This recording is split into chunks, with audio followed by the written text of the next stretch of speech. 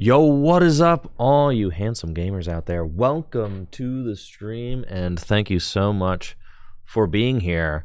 I am joined by Ben Morse. How you doing, Ben? Doing well. Thanks for having me. Of course, dude. Of course. And we are going to be commentating over the Full Grip Games League Cup, Standard League Cup happening today.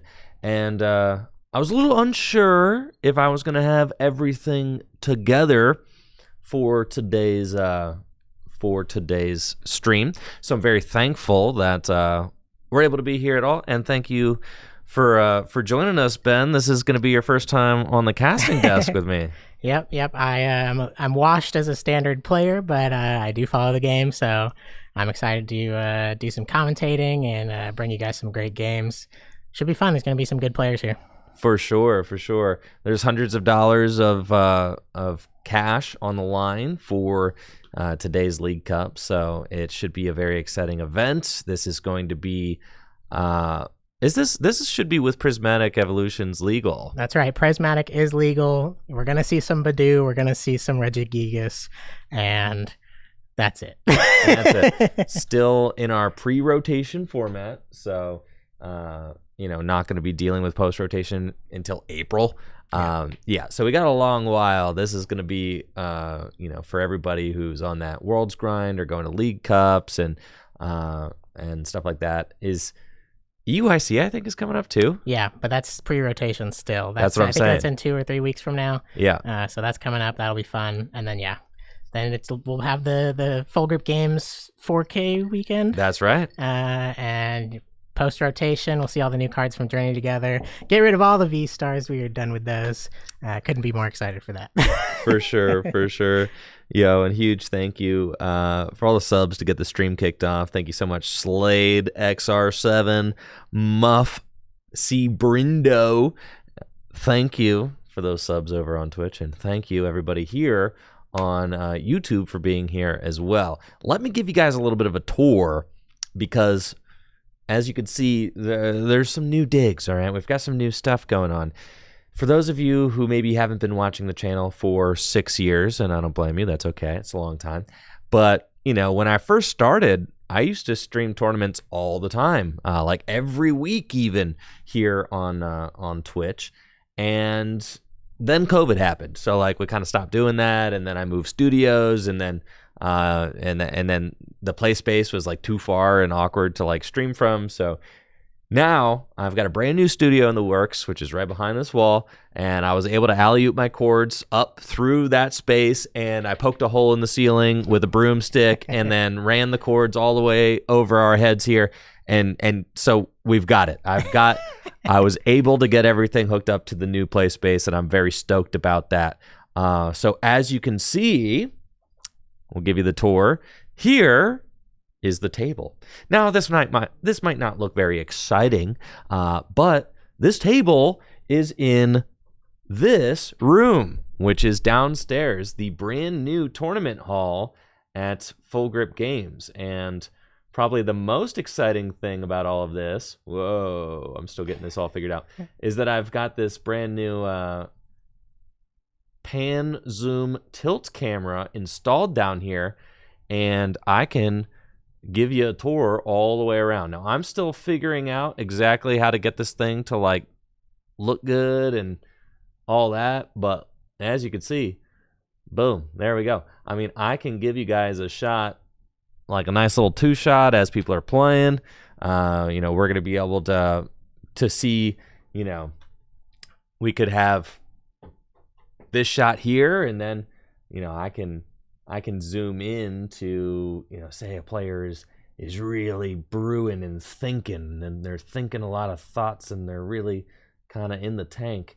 And then imagine from a production standpoint, boom, then I cut to the face shot, and they're thinking, and we've got that reaction right there. Oh no, they top decked exactly what they needed.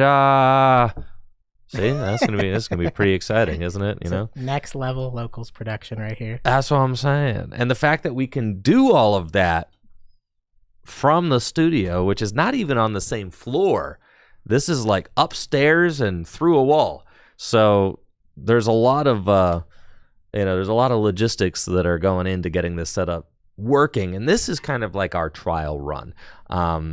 I have not streamed from this location yet, as far as like doing a tournament goes. So I'm still working out all the kinks. The dream is to eventually have like a floor microphone down there, and we're gonna do player interviews with like a floor host, and I can, cut to this camera and then like kind of pan it around and then have like a floor host. I still haven't set up the controller yet for this thing. That's proving to be like way more difficult than I thought it was going to be. But, imagine like a floor host down here, right? With like a wireless mic, and you see, all right, yeah, it's coming together, right? It's the vision together. Is there. We can see it. Yeah, once it all comes together, once we move into the new studio, it's only gonna go up from here. So this is already looking amazing. Yeah, I'm really excited about it. I'm really excited that I got the pan zoom tilt camera working, because that was a little bit of a headache itself. You have to like set it up through like Ethernet, through like the network. Yeah, which is like a whole thing that I don't know anything about. so I felt like I was taking a communications course yesterday, trying to get that thing operational, but it's here, it's operational. There's a little bit of anti-aliasing going on with the pan zoom tilt camera right now, so I do apologize for that. I'm working on it. Okay, I'm working on it. This is the first day that I've ever had it on stream, so like that's all stuff I'm working on. Now, I did just get a text message here.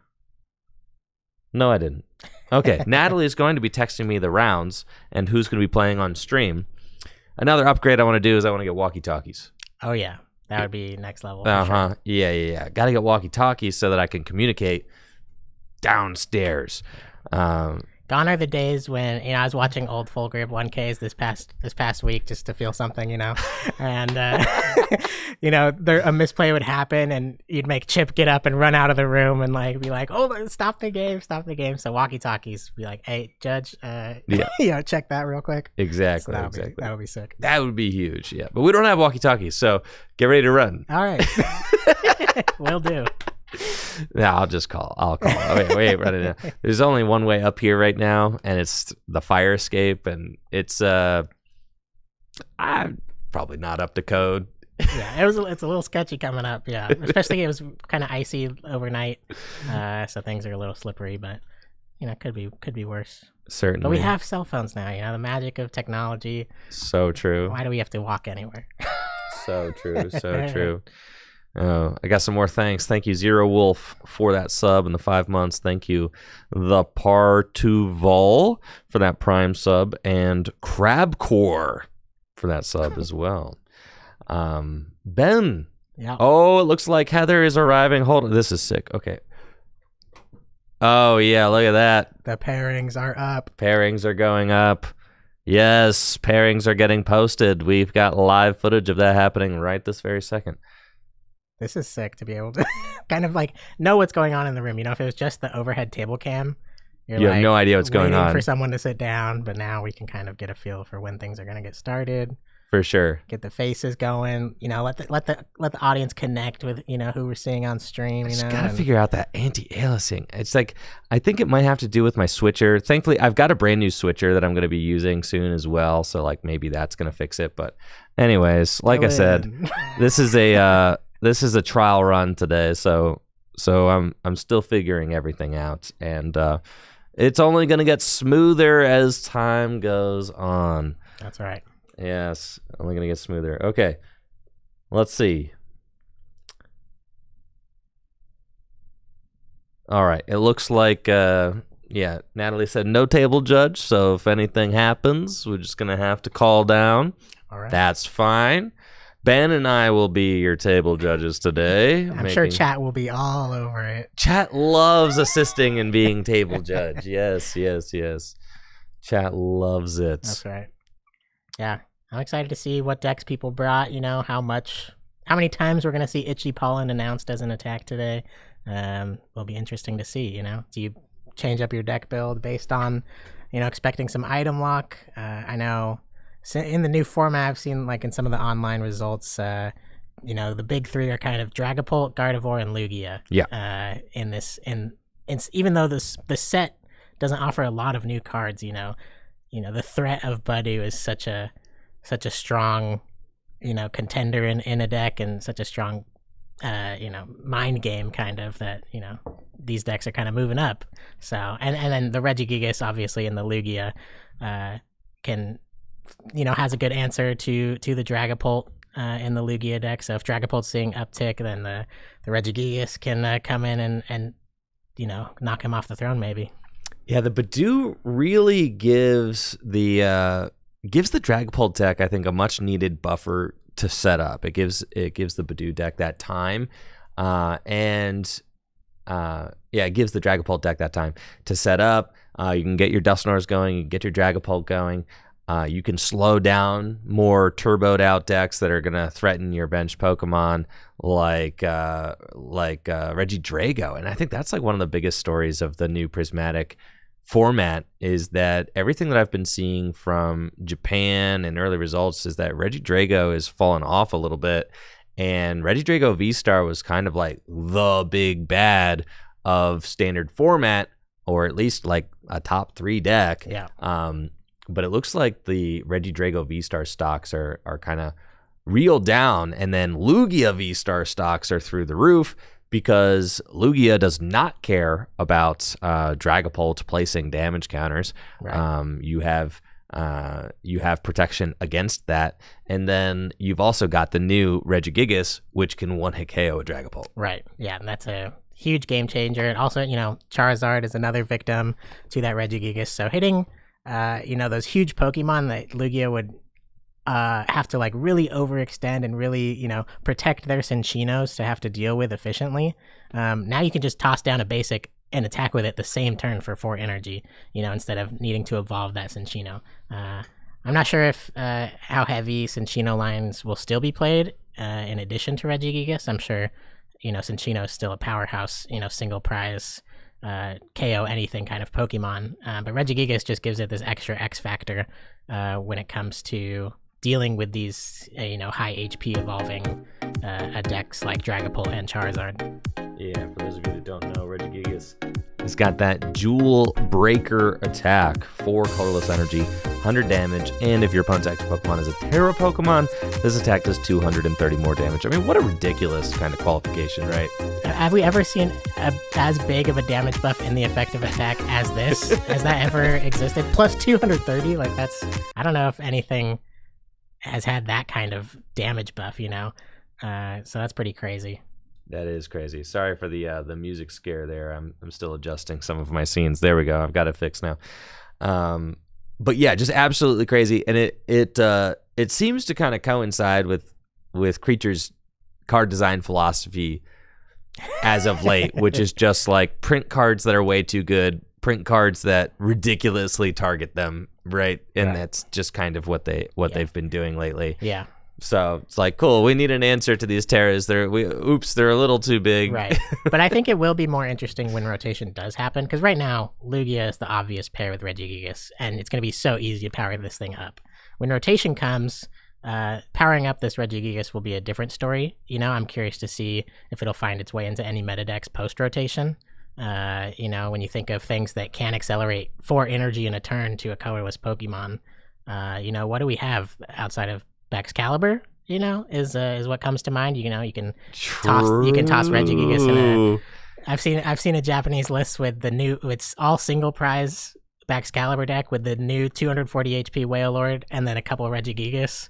So, dude, that's hot. I know. That's sick. I'm into that. Anything to play my beloved Baxcalibur again. Yeah. So I'm this Regigigas now, is a direct counter to these big Terra Pokemon, but I do think, when rotation happens, it'll be a little bit more difficult to just splash into something because of its energy cost. It's not like Drapion V, where it's like you can attack for free, to directly one-hit KO what you're trying to counter. So I'm happy to see that it's not as free as that. You still have to dedicate 4 energies to it. But in this final couple months of Sword and Shield cards being legal, Sword and Shield? Scarlet Violet? No, yeah, Sword and Shield cards. That's right. Yeah, Sword and Shield cards being legal. Yeah, it's interesting to see. The format's going to go through a lot of ups and downs between, Lugia being like coming up and taking out the top decks, and then Lugia's the top decks, and then like Miraidon will probably come in, and then if Miraidon comes in, Charizard's going to come back in, and it's going to be like this wave of a cycle for the next couple months. We've got round 1 getting started, and looks like Full Grip's very own Cole is going to be playing. Cole is seated on the right. Cole is attending Kent State University right now, while also working at Full Grip Games part-time. You may also recognize Cole as our retro specialist. I've had him featured on the channel a few times to help play some retro formats. So it's been a lot of fun. I know he's made trips over to Japan to play RSPK in the last year. Let me get this overlay set up while these players get started here. And it's Austin on the left, Cole on the right, Austin on the left is what we got. Don't know what these players are playing yet, so let's take a look at the table cam and see if we got any hints.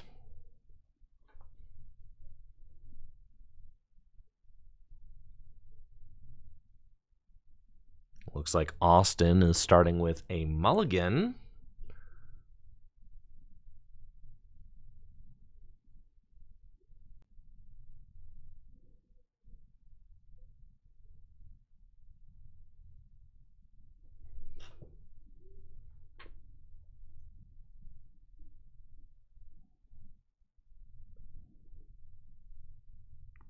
I know Austin Charles has been doing really well at local tournaments here at Full Grip recently. Has a couple day 2 finishes as well in at some regionals. Even has a top 8 finish at Fort Wayne regionals in April of 2023. He was playing a Gudra Lost Zone box. So we got a top 8 player on the left with Austin Charles. Has a couple other day 2 placements. Most recently did day 2 at Toronto regionals in December. He was playing Roaring Moon EX at that time, and we've seen the flip. Unfortunate for Cole, did start the Luminian V, but there's the Lugia like we were talking about. I'm sure we're going to see that Regigigas as well if Cole is playing any Terra Pokemon. Awesome. It looks like, yes, Austin is playing Lugia today and is going to be going first. Has a double turbo energy to slap onto his Lugia, and I see a lot of energy in this hand, as well as a Luminian of his own. Did you get a good look at what Cole is playing yet? I see lots of item cards, a lot of search cards, but no other Pokemon in hand, so I'm sure as soon as a Nest Ball comes down, we will see what Cole is going to be going for. And here we go, Nest Ball. What's it going to be, Cole? What's it going to be? I see a Mochi. I see a Binding Mochi. Is this the Terapagos? I see a Brute Bonnet.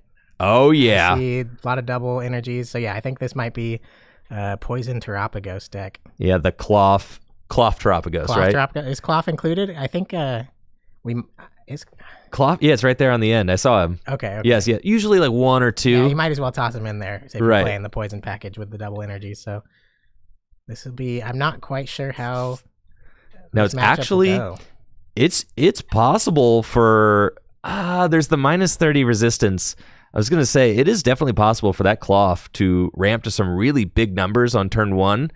Unfortunately, Terapagos cannot swing on this first turn because of the qualification on its attack, but it is definitely possible. And check this out. Cole has got an insane opening hand. My goodness. He's got the Arvin for Precious Carrier and could go get Forest Sealstone. He's got the Luminian in the active spot, so he's going to be able to pop off here. He's got the Area 0 Underdepths, Forest Sealstone to the active Luminian, and here's that A-Spec, the Precious Carrier, which is going to allow him to fill his bench up to 8. Then this card is nuts right here. He can get 7 basic Pokemon out of his deck and put them all onto his bench. Yeah, this is the dream start for this Terapagos deck. Finding that Precious Trolley with an Area 0 and a Terra Pokemon into play. Terapagos does damage based on how many benched Pokemon it has in play. So hopefully, one downside is that Lugia can discard the stadium before Terapagos can pull its attack off. So that's what we might see on the following turn. If a Lugia attack can discard the stadium, Cole might have to discard some of these bench Pokemon he's getting out right now. Is it Precious Trolley? Dang it. Yeah, Brandon calling me on the chat. I know, right? Because I my biggest interaction with these cards now is through the early Japanese translations. So then whatever the early translation is just what my brain fixates on for the rest of my life, really. Yeah. And then I have to constantly ask myself, was that the official translation? Or oh, look at that. We've got some stadium seating going on here. And we do see Cole all has that Badoo as well in play, the Radiant Sneasler, and then a Regidrago, interesting enough. Why do you think that Regidrago is in here? Regidrago just gives you some extra draw power since you've got the Latias EX, which is going to be able to give all of your basic Pokemon free retreat. And Regidrago has an ability that allows you to fill your hand to 4, that Dragon's Horde ability. So basically, so long as Latias EX is in play, every time Austin takes a knockout, Cole is going to be able to promote that Regidrago, fill the hand to 4, and then proceed to do whatever else. And this is a turn 1 Itchy Pollen for 40 damage? The 10 damage from Itchy Pollen plus 10 from Poison plus another 20 from the Radiant Sneasler. There you go. This Badoo is getting in there, and yeah, we'll see how Austin can respond to this. No Ultra Balls to discard Archeops, no Ultra Balls to grab Lugia V-Star. He's going to bench a Lumineon to search his deck for a supporter. Going to choose that Iono. Want to get out of this hand immediately. I wonder if it's... He didn't play any items on his first turn, so the item lock might not be super relevant for his starting hand. I think we did say we saw a lot of energy there. But if this Iono just finds a bunch of items or an Ultra Ball and double Archeops, he's not even going to be able to play it. So Badoo... we were joking about how many Badoo's attacks we'd see this tournament. Already, the first attack of the tournament is that Itchy Pollen, and it has a huge impact against this Lugia deck. Right, because imagine Austin draws into Ultra Ball double Archeops here. Can't do it. No. Right? And imagine... Yeah, and there's an Ultra Ball right there on the end of his hand. Can't play it. Yeah. And there's an Archeops. So, that Badoo is literally the difference maker in... literally the difference maker between getting... Yeah, and you can see that reaction, dude. Oh my gosh. Doesn't even have the Lugia V-Star. Nothing. I don't think has another attachment as well. Is it has just to be retreat. Oh, okay, he's going to retreat. Oh my gosh. And now Cole can just continue to use Badoo, to continue to item lock it. And Austin showed that he had no way to really get around the item lock in this hand. Lumineon has been played, so... As long as... Look, it literally is Ultra Ball double chops. Oh my It literally is. That's why Austin was face palming. Yeah. Because it literally is Ultra Ball double chops there. Yeah, very smart play from Cole to go for the Badoo. We talked about maybe going in with a Cloth attack turn 1. Wouldn't have taken the knockout. So this Badoo is definitely the strong, correct choice from Cole here to just completely stop Austin in his tracks from getting the setup he wants. Now, this is tough because Cole's bench is filled. So it would be really cool if Cole could bench a Lumineon. I see a second Lumineon in his hand and go for boss's orders to bring up the Lugia and knock it out. But I don't think that is an option for him. He's got Arven in his hand as a supporter for turn. His board's maxed out. So right now he's trying to decide, okay, do I just Itchy Pollen again? Do I buy a little bit more time? Or do I just go on the aggressive and take out this Lumineon and then open the floodgates for Austin to be able to play as many items as he wants, right? And it is this kind of really interesting back and forth because Cole can't just keep his foot on the gas here. He doesn't actually have the cards he needs to chase down that Lugia. I mean, even if he had a bench spot, it could be possible to use Iron Bundle and bundle up the Lugia, but it looks like he is going to decide to... Yep, don't forget the poison. Yes, very good. and then attack with Cloth, take 2 prizes, knock out the Luminion, and Cole takes a huge lead, but we already know Austin's hand is Ultra Ball, double Archeops, and now Cole is going to get to see exactly what Austin was sitting on that last turn. Yes, and I'm letting Natalie know that Cloth should be poisoned and have some damage on it as well. Probably won't matter a ton, knowing our Austin's hand. He might boss around the Cloth, though, so it's important to keep that damage in play. But yeah, it's Cole deciding to just start the prize trade here, take out that Luminion, even though he couldn't target down that Lugia. Obviously, that would be the ideal attack there. But, he's got a 1 prizer in the active. He's 2 prizes ahead in the trade. His whole board is set up. So hopefully, he has the gas he needs to close this game out. But we are going to see the Lugia V-Star come down. Double chops in the discard pile. V-Star marker is flipped. That, sorry, what's Lugia's ability name again? Summoning Star. Summoning Star, yep. Summoning Star for double Archeops. And this will also, if he attacks with the Lugia, it will discard the Area 0 in play. So Cole will probably just choose to get rid of that Luminion and a couple other pieces, obviously. Double Nest Ball being played on Austin's side.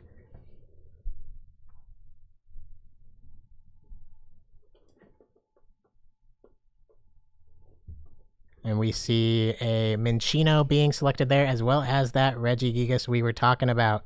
Nice, looks like a Master Ball print Regigigas. Yo! Huge bling there from Austin. Yeah, probably wants to go in. I wonder if he wants to dedicate that. Regigigas can knock out this Cloth, I believe, alongside the poison damage, so that poison might matter if Austin wants to go in with a single prize attacker like that Regigigas. Or I wonder if we'll see a boss's orders on a Terapagos or Luminion to keep the prize trade up on Austin's side.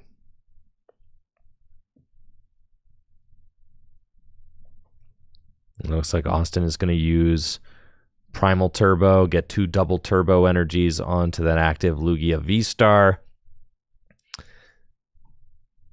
The Regigigas is going to be able to make easy work of those Terapagos.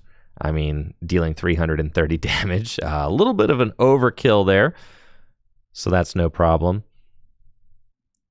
And then it does look like Austin is kind of just favoring those single prize attackers, acknowledging like, all right, Lugia may have to go down, but having a board full of single prize Pokemon is definitely the route that he wants to take, because even though Austin is behind, even though Austin's behind on the prize trade right now, he's tying things right up with that boss and knockout of the Luminion. Yep, and that Area 0 does get discarded, so Cole gonna have to decide what to discard down to only 5 on his bench. And like you were saying, there is a route for Austin to come back, because Cole has a lot of 2 prize Pokemon in play. Austin only has this 1, so those single prize Cinccino and the Regigigas could swing the prize trade in Austin's favor as this game continues. Absolutely. It looks like Cole's going to have to get rid of a Terapagos and the Regidrago, debating maybe getting rid of the Cloth too. Just some tough decisions to be made, and it's going to ditch that Terapagos. Now, what's crazy is that Cole can bring this down to 2 prizes remaining right now. Yeah. He can knock out this Lugia, but where does he go from there? How does he finish this game off?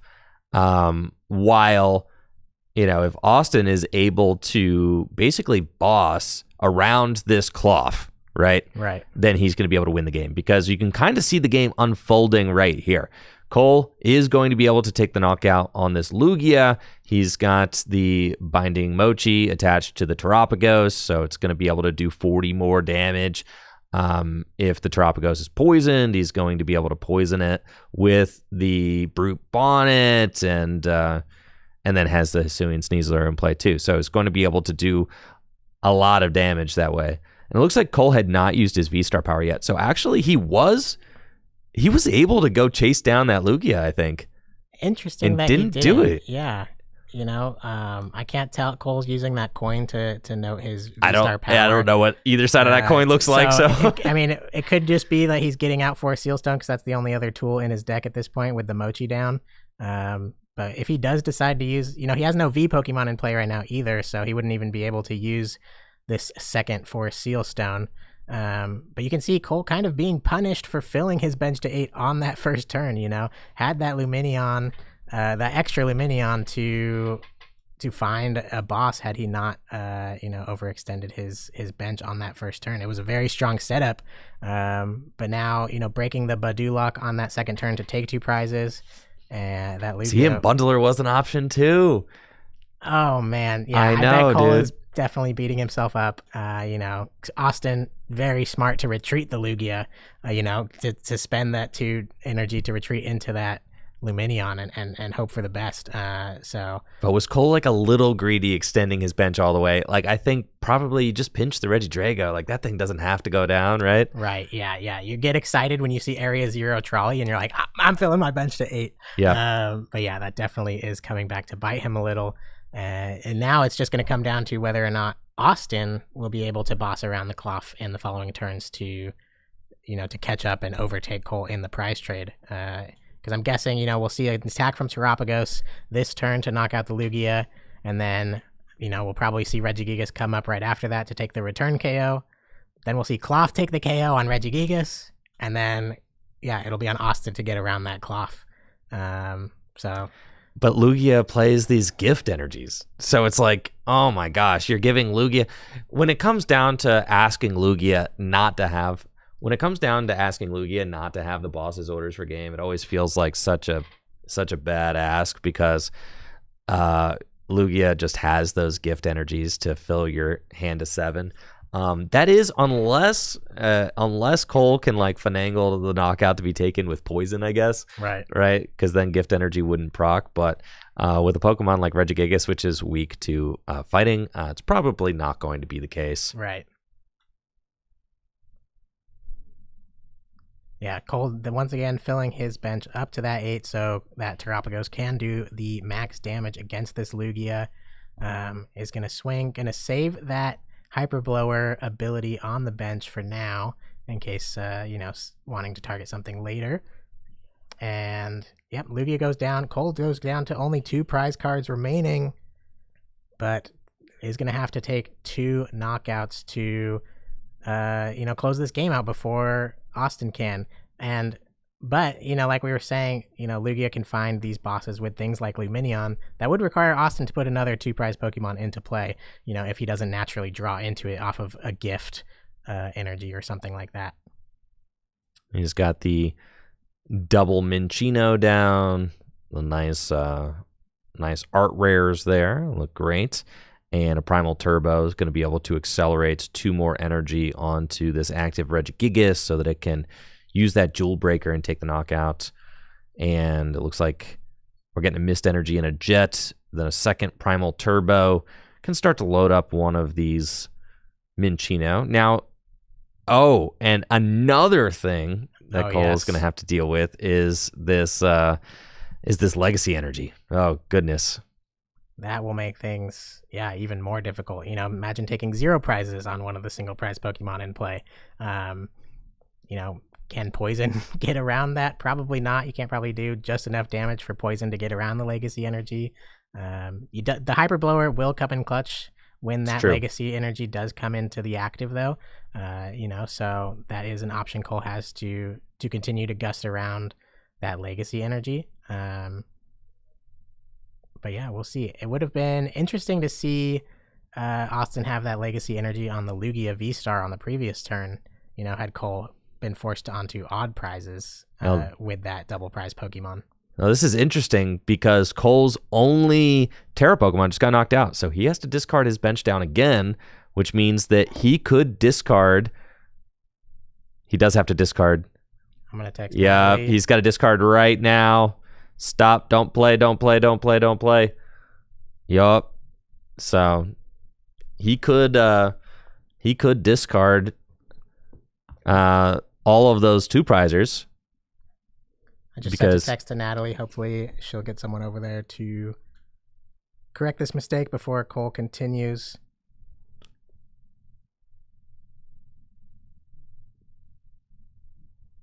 Okay, here he goes. Right? Natalie says got it, so I think we will be okay.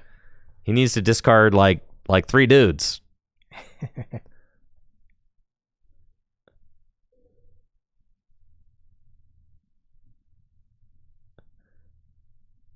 Cole? I think, he hasn't taken an action. I wonder if he's been told and now he's considering what Pokemon to discard. Yeah, we're seeing the Hyper Blower go to the discard pile. Oh, that feels bad. He's going to have to discard one more, though, I think. Yeah, that's really bad. But he already promoted this Reggie Drago, right? So he has to keep the Latias. Yeah. Yeah, and the Pheasantipity, is a strong support Pokemon, but I wonder if that would have to go down. I think he has to discard one more, doesn't he? He does. I just texted Natalie. Yeah. He should have 4 on his because bench. He has to discard before he promotes. Yeah. We can see Natalie on the other camera discarding. Yeah. All right, so he's going to... I think... No, he has to discard before he promotes. Yes. I texted Natalie, hopefully. Yeah. Okay, here we go. Yes. It's fixed. Board state is fixed. Regidrago is promoted. Sneasler is the last choice to be discarded there. Got it. And we are good. So, great job, Natalie, getting there quickly, solving that issue before the board state is broken any further. No prize penalties here. We want to see this game completed. For sure. And dang it, Cole. Come on, man. Making our lives hard. I can give him a hard time because he works here. And Cole just has to go for Iono, but we've already talked about the fact that Iono kind of just terrible against this Lugia deck. I mean, you're just resetting their hand, and then if you take the knockout, then you're giving the Lugia player a fresh new hand. And what's interesting is that Austin did not leave that legacy energy in the deck to potentially win the game with Iron Hands or something. So I thought that was a little strange, kind of preloading the legacy energy. I guess it doesn't really matter. What if Cole ran an Enhanced Hammer? That would feel kind of silly. Right. But they're both at 2 prizes, so I think Austin's prize map in his mind is, he's going to take a knockout with this. Well, Regigigas is probably going to go down now unless Cole gusts around it. But yeah, I think you're right. The Iron Hands could have been a smart play had Cole discarded all his 2 prize Pokemon there. But I think that if Cole did that, he'd be in a really tough position to kind of rebuild his board state at that point. That Latias EX with the free retreat, allowing the free retreat on this Regidrago, as well as the Pheasantipity to find, even more pieces that he needs to find these final 2 knockouts he needs. Right now, he only has 1 attacker powered up. What's his second attacker going to be? We're going to see a Night Stretcher be played here. I'm considering, Terapagos might be the choice there to reactivate that Area 0. Yeah, I mean, what's the difference between a Terapagos and a Pheasantipity and a Latias? I mean, at this point, there are plenty of 2 prize liabilities on the board, so it's not like one more 2 prize liability is going to change that dynamic at all. That's right, and I wonder, does this deck only play 1 Cloth? Having a deck for single prizer to force into the active after this one. And make Austin have the boss. And Austin doesn't just need boss. I mean, Austin was not able to find the Chinchino last turn. So Austin does need kind of a 2-piece combo right now in order to win. He needs to find the Chinchino and the boss's orders, or like a roaring, or not a roaring moon, a blood moon Ursaluna or something. Something that can deal damage and knock out a 2 prize Pokemon. Right. And a boss's orders. Right. Yeah. Blood Moon Ursaluna is a, one that can knock out anything on Cole's board fairly easily, especially after Cole goes down to 1 prize card. It can attack for free. So as long as Austin can find a boss and a Nest Ball, or, the evolution into the Cinchino and a boss, this game is his to take at this point. And Cole has to just do his best to, make sure that Austin can't find that boss. Oh, this is interesting. We do see a Petulant benched here. Would there ever be enough poison damage from the Petulant to knock out I don't think one so. of Cole's Pokemon, or one of Austin's Pokemon? I don't think so. Petulant cannot do whatever this Regigigas HP is, like 140 or something. 160? Yeah, that's not happening. Yeah, we see a double turbo attachment to that Terapagos, setting up that attacker for the next turn. Cole really mulling over what's in his hand. He's already played a supporter for turn. Iono has been played. There's no getting around this gift energy at this point. Oh, is he thinking about... Oh, he's going to Brute Bonnet Poison and leave Petulant active. Okay. I see the line, right? You're like, okay, Regigigas has got a fat retreat cost, and you're going to leave the hand small, right? So I understand this play from Cole, kind of saying, I don't want it to come down to whether or not you draw off gift energy. We do see that Austin was able to find the jet energy, though, right? So with jet energy, Austin can just move the Regigigas out of the active spot, take a knockout, and that pretty much guarantees the win. Right. So I think I like Cole just taking the knockout and saying you don't have it. Personally. Yeah, it's a tough decision all around. I mean, with the jet energy, it does make it. Austin still doesn't have the evolution, so he'll have to just go up with the Minccino and then retreat to the Regigigas to take this knockout. How much HP does Petulant have? Because Regigigas only does 100 damage.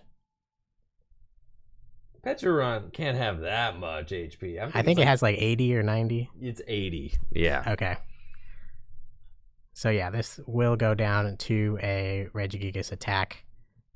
And if Regigigas is back in the active, not getting knocked out, now Austin will go up to 1 prize remaining. Cole still has 2 prizes remaining. It's over. Yeah, and that will basically seal the deal because it's not dying to poison on the return KO. So yeah, betting that the Regigigas won't move versus betting that you won't find boss off of 7 cards, that's the gamble Cole took. Yeah.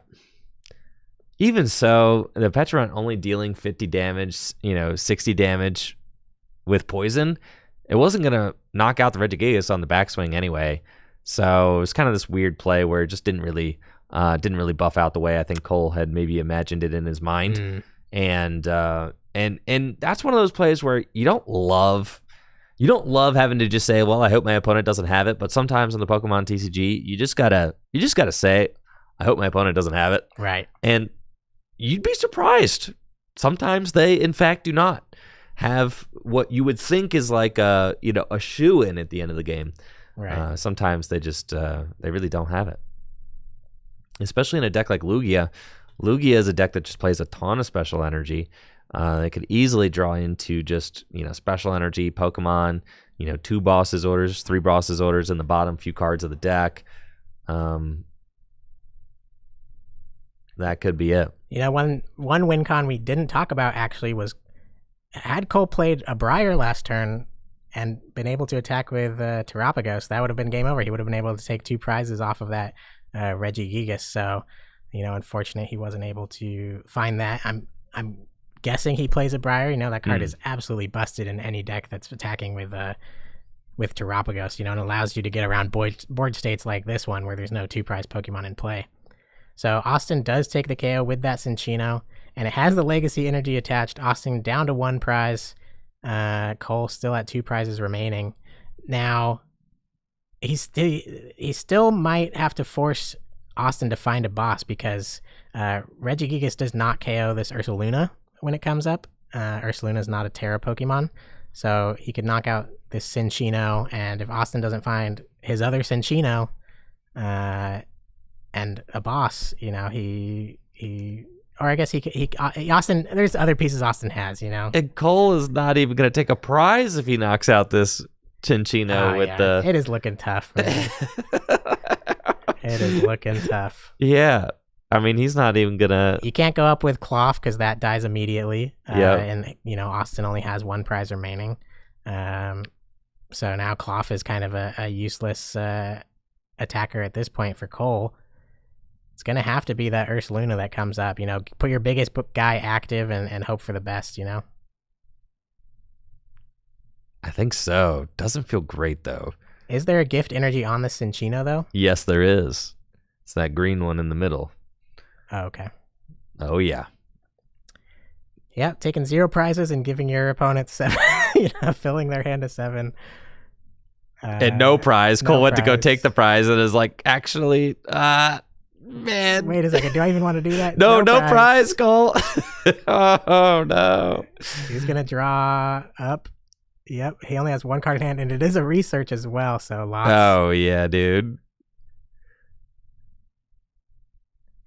Nothing. No answers just yet. There's Iron Hands. Might have to just research this hand away and hope to find your Cinccino. There is a world where Austin whiffs this. Really? Because I don't think I see a boss in the hand. Capturing Aroma. Heads, and it's a Cinccino. And it is heads. That'll do it. Yep, and he also has to have 5 energies attached to that Cinccino.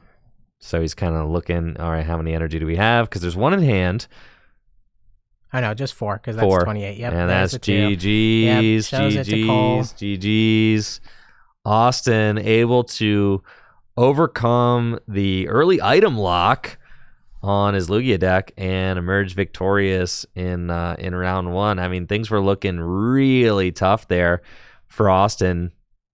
Not being able to play that Ultra Ball double Archeops, I mean, that's kind of crushing, but was able to just kind of stay the course, and we saw why Lugia is just so good. What is Cole trying to show everybody? Couldn't see it. Tried to write a message. He's trying to write a message to chat. Yeah. Yeah. Cole, had that strong start, bit him a little bit in the butt to not have the extra bench space, and since the V-Star marker wasn't completely clear, I wonder if he did use the V-Star power. No, he didn't. He had it.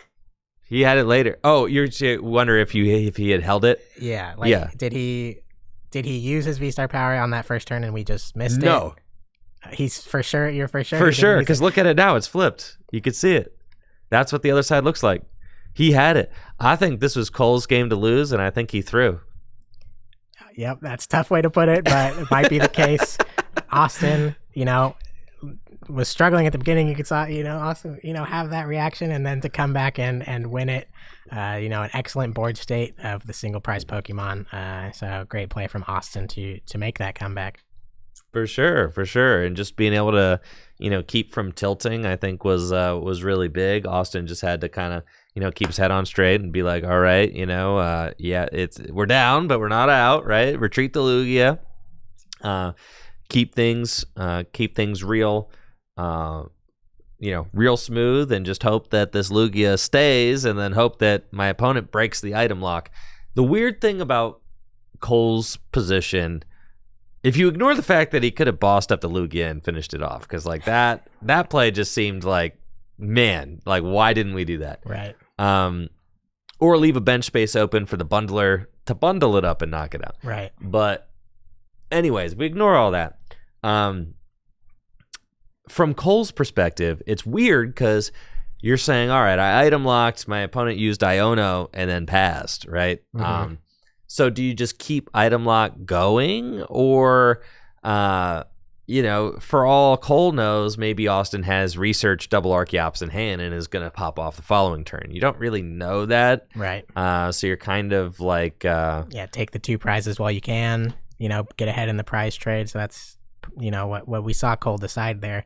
Austin just had the perfect hand in response, to Ultra Ball Dark, even if they didn't play an item, are you saying, you can't also assume like, oh, you for sure, if I break item lock, you've got Ultra Ball double Archeops, right. So Austin just taking advantage of the path Cole chose to go down. Apparently Cole typed onto his phone, I threw so hard. Yes. So acknowledging what we all can see with our eyes. Yes.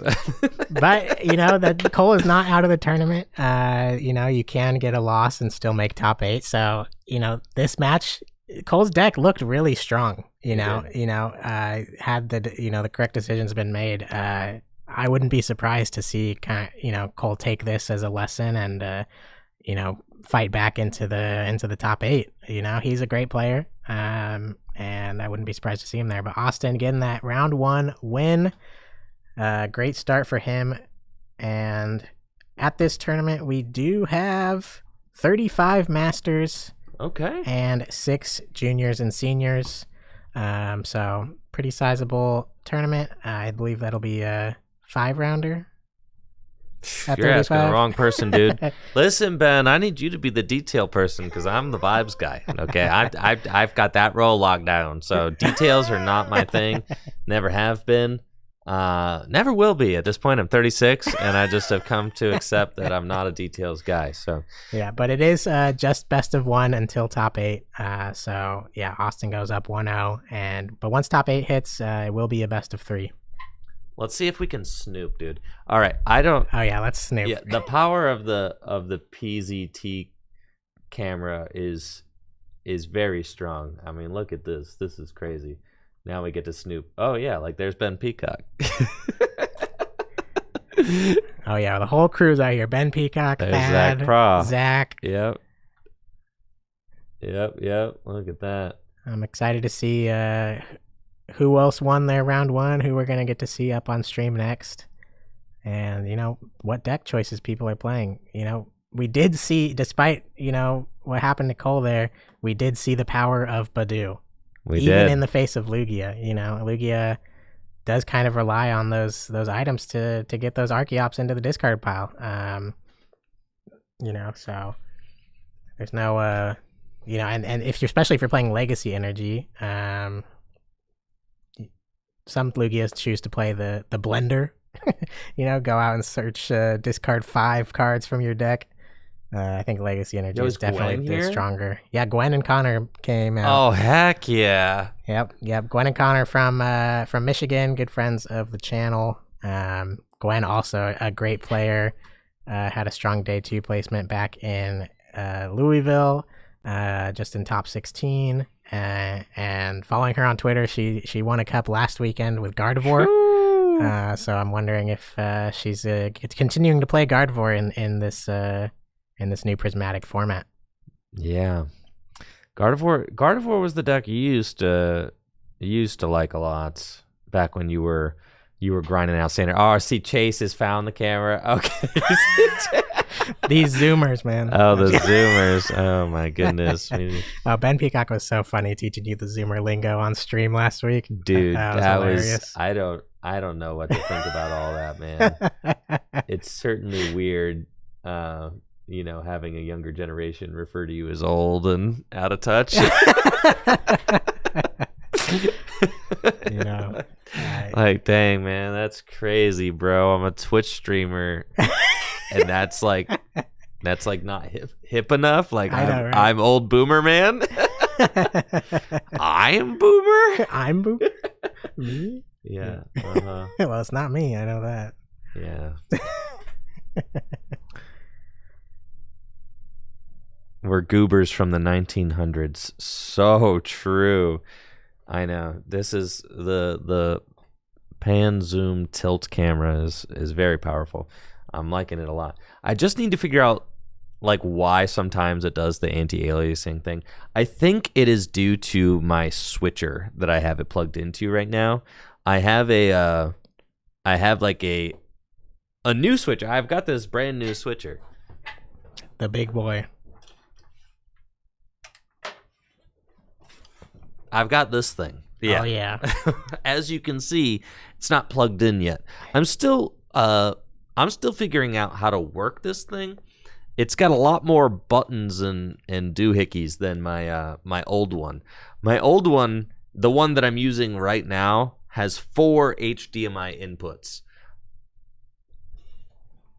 This one has 8 HDMI inputs and also 8 SDI inputs and also XLR inputs and just and a lot of buttons. Okay, so listen, I wasn't able to get this figured out in 24 hours. So the SDI inputs are a game changer for sure. It just allows the quality to just go through the roof. And I'm hoping that because I think that like there's a little, and I've noticed this even when I produce my tabletop streams, there's always like a little second or two of like, occasionally there's a second or two of anti-aliasing that happens when I switch cameras. So like if I go from this camera to this camera, this camera to this camera, there'll be like a little bit of anti-aliasing that'll happen. But here there wasn't, right? Crisp. Smooth. It's like, and I so that's why I'm like, it's just the switcher. Sometimes the switcher just doesn't like that you switched. And is like, hold on, no, I need to anti-alias, no. Yeah, so like literally, I don't know. So like the technology doesn't make any sense, man. I couldn't tell you. But right, because here it's looking crispy, right? Do be looking crispy. No anti-aliasing, perfect HD footage. Everything looks incredible. And then sometimes I'll switch and then it'll be like, wait, no, I need to anti-alias and stuff. But here it looks fine. So I don't know, man.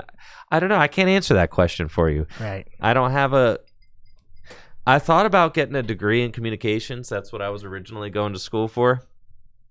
But back when I was going to college in 2007. Do you want to say? Yeah. Yeah. Back when I was going to college in 2007, I graduated in 2011, all right?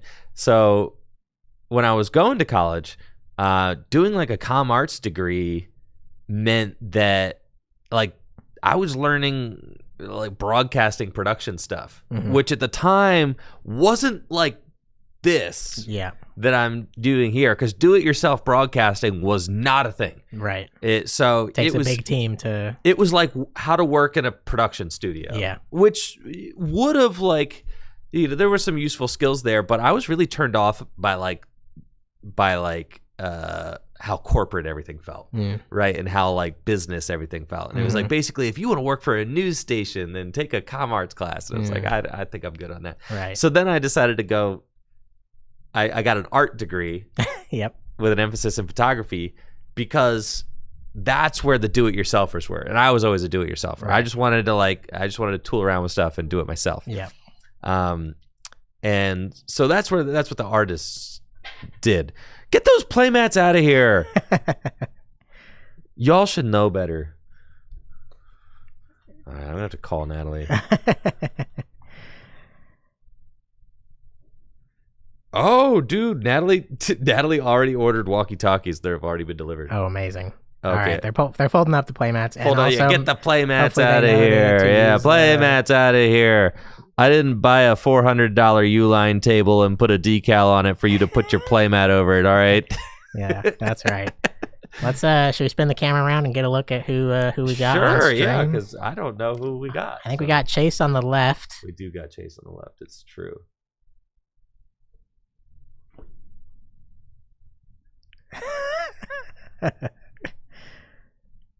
Oh my gosh, Natalie said, give me a damn second before you freak out about the play. Oh man. Oh yeah, okay, so we've got Chase on the left and we have Salvador on the right. Okay. I think I figured out. Okay, so like I think if I use the web-based control to change the camera and then switch to it, it like will start anti-aliasing. I don't know, man. Yeah. But anyways, I have a controller. Yeah, the camera control, the magic wand. That I'm trying to see, but this thing, I keep plugging it into my network and then it won't recognize the camera even though I link it up correctly. I don't know, man. I went and I bought this thing called an Ethernet switch. I don't even know what that is, but I had to buy one and I tried plugging it all in. And listen, it's been a huge headache, okay? So I don't know. I'm probably going to have to call customer support on like Monday or something. In here. Yeah, dude. Because like there's so few people trying to do these setups that you can't even like say, Reddit, help me. No. There's literally nobody on Reddit's asking these questions. No. This because this big time equipment is so specialized. Like, you know, like you have a big crew usually and you have an IT department. Yeah. You have a tech department to set all this up for you. They're not teaching you, you know, all the network switch stuff. No, dude. Yeah. Yeah. So. I have seen, as Chase is shuffling, I've seen that he is on Dragapult. Saw that Cool. Sparkling Crystal. Saw a couple Dreepy, as well as some of the Duskull. So both of these players, I assume Natalie put both, people who won round 1 on stream. So both of these players winning their first round to get here in round 2 and continue their run at the Full Group Games League Cup. All right, let's get these player names. You said we've got Salvador on the right. Salvador Cedillo. Very cool.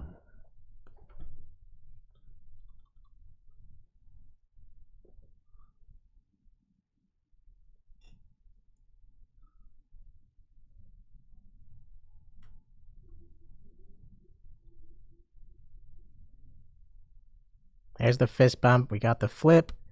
Chase starting a Radiant Alakazam.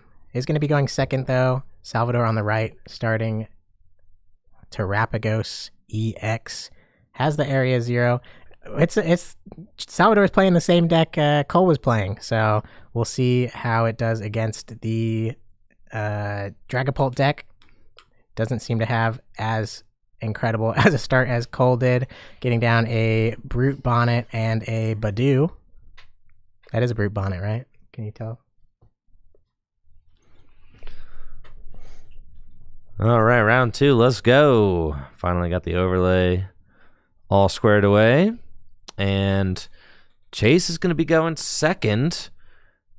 Chase has got the Arven in hand. Radiant Alakazam, probably the worst starter you can start in the Dragapult deck. This guy is kind of a necessity and also a detriment. It's got a retreat cost of 2. So it's just really difficult to move. One of the primary ways that the Dragapult deck will pivot Pokemon in and out of the active spot is with the Rescue Board. Rescue Board only decreases your retreat cost by 1, and Radiant Alakazam is a bona fide fatty with a retreat cost of 2.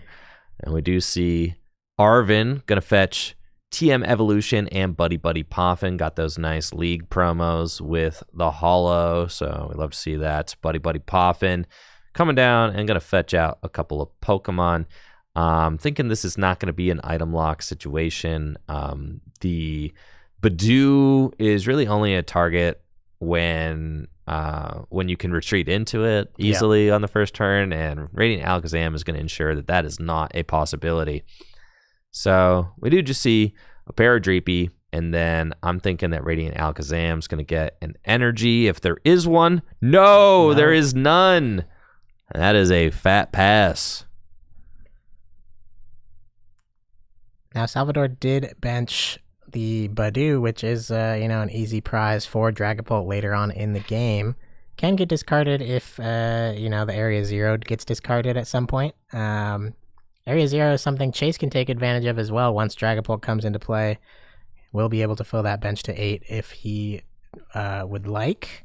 But I do think, one of the best decks in the face of item lock is the Dragapult deck. If you have an energy on the TM Evo and evolve into a couple Dracloaks, you can, have a pretty good draw through your deck. In the face of item lock. But we see a switch cart being played, and I can't quite make... It's a Rangaroo V, dude. A Rangaroo V, oh my gosh. Yes, a Rangaroo V. So this is a really cool kind of combo that this poison deck can do.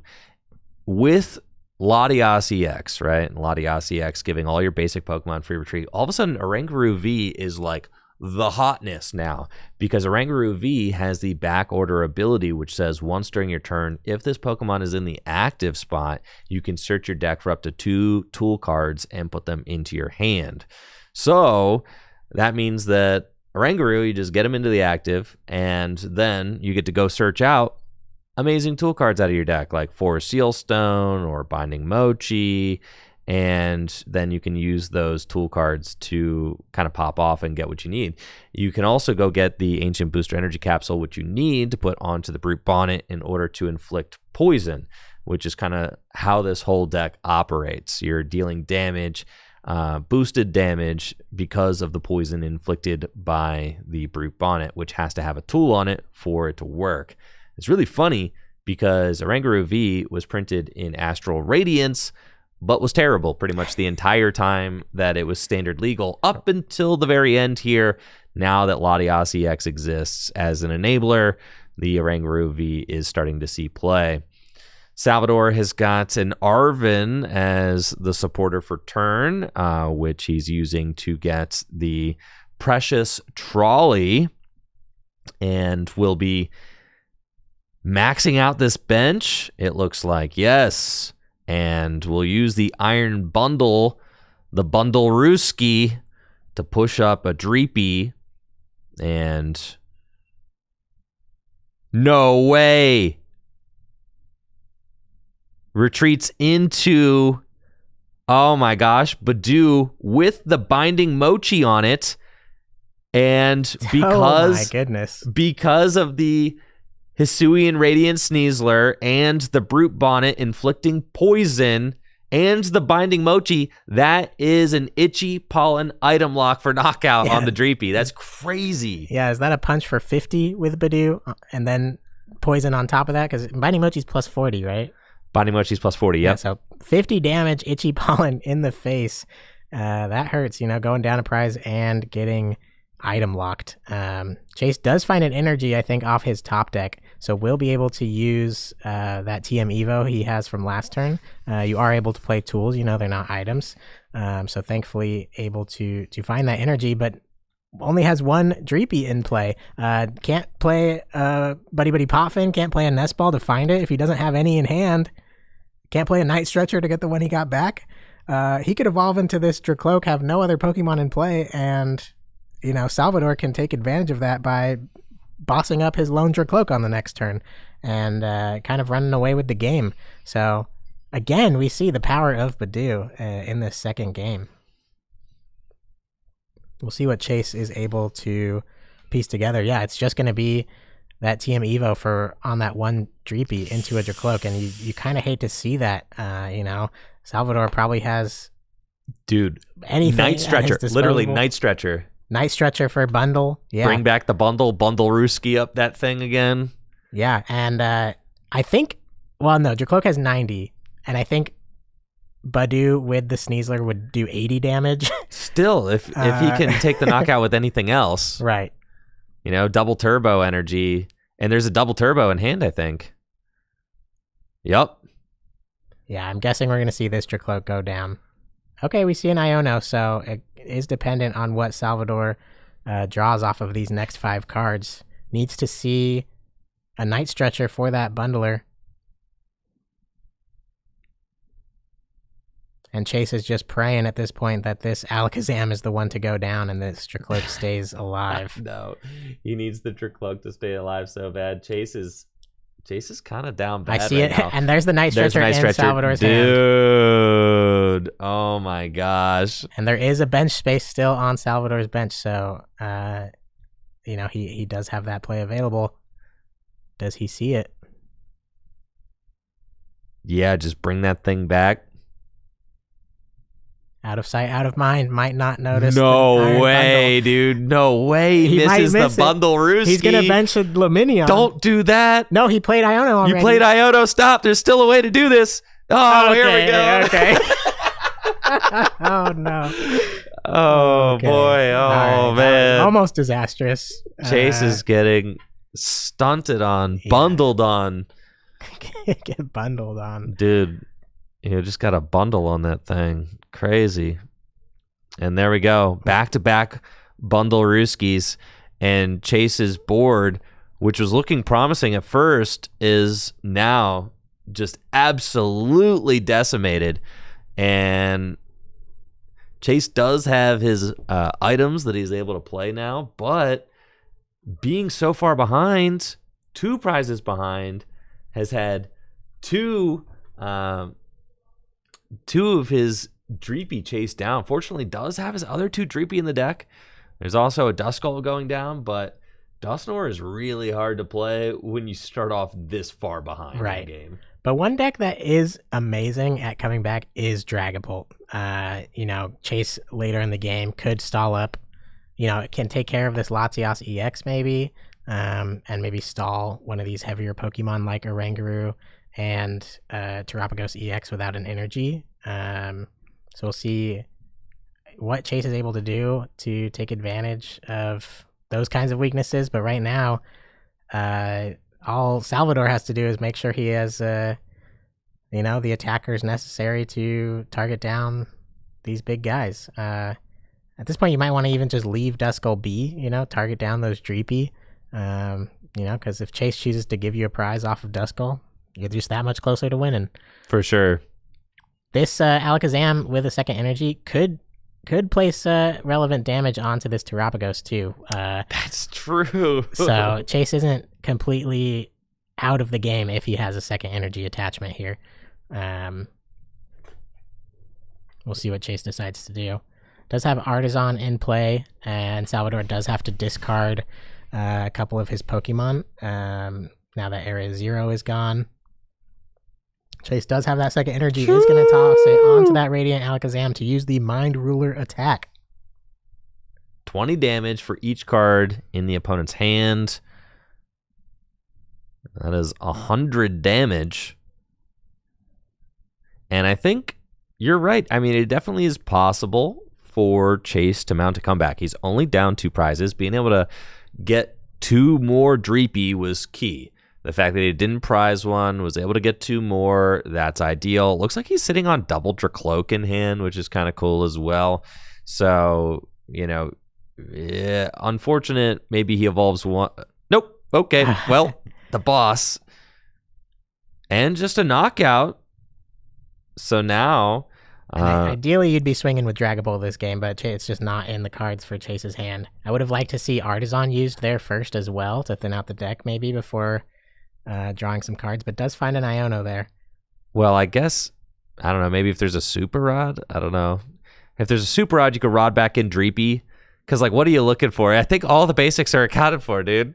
There's got to be some other... 3 Dreepy, 2 Duskull. I mean, yeah, maybe there's nothing other targets to hit, but you could take a look, And here's the Iono. I think if there's any hope in this game, I'm not sure if Salvador has used his V-Star power yet. We need to get another V-Star marker down there. Now, Mind Ruler, the Iono does limit Salvador's hand to only 3, so Mind Ruler will only be doing 60 damage, so it won't even be able to take a knockout on this Terapagos. But Salvador doesn't have another attacker set up, so... Or Fez, or... Yeah, so if he just swings back into this Alakazam, and Chase is able to establish a Dragapult, and maybe Iono again down to 2, Salvador could get stuck. That's a real possibility. Definitely.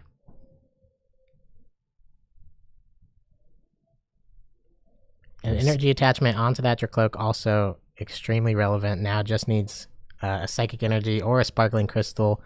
Once you evolve into that. Oh, I see the V-Star marker now. It is just blending in with the black circle, the Pokeball. It's there. Is it? yeah. I did not see that. Yeah. Okay, cool. So yeah, Salvador has used his V-Star marker. Yeah, it looks like he's just going to announce an attack here. Doesn't even play any cards. He's got the double turbo in hand. And maybe doesn't want to show it to Chase just yet. Okay. I mean, 6-2, I've seen crazier things. Right. I think if I'm Chase, I'm, evolving into this Dracloak. Will most definitely play this Iono. Limit their hand as much as possible. Now, using Dracloak's Recon Directive ability, going to look at the top 2 cards of the deck and choose one to put on the bottom. Is going to take that Ultra Ball, which can find a Dragapult EX. Oh, and speaking of Dragapult EX, there he is. Yep. And yeah, definitely put that Rare Candy on the bottom because you have nothing. Well, you could Rare Candy into a Dusknoir. You could. You could Dusknoir kill the active and Iono Salvador to 1. It's true. With no Fez out. No Fez out. No V-Star power. Yeah. So Tough choice. But then if you don't take the Dragapult EX and you use the Ultra Ball for a Dusknoir, then what? Feels you're just horrible. Hoping to grab a Dragapult? No, you have to. I think that's too greedy, dude. You gotta just say, and you've got the Psychic in hand already. Just start laying it up. You get this Dragapult going. Yeah, you could Ultra Ball for a Dusclops. A Clops, I like that. You have 12160 on the active, not super relevant just yet, but the Clops could come into play later. It's unfortunate that there's not only one Duskull active, or one Duskull in play, because Chase could get his board to, if he uses a Dusclops, his board could have just been 2 Dragapult and force Salvador to go through 2 huge EX Pokemon for his final prize. Right. But that Duskull is going to end up staying there on that bench, even if the other one gets popped. It's true. So there's always that small single prize target if Chase does decide to use Curse Blast at some point. It's true. I'm really, I'm liking Chase's board now. I think Chase is starting to climb his way out of this hole. He's got the benefit of board position now. I mean, 4 prizes later, and Salvador does not have that stability set up. I mean, basically, the stability is a one-man show. It's just Pheasantipity, okay? Right. All you really need on the board is Pheasantipity, and you can ensure that even if you get your hand reset, if your opponent takes a knockout, you get to draw 3 cards. Yeah, and Salvador getting punished for not attaching that energy he had last turn. For sure. I would think I would have liked to see that just slap down just on the Terapagos. Just put it on the other Terapagos. Yeah, why not, right? What's the worst that can happen? You just want to be able to keep attacking. Right. But now, he's got to find an energy. He has no draw on board. It's all dependent on what he drew off of these 2 cards from Iono and his top deck. So we're going to see Dragapult finally coming in late in the game. This could be, where Chase starts to pull it back. Going to use a Phantom Dive for 200 damage and put 6 damage counters wherever he'd like. Probably going to see 1 on that Latias to set it up for a 200 damage KO. Latias has 210 HP. 3 on that Terapagos for that same reason. And then we see 2 on that Oranguru V as well. Chase takes his first 2 prizes. And Salvador getting bailed out. We see a research off the Iono to 2, which is going to refill that hand to 7. Can also thin the deck and go grab a tool with that Oranguru V. So that's nice. Also can reset the deck because he does know that there was a double turbo energy in that hand that got Iono to the bottom. So using back order not only thins the deck, also rearranges the deck so that maybe that double turbo will be easier to find off of this research for 7 cards. Going to grab the 4 Sealstone and another Binding Mochi. The Binding Mochi can go on to the new Terapagos, and there's no way for this Terapagos to one-hit KO Dragapult. Dragapult is way too big, but Salvador's only got 2 prizes left, so even just swinging in for this active Dragapult for a lot of damage is going to help him march towards that victory. That's right. And I do not see a double turbo energy there. Not at all. Salvador's going to need to find a Pheasantipity or something, which I think he has in hand. Yeah, and hope that in the next 3 cards he finds another double turbo here. Otherwise, it's just going to be a poison and a pass. Flip the script. Here's 3. The whiff. But there is a Badoo in the hand, so maybe it'll be an Itchy Pollen, perhaps. I could see that. Though that is, do you want to put free prize? If Chase does have a gust around it, Chase has got you could gust up hand. that Terapagos and take another prize on 3 prize turn from Chase, right? Yeah, which might not even be the best decision. You only have 4 prize cards remaining. Your route is to take out two double prizers. Salvador is getting hugely punished for not putting that double turbo into play. I mean, just like obscenely punished for not slapping that double turbo down when he had it. If Badoo does come down, Chase could take 4 prizes with Dusknoir. True. Because he could put 130 on something else, Yep. 130 on like Brute Bonnet, knock out a 2-prizer in the active, and knock out Badoo So on the bench. Can't put the Badoo down. So yeah, that would be disastrous if Badoo comes into play and Chase can gust around it. It's true. I think Chase has Boston hand and Arvin for counter catcher potentially, since he's still technically losing, though he is very much in the driver's seat now. Right. And I see a Forest Sealstone also in Chase's hand, which has not been used. So I wonder if Chase could. Oh, Badoo is on the bench. Badoo is here. Okay. And here we go. Itchy Pollen. No items played from Chase, but Chase has a big hand. Oh, things are getting itchy, Ben. And Salvador also didn't poison before retreating either, so should have poisoned that Dragapult for a few extra damage counters. For sure. And now Chase gonna use Recon Directive. Look at the top 2 cards. Definitely should take that Sparkling Crystal and attach it to the bench Dracloak.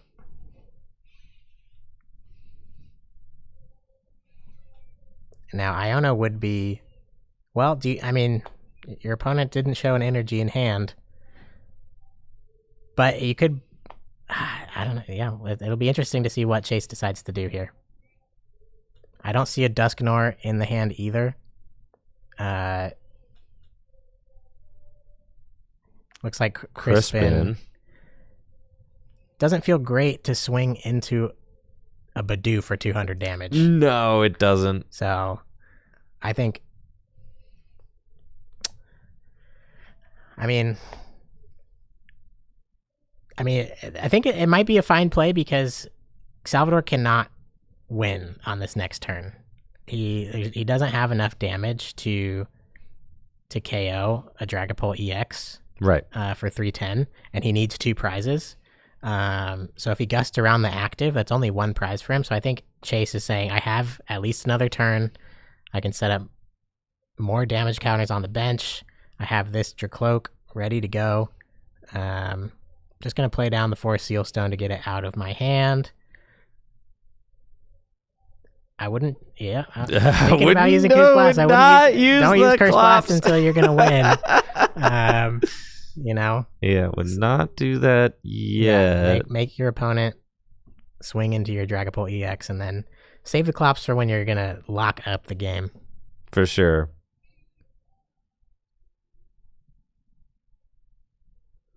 All right, it's just going to Phantom Dive the Badoo. That is 200 damage to Badoo. 1 damage counter on the Pheasantipity to fix up its math, make sure that it can go down to a Phantom Dive. And then 3 more onto the Latias EX. And 2 more onto a Rangaroo. And Chase going to 3 prizes. Also important not to go... Well, I guess... important not to go to 2 prizes because then you open up the potential for Briar Bundle. And then Salvador could win, right? Right, that's a heads-up play from Chase if he was playing around that. You got to give him the benefit of the doubt. I'm sure he was. Oh yeah, you gotta. Even if you accidentally make good plays, they're still good plays. And Crispin's good to guarantee this energy on this other Dragapult EX. I agree. Right, and he's got the crystal attached to it, so... Yeah.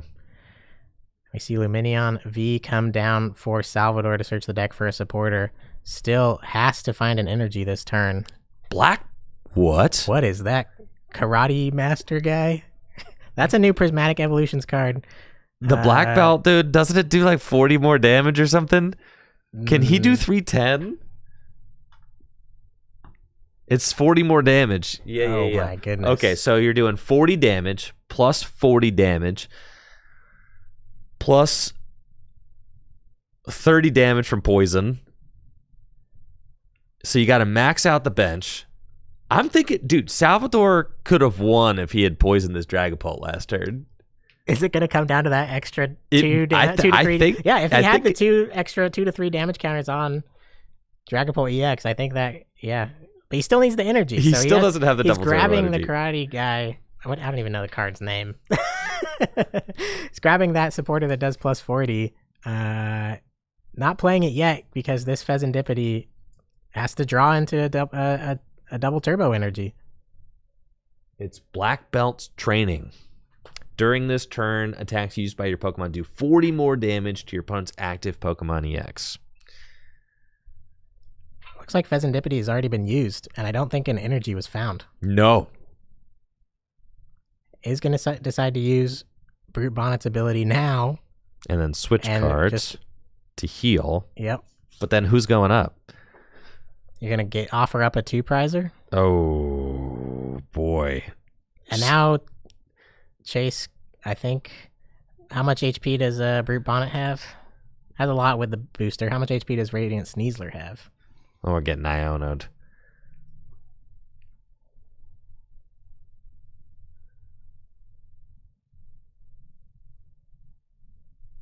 All right, so now I'm thinking off too. Salvador is saying I need to find my double turbo here, right? And there it is. So now with the free retreat from Latias EX, the Terapagos can come up. The switch card did heal it, so no longer in immediate KO range from the Dusknoir. But Salvador has already used Brute Bonnet's poison ability. Now the Terapagos isn't poison. So now the Terapagos is not poison. There's just been a really unfortunate series of sequencing mishaps and miscues here. So the Terapagos is going to do some damage, but did not get the boost from the Binding Mochi either. Dusknoir is found, which means Chase wins the game here. Yes. Because Dusknoir plus the damage from the damage counters can knock out the Brute Bonnet or the Radiant Sneasler. 200 damage to the active Latias EX, plus the 13 on the Radiant Sneasler. Will take 3 prizes. And that is game. Just like that, Chase emerging victorious.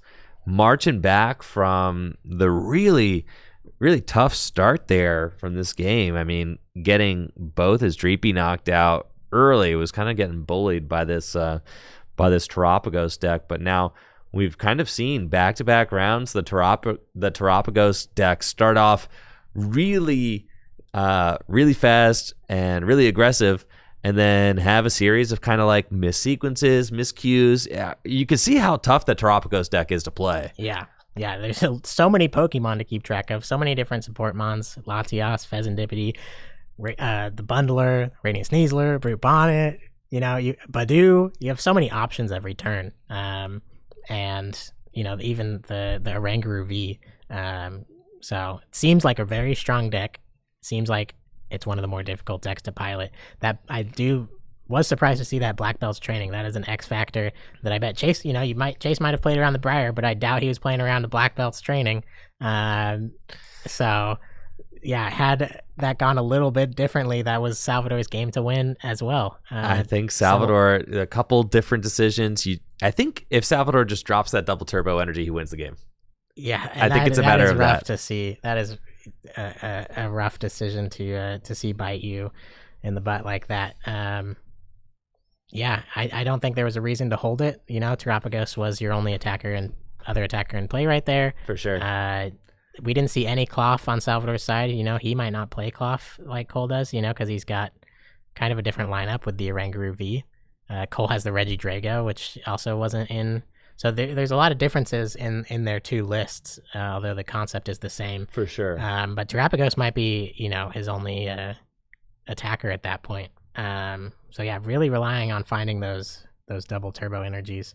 But Chase, played it great. Was able to, claw it back after losing Dreepy number 1 and then Dracloak number 2 back-to-back turns. Was able to reestablish and, claw back into the game. And so that was a fantastic game to watch. Great play from Chase. Absolutely. And huge thank you to the subs as well. Thank you, Melon, for that sub in the 3 months, and Victor Natty for the Prime sub in the 48 months. Appreciate the support. Thank you all so much for continuing to support the channel and the content that I produce here. Yeah, I mean, Chase showed exactly what the comeback potential of the Dragapult deck is, and that's, I think, one of the things that's most fun about playing the Dragapult deck is that you're never really out of the game Even if your opponent has just one prize card left, you can always disrupt the hand and then put up a 320 hit point Dragapult and start mathing your prizes out. Taking key knockouts, taking multiple knockouts all at once. And we saw Chase just kind of keep his cool. Even using Mind Ruler effectively to poke with Radiant Alakazam is just a heads-up play, saying, you know what, you took out all my Dreepy, but I can at least poke you here and keep some damage on the board and keep trucking. So we've gotten to see 2 Terapagos decks, both fell by the wayside, both losing on stream so far, and we've seen Lugia and Dragapult take wins on stream, which I think is exactly what I would have expected coming into this. Dragapult and Lugia continuing to succeed.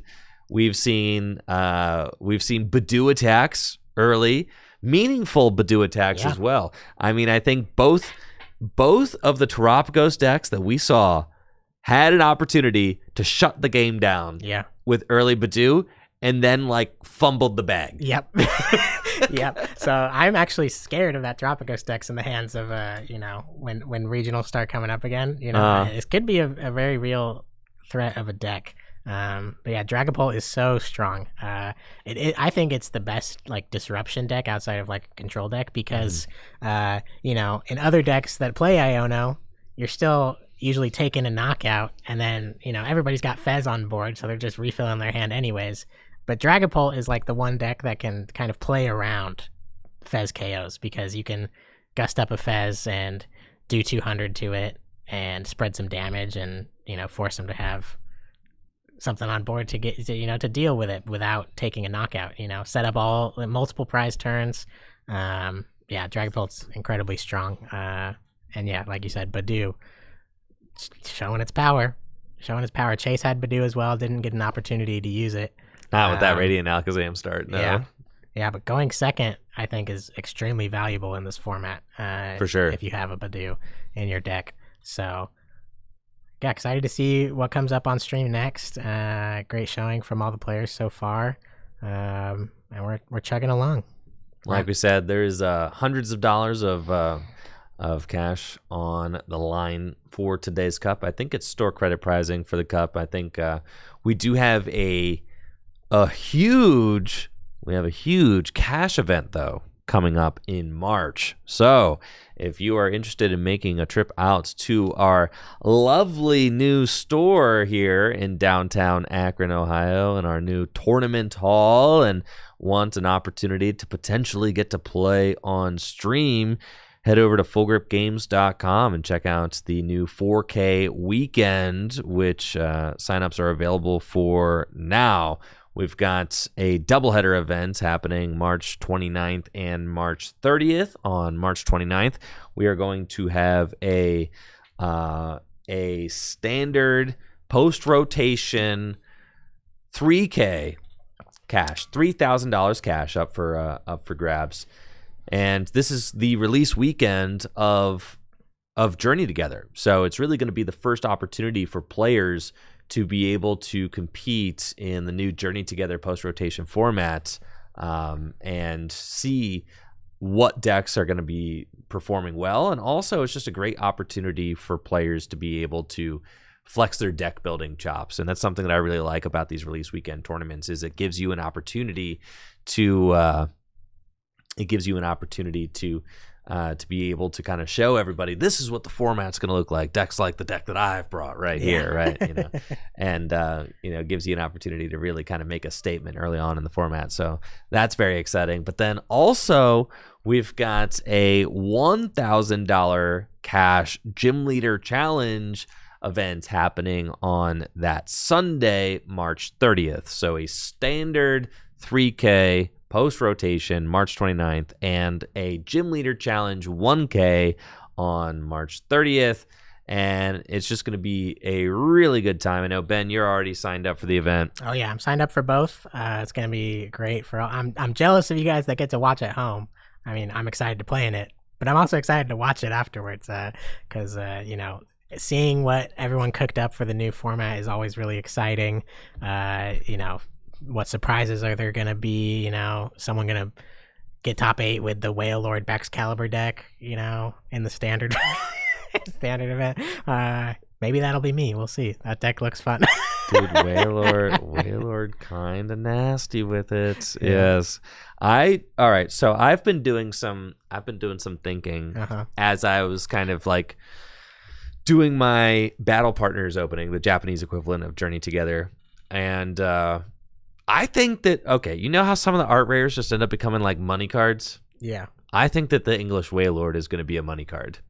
Really? Yes. Why? Because people love Waylord and the art is beautiful. The art is beautiful. But people love Waylord is collectors love Waylord. Do they? And It's not something I've heard.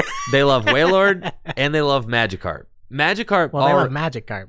They also love Waylord. I think this Waylord has potential. This is the prettiest Waylord that there's ever been made. Ever.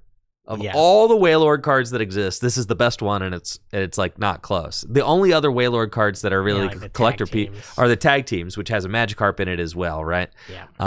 Magikarp is a card that collectors like. The Magikarp and Waylord tag team is obviously a big money card if you have the secret rare. But I think that Waylord has potential to be like a $50 card. It has potential, sure. I think it does.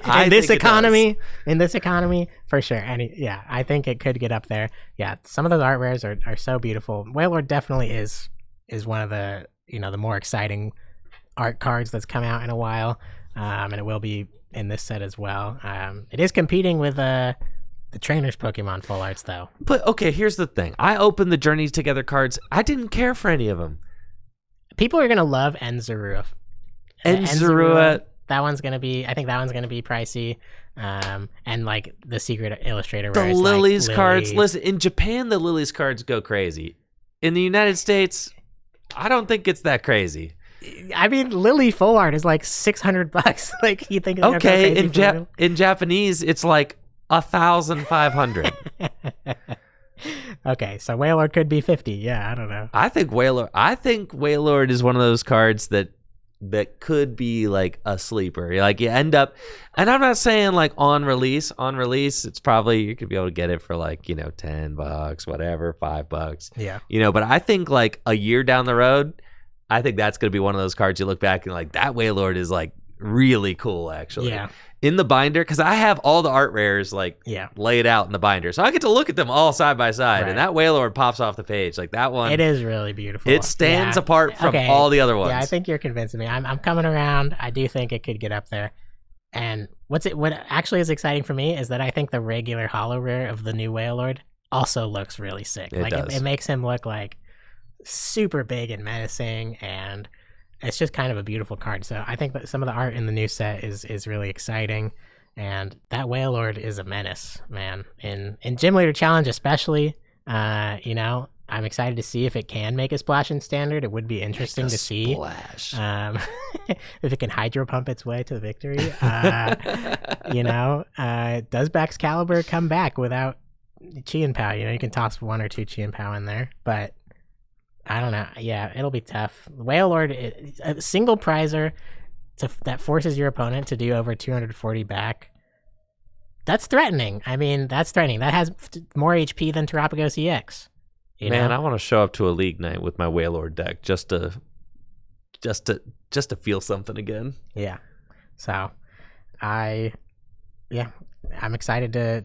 We're talking about the next format, but we're here at the Full Group Games League Cup where we're playing Prismatic Evolutions format. It's true. Badu is wreaking havoc on the tables. Badu's wreaking havoc, but then the decks that it's in so far have not been wreaking havoc. But we've got a great round 3 match coming for you, getting set up now. All right, let's take a look. Players are starting to get set up, and we bring it around town. All right. On the left, we have Ashton Waite, who's a friend of mine, great player, often seen. I've played against him with Gardevoir quite a few times. And on the right, we have Jacob Stock, who's a player I'm not familiar with, but is at the 2-0 spot up here at the League Cup. So we will see what decks these players brought and how this round 3 match goes. This is a key match in the chase for top 8. So yeah, I'm excited to see what goes down here.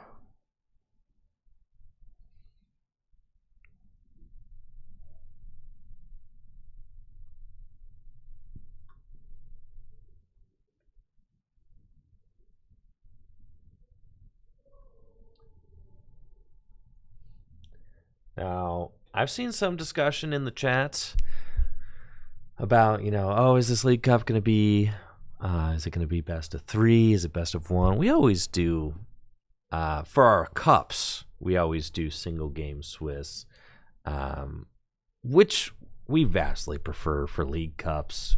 League Cups are great, kind of competitive introduction events. They're like a step up from League Challenges. League Challenges, we don't even have top 8, just like just Swiss, and then the results are what the results are afterwards, right? Like whoever performs the best during Swiss ends up winning the challenge. And then cups are an upgrade from that because you do get a best of 3 in top cut, right? You have your Swiss, you got to qualify for top cuts through single game Swiss, and then you've got your top 8 cut, which will go to best of 3 after that. And then regionals, you got you got your best of 3 all the way Swiss, all the way up through top 8.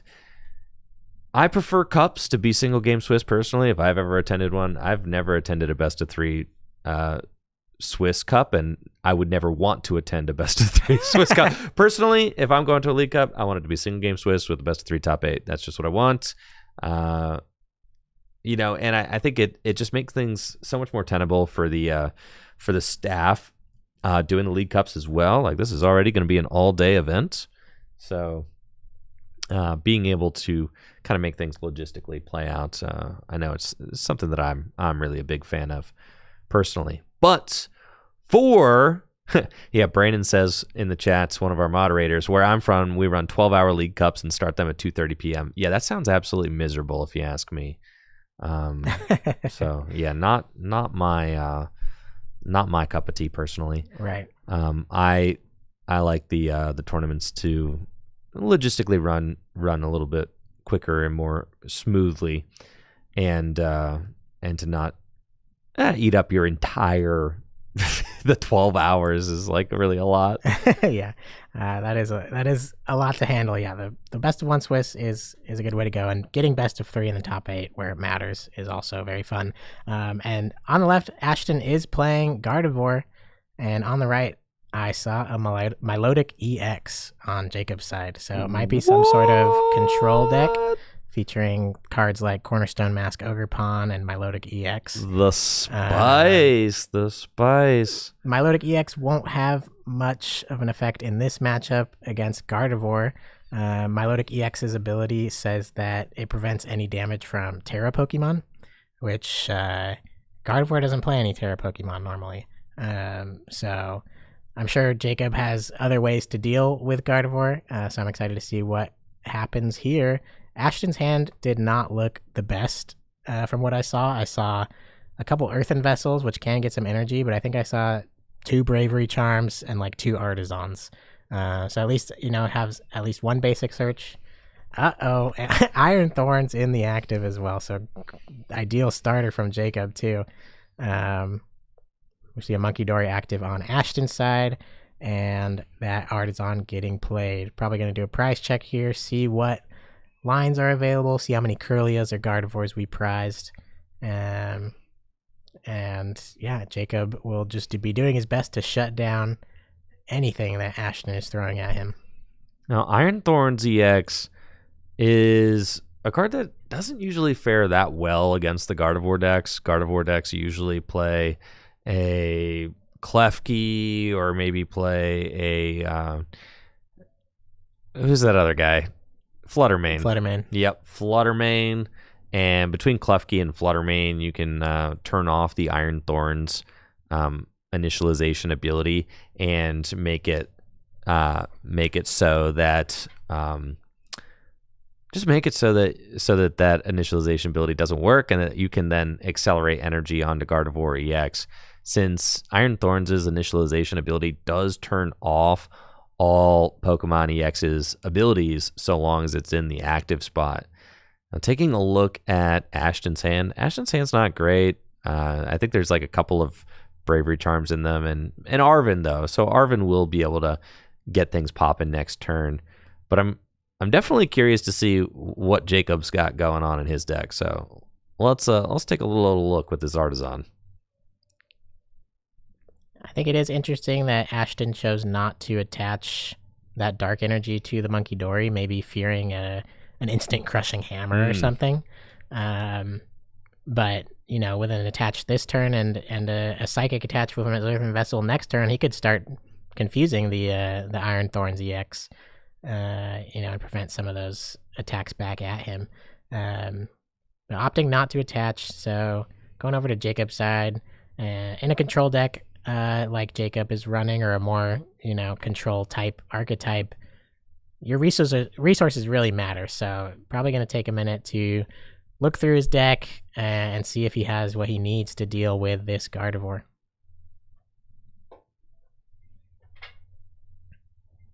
We got a Nest Ball. It is looking like this is just an Iron Thorns deck. And this is... I saw Feebas and Milotic, so sure, they're in there, but he might not be... It would be smart to not bench them. Yes. So yeah, I think keeping just Iron Thorns, is probably the right play here, because you want to make sure that Gardevoir has as little chance as possible to be using its abilities. And it does have a fantastic start in the hand with the Turbo Energize. Doesn't have any supporter for turn, but that Turbo Energize is just what you want to see anyways off of like an Arven. Getting that benched Iron Thorns powered up. So going back over to Ashton's side, going to see Artisan being utilized once again. And we see Fluttermane get pulled to the top of the deck right there. So that is an option he has. I don't think many Gardevoir decks are running Klefki anymore. So that single Fluttermane might be his only out against these Iron Thorns. So if Iron Thorns is playing a Lost City, which they have been known to do, and is able to Lost Zone that Fluttermane before Ashton gets much use out of it, that could be extremely bad for Ashton's board. But opting to go with a second Mucky Dory, and we'll play Arven as the supporter for turn. Yeah, getting two Monkey Dory set up. Monkey Dory's ability will still work, even though initialization is active. And the Monkey Dory could also confuse the Iron Thorns, also a thing, I guess. Though Iron Thorns does get free retreats with the Future Booster Energy Capsule. Buddy Pop, I'm going to grab a couple of Ralts for the bench. And then we're probably going to see a TM Evolution. I got a question, Ben. Yep. What's with these fighting energy in the Thorns deck? Who are we powering up? That would be for the Cornerstone Mask. Ah, okay. Yeah. Cornerstone Mask. Ogerpon has an ability that says you can't be damaged by any Pokemon with an ability, I think is the text on it. And so, yeah, this Iron Thorns deck, it's not pure Iron Thorns like the one that won Worlds, just 4 basic Pokemon. He does run these other options like Milotic EX and Cornerstone Mask. Just to whatever deck you are facing, you have something that will prevent damage, Right. And Cornerstone Mask could get played later, if Gardevoir EX is the only attacker that gets set up, then Cornerstone Mask can shut that down. So we'll see. No supporter was played from Jacob on his turn, so he might be stuck again this turn, might not have an attack, which I think Ashton would be very happy to see. TM Evolution was used on Ashton's side, and I think we just saw a draw for turn. I think Jacob just passed back over to Ashton.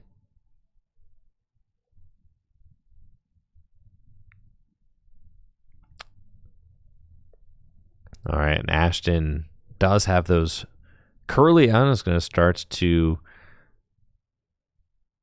start drawing cards.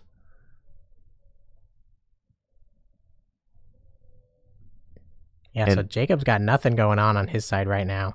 Doesn't have any future booster capsule to retreat into his other Iron Thorns that has more energy on it. Didn't even have a third energy drop. So I think Ashton's feeling really good so far. Gardevoir plays lots of Ionos usually, and that's probably something you don't want to be doing right now when this is the hand that is sitting across from you. So we see a second refinement being used, discarding that Ultra Ball. And I'm guessing we'll probably see an attachment to the active Munkidori and just start, dealing damage, confusing it, and start chipping away. So that is, as good of a start as you can ask for in the face of an Iron Thorns, for them to whiff that turn 2 attack. And it looks like Ashton is eyeing up that Fluttermane off of the Artisan, considering putting it down onto the bench in order for Ashton to use Gardevoir's Psychic Embrace ability to accelerate Psychic Energy from the discard pile into play. Ashton is going to have to turn off that initialization ability first. And I think Fluttermane is the key to getting that done. But it looks like actually just deciding to fail the Artisan and save that for later. The thing is, you don't really want to put that Fluttermane in harm's way until you're absolutely ready to pop off with it and get some energy into play. I think it's safe for Ashton to play it a little slow. You don't want to get the Fluttermane active before you can use Gardevoir in case Jacob can pop off with something like a Lost City. So Ashton smartly just going to continue drawing through the deck with those Refinement Kirlias and, start hitting away at these Iron Thorns. 60 damage coming in from that Mind Bend, and this Iron Thorns is confused. And taking a look at Jacob's hand. Jacob's hand is looking a little rough. I think I see a boss's orders, but not much else. Yup. And we're going to boss up Kirlia. Kirlia might get stuck, right? It's got a retreat cost of 2. And that initialization ability is still very much live. So Gardevoir cannot bail this Kirlia out. But the Gardevoir deck probably plays some Turo scenario. So it is possible that the Kirlia could just get airlifted out with Turo scenario. And then it could just be another swing with Munkidori. Right. We see the second refinement being used. And there is that Turo you were mentioning. Not a terrible play here. Especially because you can Artisan for the Fluttermane. Oh, yeah. And Turo into the Fluttermane to activate your Gardevoir EX's ability and still be able to retreat the Fluttermane to take a knockout on this Iron Thorns with your own Gardevoir EX. So if Ashton has that combination of cards, he has the Turo, he has the Artisan for Fluttermane. If he has an Ultra Ball in his hand and didn't prize both of his Gardevoir EX, I think that might be what we're seeing here. I think he discarded... here we go, Arvin. He discarded an Ultra Ball off of Refinement earlier, and I don't think was able to find another one back, and there's no Gardevoir in that hand, so that's not going to happen.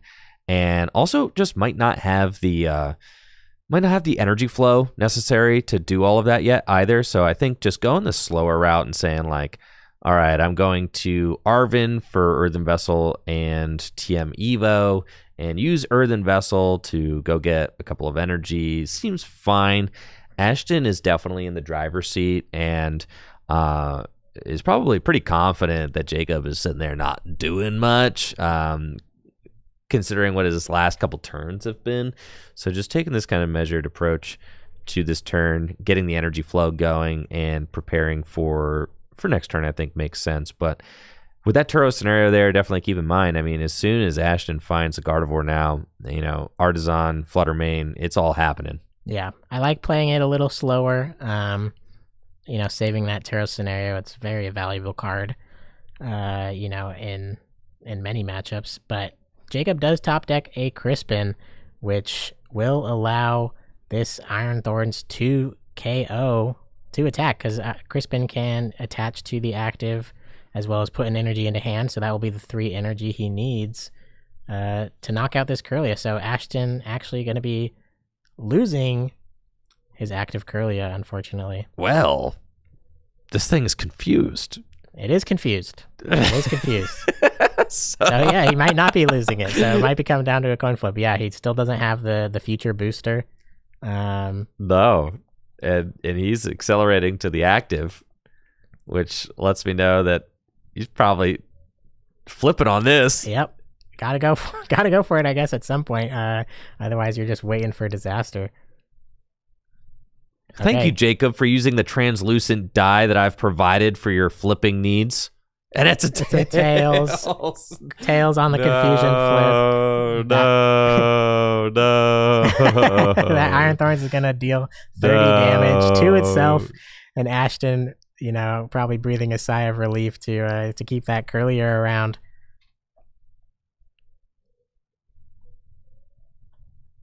And now still no Gardevoir EX in hand, but we did draw an Ultra Ball off of that refinement. So again, I haven't seen it in the deck yet, so assuming that the Gardevoir EXs both are not prized, we will probably be getting in there very shortly. It would be great to knock out this Iron Thorns now that it has 3 energy on it. You don't want to allow it to keep swinging. You want to put on the pressure, so I think the Turo's play into the Flutter Mane would be a strong decision for Ashton here to, just take 2 prizes and force Jacob to find another bench Pokemon, So we'll see if that's the route Ashton goes here. I think the really cool thing about this as well is that you do get to Turo up a Curlia and then just lay it right back down onto the other Ralts and continue using refinement. Here's the Artisan for the Flutter Mane, so I think it's all happening right now. It's coming together, and we're going to see that Turo scenario. Put the Flutter Mane into the active spots. Flutter Mane has an ability that makes it so that as long as it's in the active spots, your opponent's active Pokemon's ability does not work. So it will shut down that initialization with Midnight Fluttering. That's right. And then I think the best attacker here is Gardevoir EX because it can't get knocked out by Iron Thorns in return. And then you'll also, over this turn and next turn, be able to put 6 damage counters onto the benched Iron Thorns with your Monkey Dory.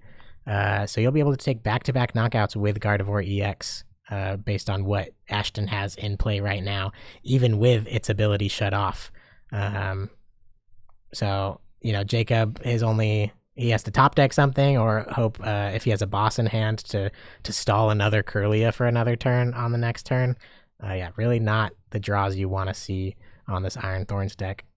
No, yeah, this matchup is really terrible for Iron Thorns. Actually, it's like the reason why I discounted Iron Thorns at the World Championships. I mean, this matchup just feels so rough. The fact that they can just promote one of the guys they already play in their deck, Flutter Mane, and then just make your whole deck basically pointless because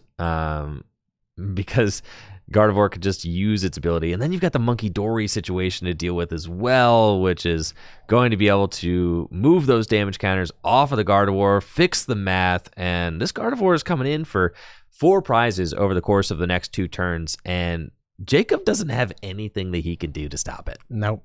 Nothing at this point.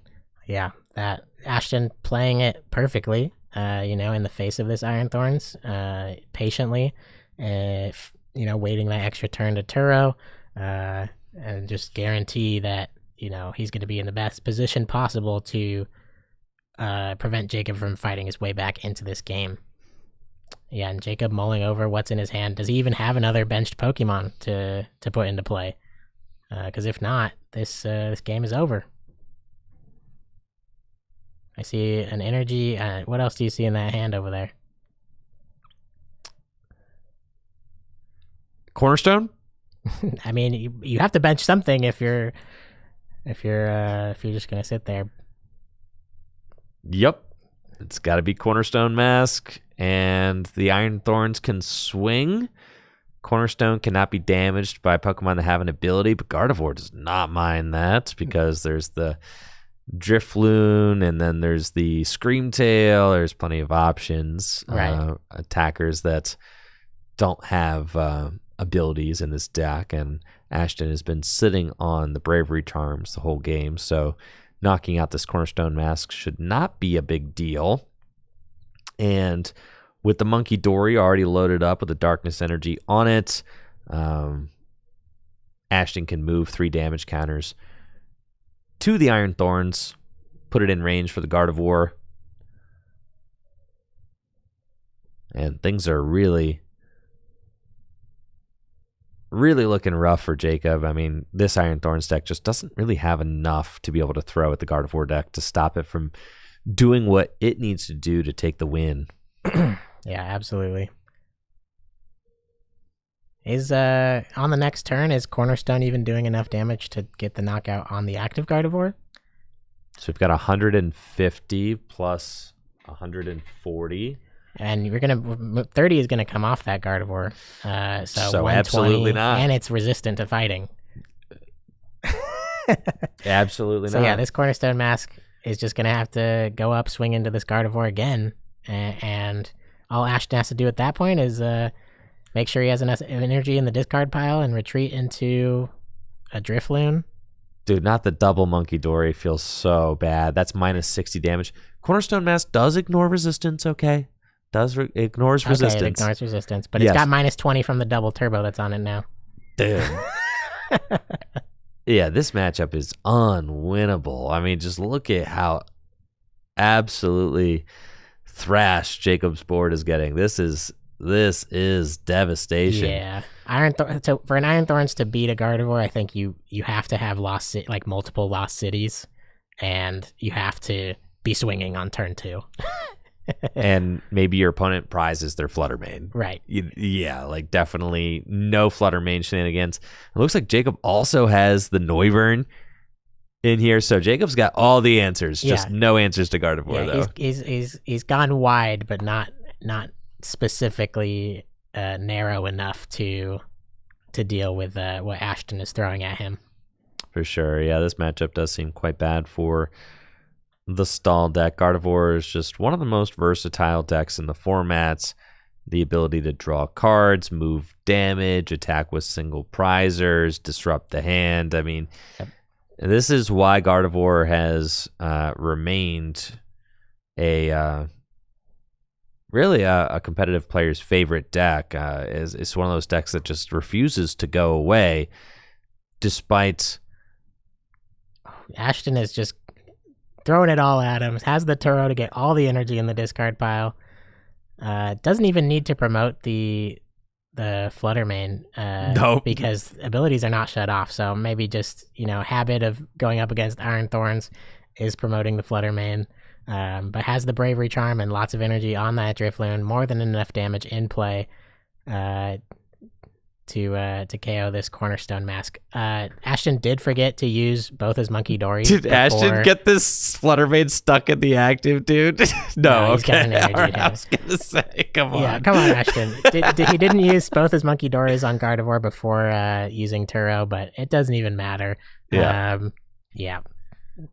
That'll do it. Gardevoir making quick work of a bricked Iron Thorns. Yeah, there you go.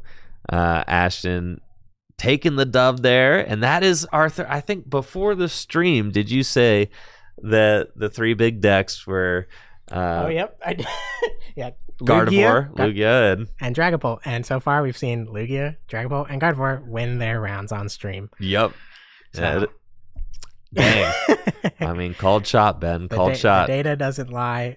Those decks are incredibly strong. Monkey Dory, an insane card, especially against someone who wants to use Badoo against you. That's a free prize for Monkey Dory. Yeah. So Gardevoir, I think, may be the best of the 3, just in its power level, and even the Monkey Dories can't have ways to get around Dragapult's damage spread. And it has the one-hit KO potential with things like Drifloon and Screamtail with the Bravery Charms. So, yeah, great deck choice from the players we've seen so far. And no shade to Jacob either. There's unfortunate draws in this game, but he is at 2-1, still very much in the tournament. Oh yeah, he's Jacob is still very live for a shot at top 8. Obviously, his first 2 rounds went swimmingly as he was able to climb to a 2-0 start. So, if he finds more of those matchups that he wants to see, then he's going to be in a good spot to compete for top 8. I think it is a 5-rounder, right? I think I saw in the chat. I think Brandon was saying it was 6. 6 rounds. Yeah, wow, 6 rounds. Okay, so we're halfway done with Swiss. I think 33 players and up is 6 rounds. Cool. So, yeah. There we go. And I also saw in the chats that Michael Zealy said that there is over $1,300 store credits in the pool for the players today. So, yeah, these players are getting hooked up with some insane amounts of store credit for their efforts today. That's right. Full Grip is actually offering a bonus of 50% extra money to all the competitors. Normally, 100% store payout. Usually at every one of every single event, which is amazing for the community. It's not one of those places you hear that, you pay $25 for entry and you get 3 prize packs at the end of the day. No, they're competing for hundreds of dollars, and for the next 3 months, Full Grip is running a promotion where it's 150%. So they're adding in their own money to the prize pool, offering these players huge, that's at every event. payouts. I mean, like league nights. Yeah, league nights, this league cup, Gym Leader Challenge, events, all that. Yep. So so we're running this promotion at Full Grip Games. Like Ben said, usually our tournaments pay out 100% cash or store credit. I mean, so our standard, it's $10 event. If there's 10 players, that means there's $100 store credit in the prize pool. But with the new promotion, that's $150. $150. And usually standard will get like 20 players. Yeah, they go 5 rounds often, and so super generous for from Full Wednesday Grip. For a Wednesday league night. You could pop into Full Grip and you could pay $10. And there could be $300 store credit on the line. That's right. Yeah, just on a random Wednesday. And then on Thursdays, we have Gym Leader Challenge League nights, which I know, Ben, you're a big fan of. Huge fan. And Gym Leader Challenge is $5 entry, but again, is getting that 150% payout for the next couple months while we celebrate celebrate and promote the new tournament hall and the new store that we're so thankful to have. I mean, it has been a huge undertaking and renovation. Yeah, we've been talking about waiting for this thing to open for over a year, and it's so exciting that it's finally here. We've been like, can't wait can we see the play space? How's it been coming along? And it just exceeds all of our expectations for what it can offer this community. Such a great space, the great stream setup that we got going on, all the cards you could want behind the desk. It's fantastic. It's a gamer's dream. You got Green Dragon Inn right upstairs. Like, what more could you ask for? So it's a great place to be. I'm very happy and thankful that this is our community, and everyone is such a kind person, such a great competitive scene, as well as just the kindness and the camaraderie that we all share between standard and GLC. I'm good friends with people that are in both of those areas, and so I'm excited to be here and excited to participate and excited to see what comes up on stream next, and who's making that top 8 run. For sure. And now I think you can kind of see why, hopefully, if you've been following what I'm doing with the channel. I mean, I for years was a TCG online content creator, and then TCGO shut down, and I'd always done tabletop stuff kind of mixed in as well, and some tournament stuff mixed in. I've kind of just always done a little bit of everything. But then as TCGO shut down, TCG Live replaced it. And, for the last 2 years, I've been just kind of trying to maintain the status quo with TCG Live. But now, with all of this that we've got now at Full Grip Games, this huge tournament venue, and with all of this equipment and the stage and all of that, I kind of feel like, I need to, there's only so many hours in a day. There's only so much, I can kind of invest myself into mentally. And for me, this is my dream, is to be able to run this setup, run this setup every week. So that's what I'm going to focus all my time and energy into doing, is running this tournament setup on, not just for our cups. This is my first time ever running the setup, so we still got some kinks to work out. It's only going to get better from here. But for league nights, Wednesday standard league nights, I can run those tournaments and produce them. For Thursday Gym Leader Challenge league nights, I can run these tournaments. For the huge release weekend double headers like we've got coming up in March, being able to produce those is going to be hype. Even with the possibility of producing retro tournaments and stuff like that too, which is something I would really like to do.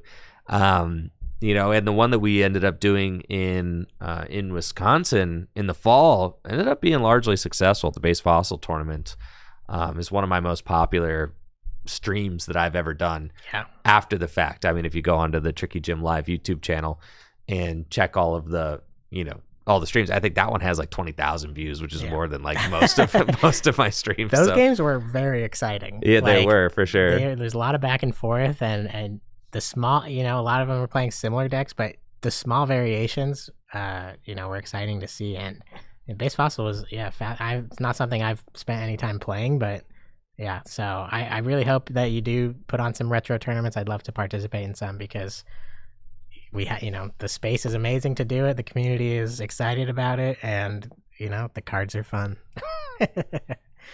I am gonna run to the bathroom before we get this next round started. Ben, I think it's just a good time for us to take a little break before our next round. So, viewers, thank you so much for being here. We will be right back with round 4 after this quick break. Make sure to check out fullgripgames.com for all the best Pokemon trading card games, singles, and sealed product to help support the shop and also the stream. You can also check out dragonshield.com for all the best sleeves and accessories for your favorite tabletop games.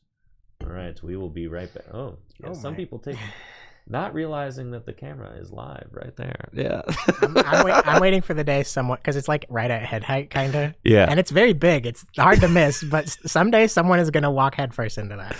Oh, for sure. It's only a matter of time. All right. So we'll be right back.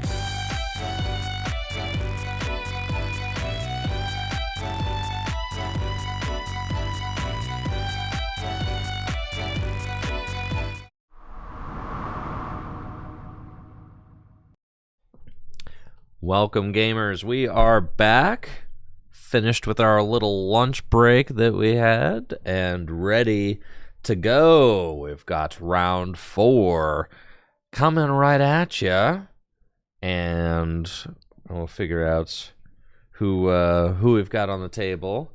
I don't recognize any of these players personally, but they are both at 3-0, so I'm excited to see what they have brought to the table so far. We've had some solid games, victories for Gardevoir, for Lugia, and for Dragapult so far on stream. Mm-hmm. Yep, and Natalie did just send the player names. On the left side we have Logan Stumbo, and on the right we have Ren Gleason. Not sure what decks they are playing yet, but at 3-0, the winner of this match going to 4-0 in a 6-round League Cup. They should be almost locked for top 8 if they decide to ID their final 2 rounds.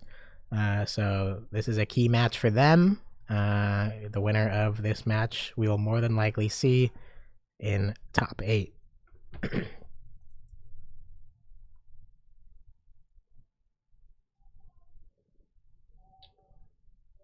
Go.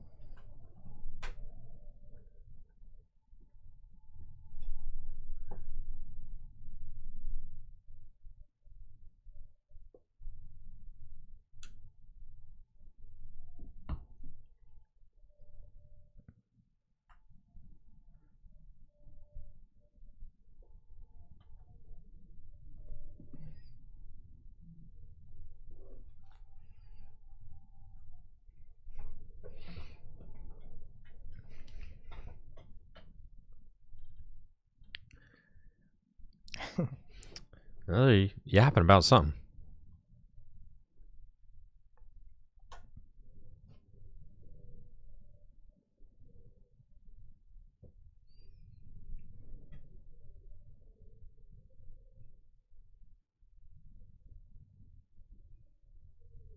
All right, and this round is underway. Let's go. Looks like Logan is up first, and they're playing Raging Bolt against Ren, who either has, it looks like, a Miraidon deck, and that's just 2 bolts and a pass.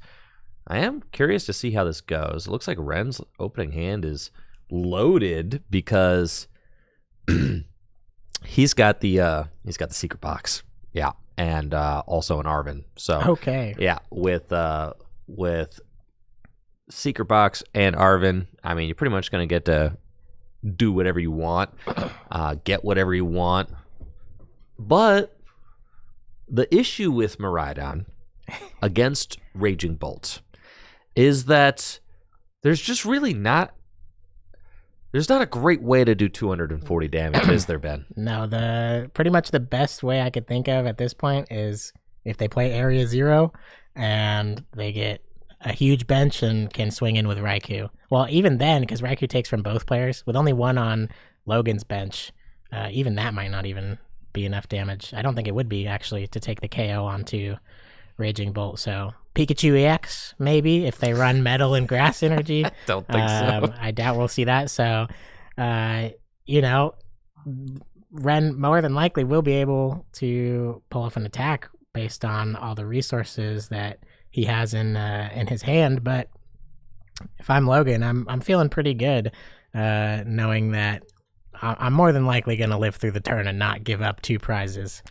Oh yeah, I mean, this is kind of Miraidon's kryptonite. This is the matchup you don't want to see if you are a Miraidon player. Miraidon's strength is that it can get out the gates extremely quickly, start attacking on the first turn of the game, going second.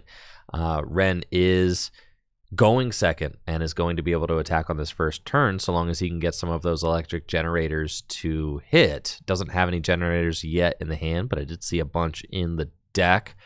And, Secret Box, a little bit awkward to play, just having to figure out, how do I discard 3 cards from this hand in order to go get a bunch of stuff? So I'm sure Ren is kind of going through that right now as he starts to piece together this first turn.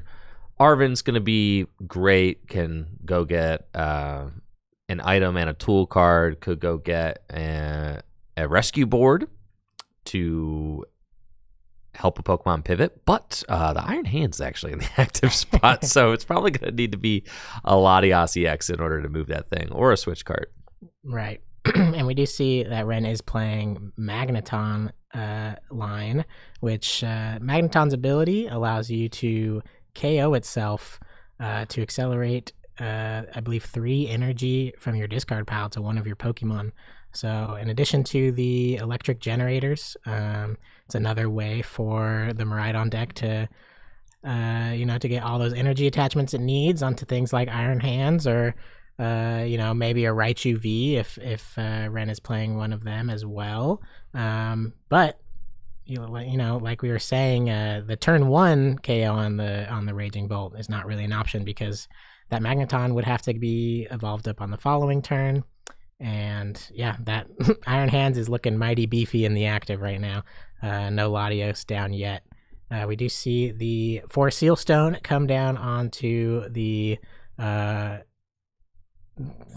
that's a Raikou, dude. V. I already said Raiku's name earlier. That was just a total brain fart. It happens, man. When you're in the hot seat, things are harder to remember. That's right. And the V-Star marker might be in the black circle again, which means it did get flipped. Or no, dude. Are we missing V-Star it? marker is just not there. Okay. Yes. Well, here comes an electric generator, which allows Ren to look at the top 5 cards of his deck and attach up to 2 lightning energies that he finds there, and only gets 1 off of that hit. Yeah, 1 lightning there. And I think that Logan's deck probably just doesn't play a V-Star power. Right? No. Probably not. I think sometimes they play a 4 Seal Stone. Really? Right? Do they And put it on who? Luminion, maybe? No. Do they not play Luminion? No, that's not happening. Logan's deck doesn't have a V-Star power, so Logan just foregoing the V-Star marker. Ren has the V-Star marker, obviously, going to discard another Iron Hands. That card's not going to be useful, and another 4 Seal Stone. And with the Secret Box can go and get 1 of each trainer card. That's how I remember it, because it is kind of tough to remember. It gets a lot of stuff. It gets 4 cards. You have to discard 3 cards from your hand, plus the Secret Box. That's minus 4 cards from your hand. But then you get to add 4 cards from your hand, or from your deck to your hand. You can go get a supporter, and there's Arven. You can go get an item card. You can go get a tool card, and you can get a stadium card. So 1 of each type of trainer you get to fish out and add to your hand. We see the Area 0 Underdepths, that rescue board, Nest Ball, and Arven. So still no electric generators yet that I've seen. We saw the 1. The 1 hit. Yeah. Not opting not to grab a second one, choosing the Nest Ball over a second generator. I wonder if it's going to go grab that Latias so it can maybe retreat and use Fleet-Footed. And the Raikou, yep, there's the Latias EX, and maybe not planning on taking a KO, but at least the Raikou could get some chip damage onto the active Raging Bolt to make it easier to KO later down the line with just another attachment from hand. That's true. Yeah, the Raikou is not going to be ramping up to 1-hit KO numbers. There is another Lightning Energy in hand, though, so that Lightning can get dropped on the Raikou, and then Raikou could give us a little Rondo, Lightning Rondo for, 2, 4, 6, 8, 10, 120 damage? Yeesh. Not a lot here. Yeah, I wonder if it might... Fleet-Footed to draw another card. I wonder if it might be. Maybe Ren is thinking Logan doesn't have what's in hand to continue kind of digging through their deck and getting an attack off. Because we didn't see any items being played on Logan's last turn. Though if Logan is able to take this KO onto Raikou, that would put Ren in a pretty tough spot, because that 4 Seal Stone wasn't used. Now it's sitting in the active. Ren's hand isn't amazing. It does have an Arven for the following turn, but no, we see gear for Iono. I was gonna say if this gear hits a Sada's Vitality, that's doing nothing. There are no energy in the discard pile. That's true. Yeah, Logan does need a lot to fire off an attack, so it's not happening. Yeah, not this turn. I don't even think it's possible. You have to be able to use Sada. No energy drop last turn, and yeah, so this is actually gonna be okay. Ren is going to be able to just get away with 2-hit KOing this Raging Bolt that's having a little bit of a slower start. Mm-hmm. I also feel like since the damage was already placed onto that Raging Bolt, I don't know the counts of the Ancient Booster Capsule, but it might have been safer to put onto the benched Raging Bolt since it doesn't have any damage on it yet. Especially if you start filling up your bench as the Raging Bolt, which you hope to do, it's going to go down either way to another Raikou attack or an attack from like Miraidon. But Logan might play plenty of Ancient Booster Capsules for all of their Raging Bolts. We do find a Nest Ball off of that Iono. Probably going to start getting some Ogre Pawns down and using Teal Dance to get some energy into play and start churning through this Raging Bolt deck. Yep. We do see an Earthen Vessel. Going to get that gold fighting energy into the discard pile. Earthen Vessel can fetch out at least one grass and a lightning energy, so now all the different types of energy in this deck have been accounted for. Logan may not actually get to deal damage this turn, but the Raging Bolt does have an attack that allows it to continue drawing cards. You can discard your hand and draw 6 cards. Yep. The Burst Roar attack only costs 1 colorless energy and could be a valid option if Logan's hand doesn't have anything worth holding on to. Another Nest Ball off of the Teal Mask Ogre Pawn, Teal Dance, so that's great. Could go get another Ogre Pawn to slam down into play. And even though Ren is kind of off to a speedy start in this match and is already putting pressure on, and even though Logan is going to have to miss the knockout this turn, Logan's still in a pretty decent spot. I mean, this matchup is really bad for Miraidon, so Logan could even afford to have a couple turns that are a little bit slower just because the Raging Bolt are so big and are not easily knocked out.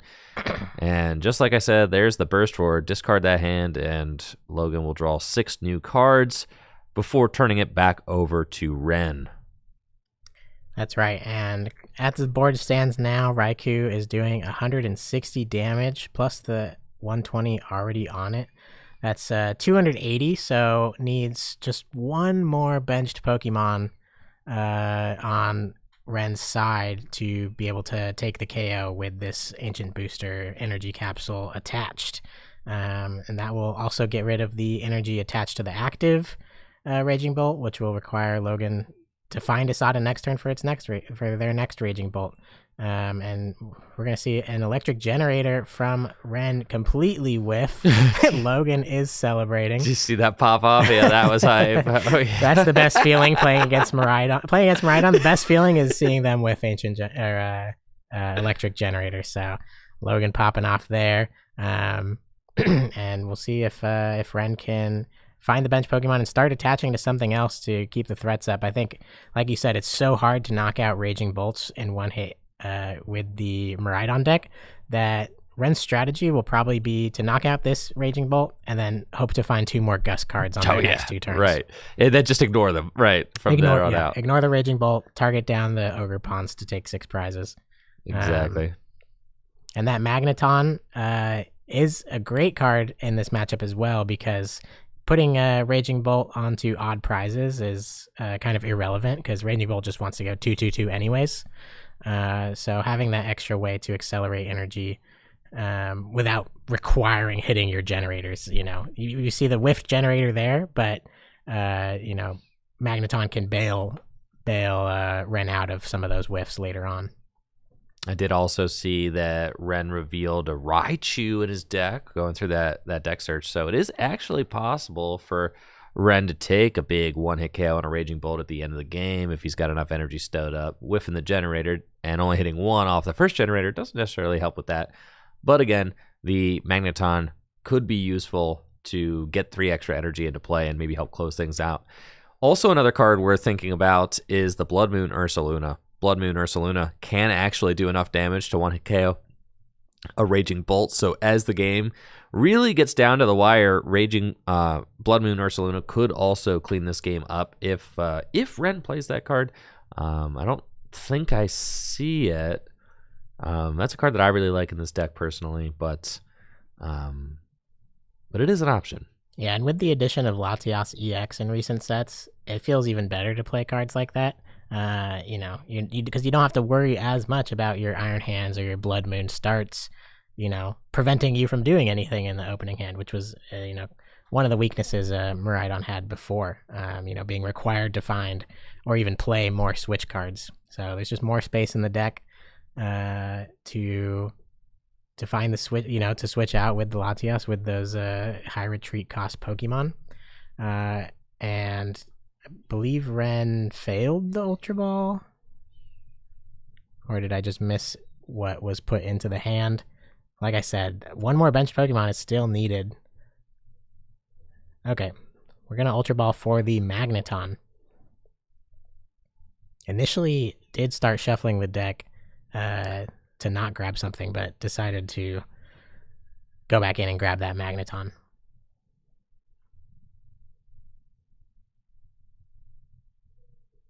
And there's Mew coming down, Lightning Energy onto Miraidon, and Mew can draw 2 cards, fill the hand to 3, and then Raikou getting an additional card with Fleet Foot, fill the hand to 4. There's only 1 Lightning Energy in the discard pile right now, so Magneton's not going to get used. 2, 4, 6, 8, 10, 12, 14, 16, 180 damage, plus the 120, that's 300 damage, and Lightning Rondo will take the knockout, awarding Ren the first 2 prizes of this match. So Ren is up 2 prizes to 0 as Logan looks to fight their way back in this match. We go Teal Dance, Grass Energy onto Teal Mask, Ogerpon, Raging Bolt in the active spot. And Logan is going to have to find a Sada's Vitality. A couple of Trekking Shoes. We got Radiant Greninja. That's certainly going to help as well. Pokestop is here also. So at some point, Logan will get to discard the top 3 cards of their deck and take the items they find there and put them into their hand. Another Grass Energy and a Vessel. So Teal Dance, gonna go grab another card, and I'm still not seeing the Sada. Where are the Sada? Pokestop's about to mill 3. About to mill 3 Sadas from the deck. This is crazy. Yep. And you could tell the hesitancy. The hesitancy. Yeah. But still no Sada. This is crazy. That is... this could be an insane whiff. The Sada, okay, I did just see a Sada at the very bottom of the deck. Okay, and Fezandipity is still in play as well. So 3 more cards off the top for Logan to hopefully hit their Sada's Vitality. Also important to note, the V-Star power on that Forest Sealstone still hasn't been used, and that Raikou is, if Sada is found here, that Raikou's going to go down. So I might have liked to see Ren utilize that V-Star power on this last turn. Just go get some. Yeah.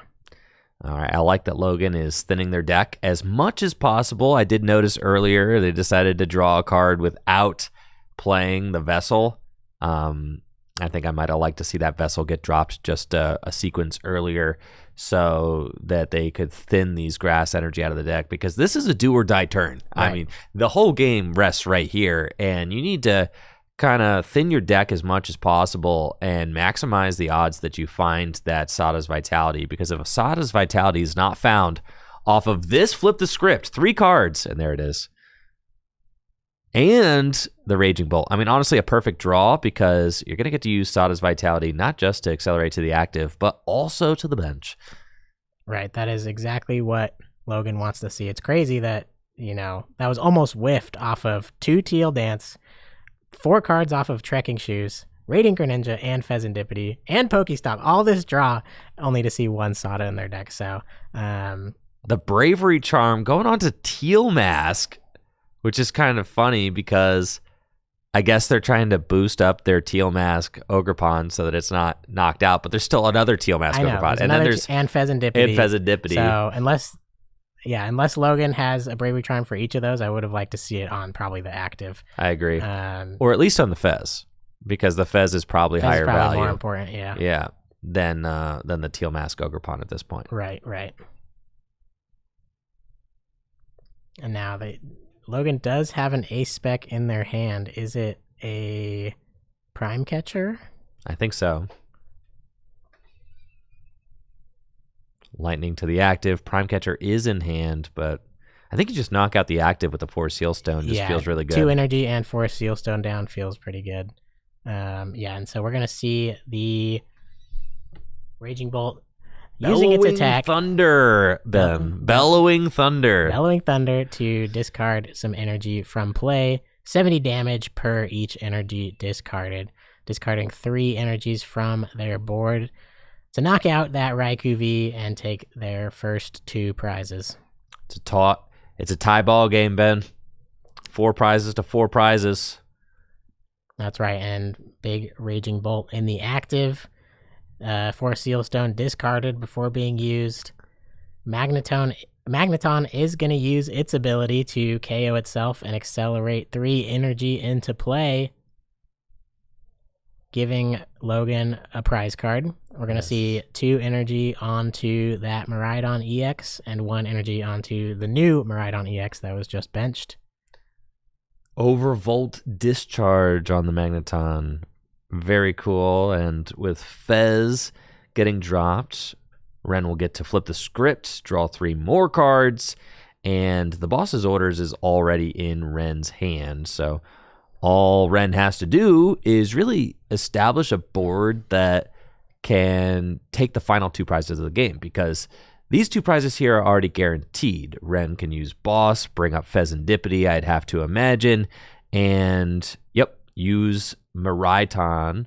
Who am I? Magneton Miraidon combo. Use Miraidon, Photon Blast, take the knockout, and that's 220 damage. And now Ren only has one more knockout to take, 2 prize cards remaining in order to win this game. So Logan is certainly on the back foot trying to figure out how to defend against this.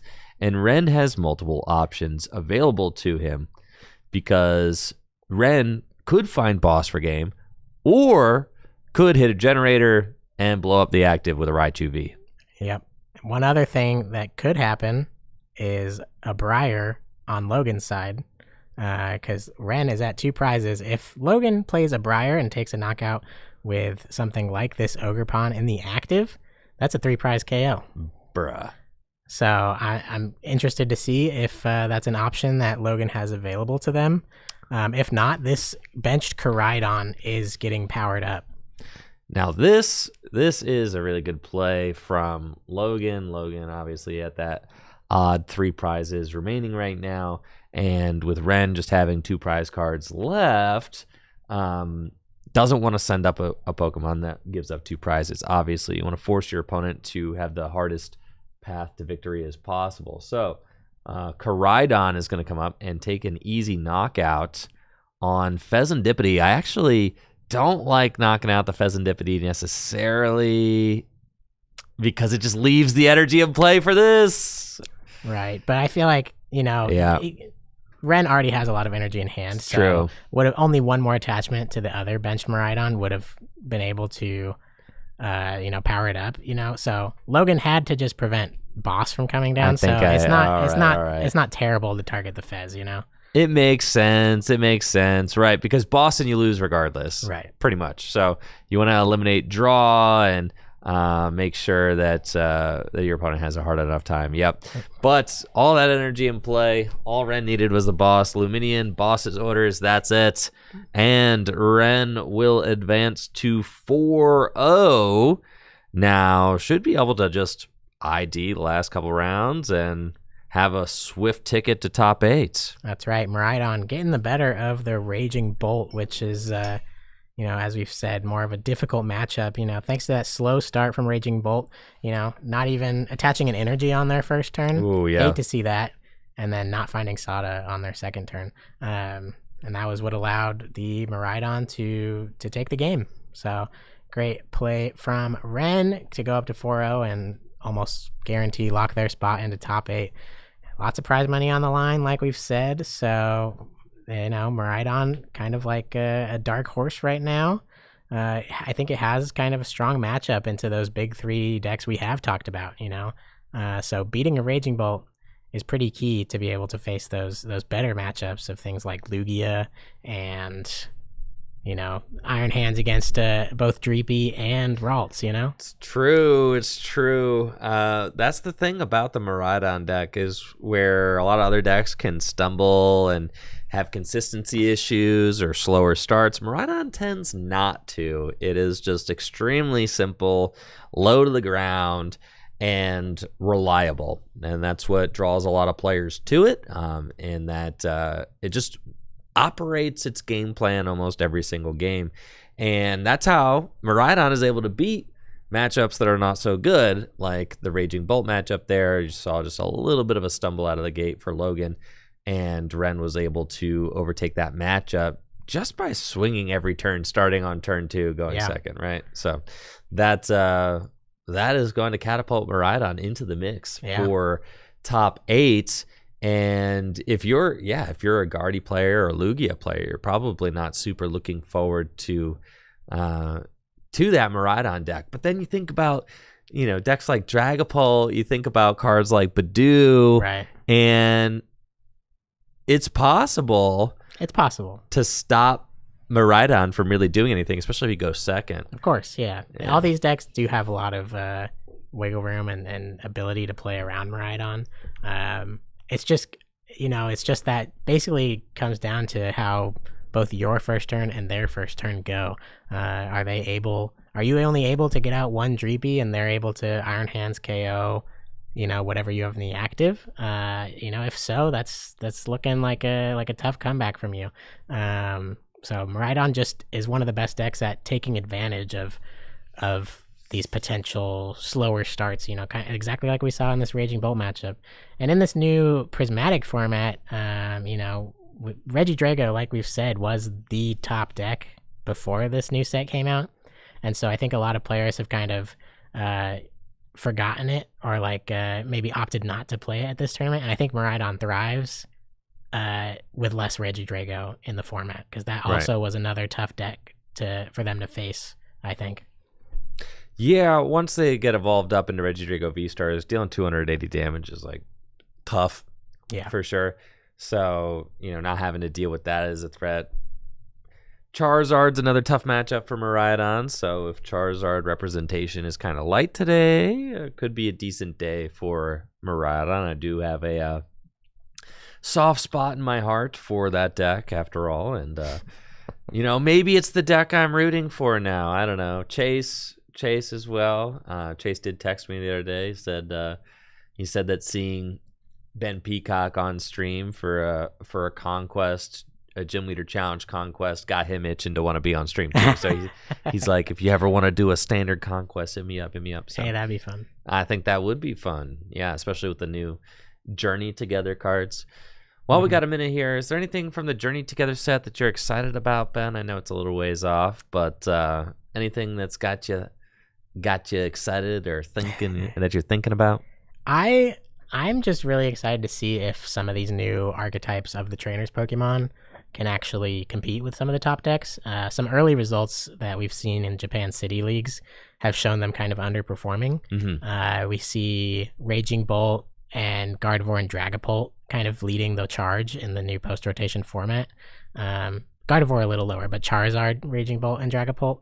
And so, yeah, I would love for something like the End Zoroarks, the trade ability to find a home. I think that home might not be a straight Ends deck. But, with time, I think as the format evolves, I'm excited to see, where those do find a home, because that's a really strong ability that, we shouldn't write off. But do you have to play it with Ends Pokemon because of you have no attack unless Worth you play copying. you have no attacks to copy unless you play other ends Pokemon. Right. So that'll be interesting to see. I think I think the Iono's Belly Bolt has such a strong ability to, flood the board with energy. That's always a strong effect that I think should be considered. And you could pair it with things like Raging Bolt to Iono's Belly Bolt could be the new partner for Raging Bolt to flood the board with energy on your own Belly Bolt and then discard it with your Raging Bolt attack. So that's an interesting combo there. Like we've said, most of what I play is GLC, so I'm thinking a lot about what these new cards are going to do to GLC as well. So I'm super excited. Yeah, everyone's talking about the hop stuff.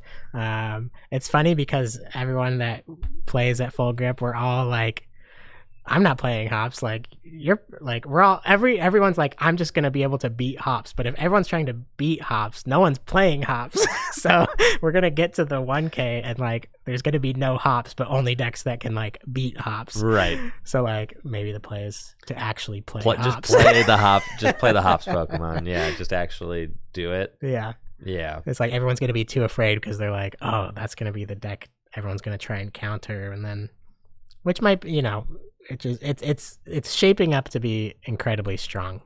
I agree. But yeah, the Whale Lord honestly shouldn't be written off. That thing's crazy. That thing is insane. It's really hard for the colorless deck to hit 240. Nobody's hitting 240. It's really hard for the colorless deck to hit 240. So one thing I was thinking of playing was Single Strike Slacking in colorless. Because it hits 240. Hits 240 for 3 energy. And it has the same ability the effect is the same as Snorlax, where it just puts itself to sleep, so you can, play therapeutic to get around that. But you might need an answer to that big Whale Lord. That might really be what you actually have to counter. Is the Whale Lord. Yeah. You have to be able to deal with that. Like the Hops Pokemon, you can still KO them back-to-back turns, and they're also only taking one prize at a time. So the game play back and forth is very similar to how it is now, even if those Pokemon are really strong. But when you introduce a 240 HP Pokemon that can one-shot anything, you really got to consider that you can keep up in that price trade. So, we'll see. It'll be interesting. Well, is there anything for Standard that you're looking forward to? I think the Iono's Pokemon are just so cool. I don't really care if they're good. I just think they're so cool and so fun. Belly Bolt, having the Rain Dance style ability, only working to, Lightning Pokemon. I think that's neat. And then the kind of the ace attacker being just a little Voltorb guy, I think that's fun. Mm-hmm. You got the Kilowattrel can draw cards too, so there's an engine there, and there's stuff there. Belly Bolt has 280 hit points and does 230 damage. The Iono's Voltorb can one hit KO anything, so that's the deck that I'm most excited to play with. And I'm not saying that it's going to be able to crack into the top few decks in Standard format, because I do think that the card design right now in Standard is as such that the Pokemon V era of the Sword and Shield block were just so overpowered, ridiculously so, that they had to kind of have the early Scarlet and Violet Pokemon keep up with them in some ways. Right. They just had to design them to keep up. Yeah. So now you're just going to have the early Scarlet and Violet Pokemon are kind of printed so much stronger than everything else afterwards. And I've been talking about this for a long time. The game designers could not just keep going in the direction they were going with game design. Right. You cannot just keep making Pokemon bigger and stronger every single set, or else you're going to get to this game that doesn't even resemble Pokemon cards anymore, right? So I think Journey Together, in a way, it's the introduction of a new concept, but it's also a step back. It's they took the power knob and they dialed it back just a tad.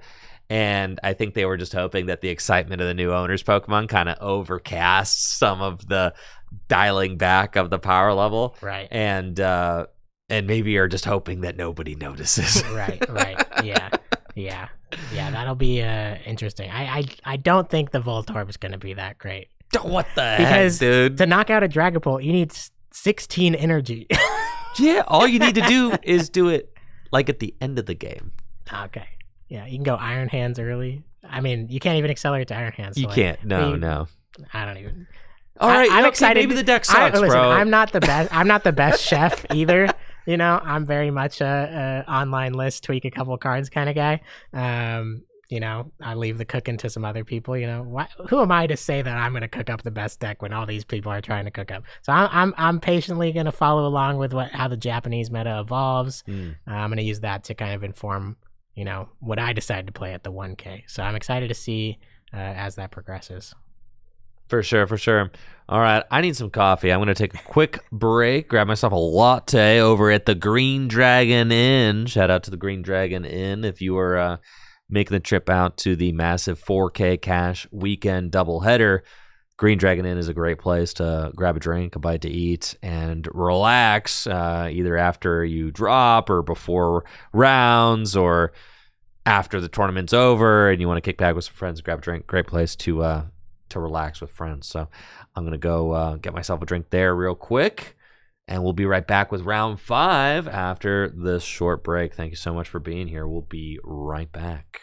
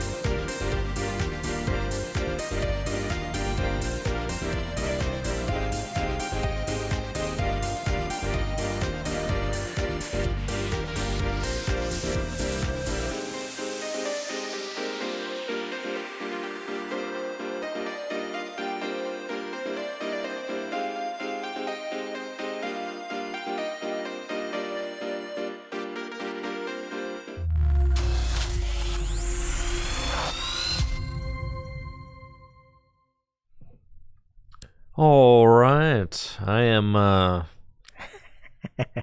caffeinated up and ready to roll. We are getting into round 5 here at the Full Grip Games League Cup, our very first League Cup in the brand new tournament space. So a very exciting event with over $1,000 store credit on the line for top finishers.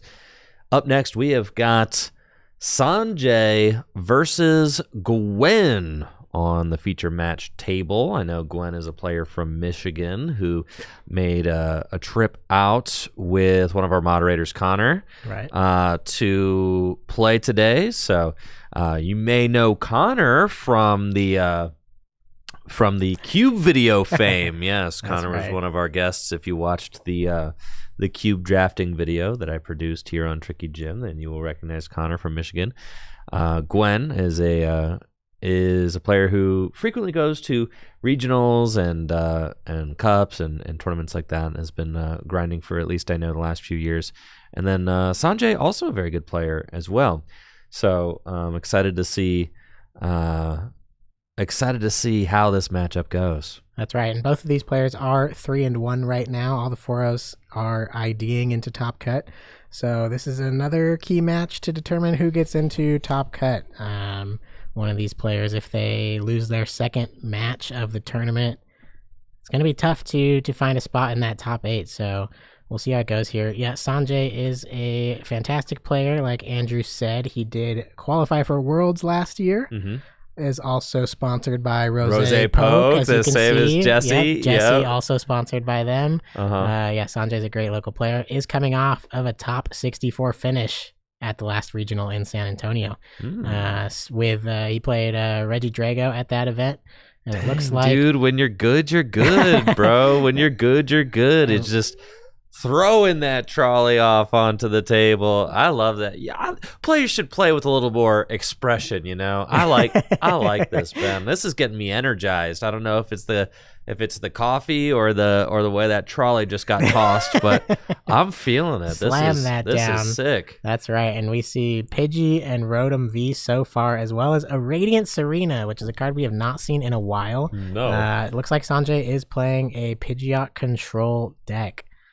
So this will be quite the interesting matchup. I know Sanjay does often play control decks. Did opt for Reggie Drago at the last tournament, but in the new format, gonna be controlling it up. Has the Snorlax with the block ability, and Gwen will be going second. Gwen is also playing Gardevoir. Yeah, Gardevoir does have some answers to control. I mean, it's not the worst. This is actually going to be interesting, right? Because Gardevoir can attack with all of the Pokemon in play, so it's not like you're going to be able to strand up a Pokemon that necessarily can't attack unless you get Radiant Greninja stuck, right? Or a Manaphy or something like that. But all the purple cards can attack, so that's nice. And then usually Gardevoir is good for like 1 to 2 copies of Turo Scenario. That's right. Which can also help to move things. Gardevoir also has the potential to one-hit KO anything. Right. And hit cards on the bench. So Gardevoir is just an extremely versatile deck. It has, hand disruption options too. Not that they're going to do too much against the control deck. But this is about as strong of a start as it gets from Sanjay, with that turn 1 trolley into Rotom V. Draw 3 cards to end the turn. But Gwen is saying, all right, I've got a pair of Ralts chilling here. And I think I see a supporter on the end of that. Nope, that's a Vessel to get the Greninja into the discard pile. Yep. That's right. Yeah, we don't want to see that. The Poke Flutes, if Sanjay plays them, can pull it right out of the deck later on. So getting it in the discard pile is exactly where you want to put any non-purple cards in the face of a Snorlax. I would love to see if Gwen has an Iono in her hand. Sanjay's hand after the Rotom V is huge. So resetting that, trying to stop the control deck in its path, is your best course of action at this moment. But we're going to get 2 Psychic Energies off of that Earthen Vessel. and shuffle up the deck. So it looks like no other basic search in her hand right now, unless she's opting to kind of start with a limited bench size, It's always good to be kind of cautious against a deck isn't really going to be taking prizes against you. We'll attach to one of the bench Ralts and just pass. No supporter for turn. Ooh. No bench, no Pokemon search either. And Sanjay has an Arven. Will be able to get that Pidgeot in play on turn 2, as well as a Forest Seal Stone. Sanjay has the world in front of him. Oh, yeah. This control deck is popping off, and with no threats in sight, I mean, this is exactly what you want. Very strong starts. Pidgeot also has free retreat, so Sanjay will be able to pivot this Pidgeot EX into whoever Sanjay wants to have in the active spots. Gonna do a hand check real quick for Sealstone to the Rotom V, and Quick Search, a gnarly ability, allows you to search your deck for whatever cards you want every single turn in the game. Basically a control player's dream. Just get to go hand select exactly what you want. And it looks like Sanjay is eyeing up that flute, saying, I would like to trap something. That's really the control player's win condition. And it looks like he's going to go straight ahead and play it. There's not really a lot of targets to trap, though, is there? I mean, the Greninja's already in the discard pile. Not really, but it is good to kind of fill up the bench with, some more Pokemon. I'm curious to see if Gwen, plays some other cards, maybe like a Klefki, although that could easily retreat out of... Klefki would be good in this matchup because it shuts off the Snorlax. Ralts has an attack that allows it to teleport itself back to the bench as well. So Monkey is a little bit stuck in the active right now. Monkey is one of those Pokemon that can't do more than 60 damage. So no, one of the better cards for Snorlax to be blocking at the moment. For sure. Yeah. Gwen doesn't love to have the Monkey Dory in the active spot now. That is for sure. But a board full of Ralts, that's fine. Ralts can trade. Turo Scenario can be used to pick them up, and you can kind of pivot between Kirlias and Gardevoir very easily that way. But also just thinning her deck so that she has a higher chance of drawing into a live card. But, ooh, here's a Kirlia. So, not totally dead in the water. Oh, you see there, Gwen discarding the Mawile off of the Refinement, which is a card that Henry Chow had in his recent regional winning list. It has an attack that prevents your opponent from retreating. So, in the face of decks that aren't running a lot of Switch, you can get some sneaky wins. Cheese a win. Yep.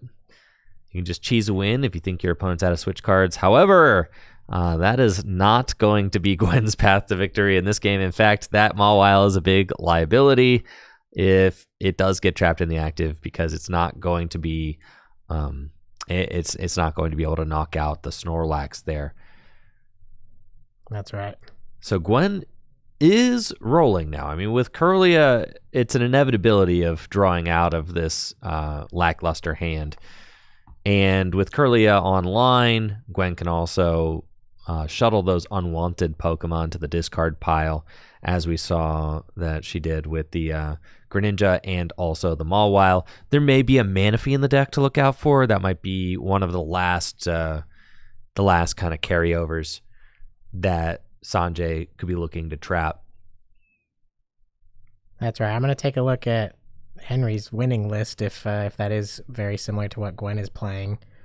I don't believe Henry had a Manaphy in that list. No Manaphy, huh?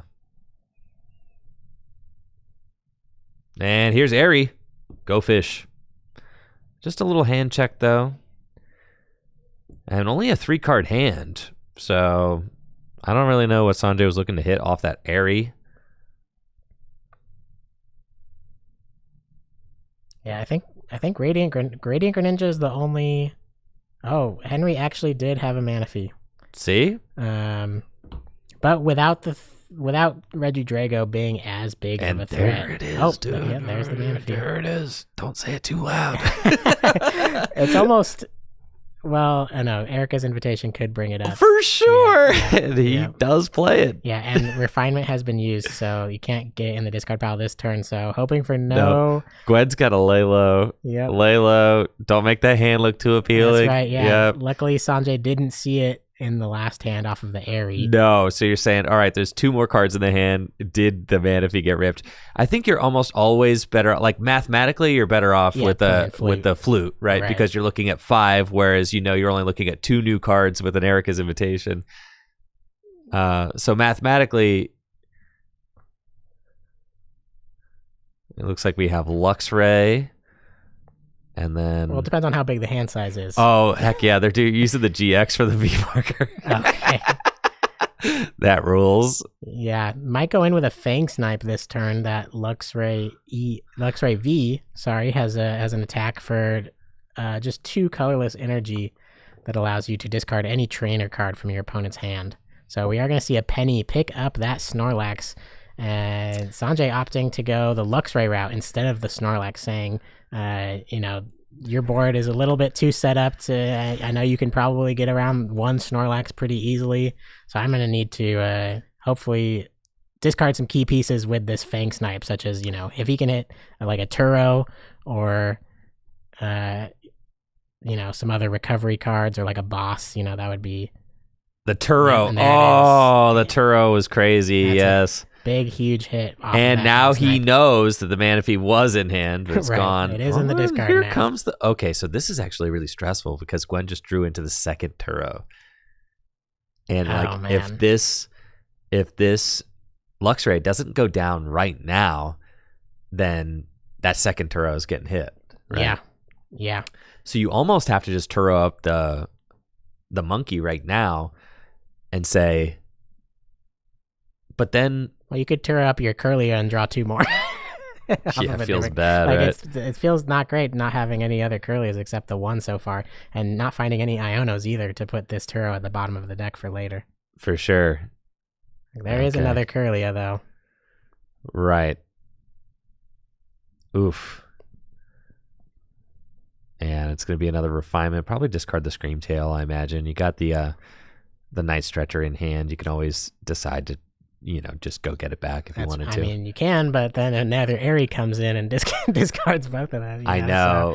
So what I'm saying is, you could draw your 2 cards and then get it back instantly say, okay, whatever. All right, so the bench is jammed. So no other Pokemon are going to be able to get brought up. Yeah. Psychic Energy. Oh, Confusion. Could confuse the Luxray. Could be a 50% chance of... Though Sanjay could just... I'm Penny. sure Sanjay, plays lots of pennies and ways to recycle those pennies, and honestly probably plays a switch card or 2. So I don't think we're going to see a coin flip attack from Sanjay. Nah, it's probably not happening. The penny gets flipped right to the front and is like, yep, I know what I'm doing. We're going to get rid of that second Turo. Though it does force Sanjay to use that as the supporter as opposed to something like an Airy or a Misfortune Sisters. So it does preserve some of Gwen's, resources.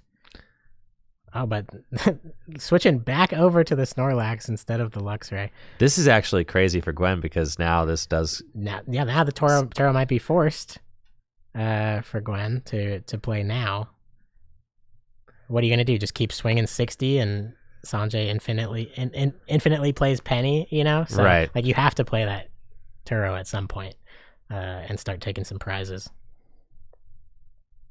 Yeah, it's tough, though, because there's only 2 Gardevoir EX in the Gardevoir deck, right? Mm-hmm. So even if you get the monkey out of here and you evolve into a Gardevoir, then, August gets played, you bring up a second Gardevoir, then eventually you're going to, Curlias are going to get stuck. Right. Too, eventually. Yeah, that's how this deck is, kind of beats Gardevoir. It forces you to put all your energy into play and then just bring something up that now you're out of energy. Your energy's on your bench Gardevoir. Both your Turos are gone. Right. What are you going to do to retreat that to retreat cost Curlia? So only having 1 Turo left on Gwen's side without having taken any prizes yet is is not the best sign. Yeah, that Fang Snipe hit on the Turo early was so brutal. Yeah, and Sanjay plays that Regieleki that we see on the bench as well to get back. Is it just any item card? Trainer. Any trainer card. So has infinite penny loops. Can play. That's the world is Sanjay's oyster right now, and in addition, something to note is that Radiant Serena all but nullifies what Monkey Dory can do to Sanjay's side of the board. Right. Gardevoir EX has been involved in play. That makes me think that it's Turo time, right? Ooh. Okay. Oh man, that is an interest. Now, that Snorlax is confused. It is confused, but I mean, Sanjay's never attacking with it, so it's like I don't think it. Okay, so I see what the play is. You Turo the Kirlia out, and then all of the Ralts can use Teleportation Burst, right? And then the Drifloon can attack. So that's the thought. Yes, but Sanjay might be able to keep this Snorlax alive in the face of a Monkey Dory, like indefinitely, between Bravery Charms, his own pennies, and the resources he has available. Exactly. It's possible that this monkey is never even able, and if it is able to KO a Snorlax, Sanjay could just put it back in the deck and put it active again. So with both Turos down, we might not ever see this Monkey Dory switch. No. It's quite bad. Although now the only option left for Gwen is a boss's orders. Yes. And most Gardevoir only play one. So that's going to be, the one time that Gwen will be able to break the Snorlax lock. So Gwen already being down so many resources with 6 prizes remaining, it's not great. It's not great. Sanjay now has 2 Pidgeots into play. So even if Gwen was able to counter Catcher Up or Pidgeot and Iono, to hopefully force Sanjay to whiff a key piece, that's not going to happen anymore because he's got 2 Pidgeot into play. I don't like to write the game off before it's over, but this is feeling bad. If you're a Gwen fan out there, this is feeling real rough. Right. Another thing to think about is the timer. Sanjay's not going to take any prizes, so no. But both of these players are playing at a good clip. Yeah, they are. Gwen has not hit the brakes, which players have done against control decks. Yeah, but that does not appear to be Gwen's style. And Sanjay is playing at a very speedy clip. That's Seems right. Very comfortable with this control deck. Says, I know exactly what my win condition is. I know exactly what I have to do. Here's Misfortune Sisters. There go some item cards. And, I know how many cards are in my deck. There's 2 Pidgeot EX set up. My goodness, dude. Gwen's deck already looking really small. Oh, yeah. No Ionos have been played, I don't think. So Sanjay has had this huge hand this entire game. At this point, as Gwen, it's like you have to. I mean, because a 4/1/1 could make top 8. Yeah. So like as Gwen, you're hoping that you can escape with a tie. Yeah. That's literally what that's what you're playing for now. It's not the most exciting, but there are no resources that are going to allow Gwen to win this game. That's right. And Gwen's gonna keep playing at a brisk pace to not, get there without her integrity. Yes. And Sanjay knows that he has to do to play fast enough to get there, but Gwen would be happy if it did end with a tie at this point. For sure. So like when I say play for a tie, I don't mean slow play. That's not what I mean. I don't mean slow play, but I mean, go through the motions. Make Sanjay deck you out. Right. Yeah. Don't just scoop up the cards, because a tie, like if Sanjay doesn't play fast enough, then, Sanjay might not actually execute the win condition in enough time. Right. So you just have to draw. Gwen has 15 seconds to make a game action. Yeah. You could just say, all right, take a look at the hand. Okay. And then pass. Right. That's all. If you've got nothing to play, then pass. Yeah. And she's got 2 to 3 more Ionos Yep. to do the same thing. So And here we go. that's the timer Sanjay's on. All these draw passes and all these Ionos.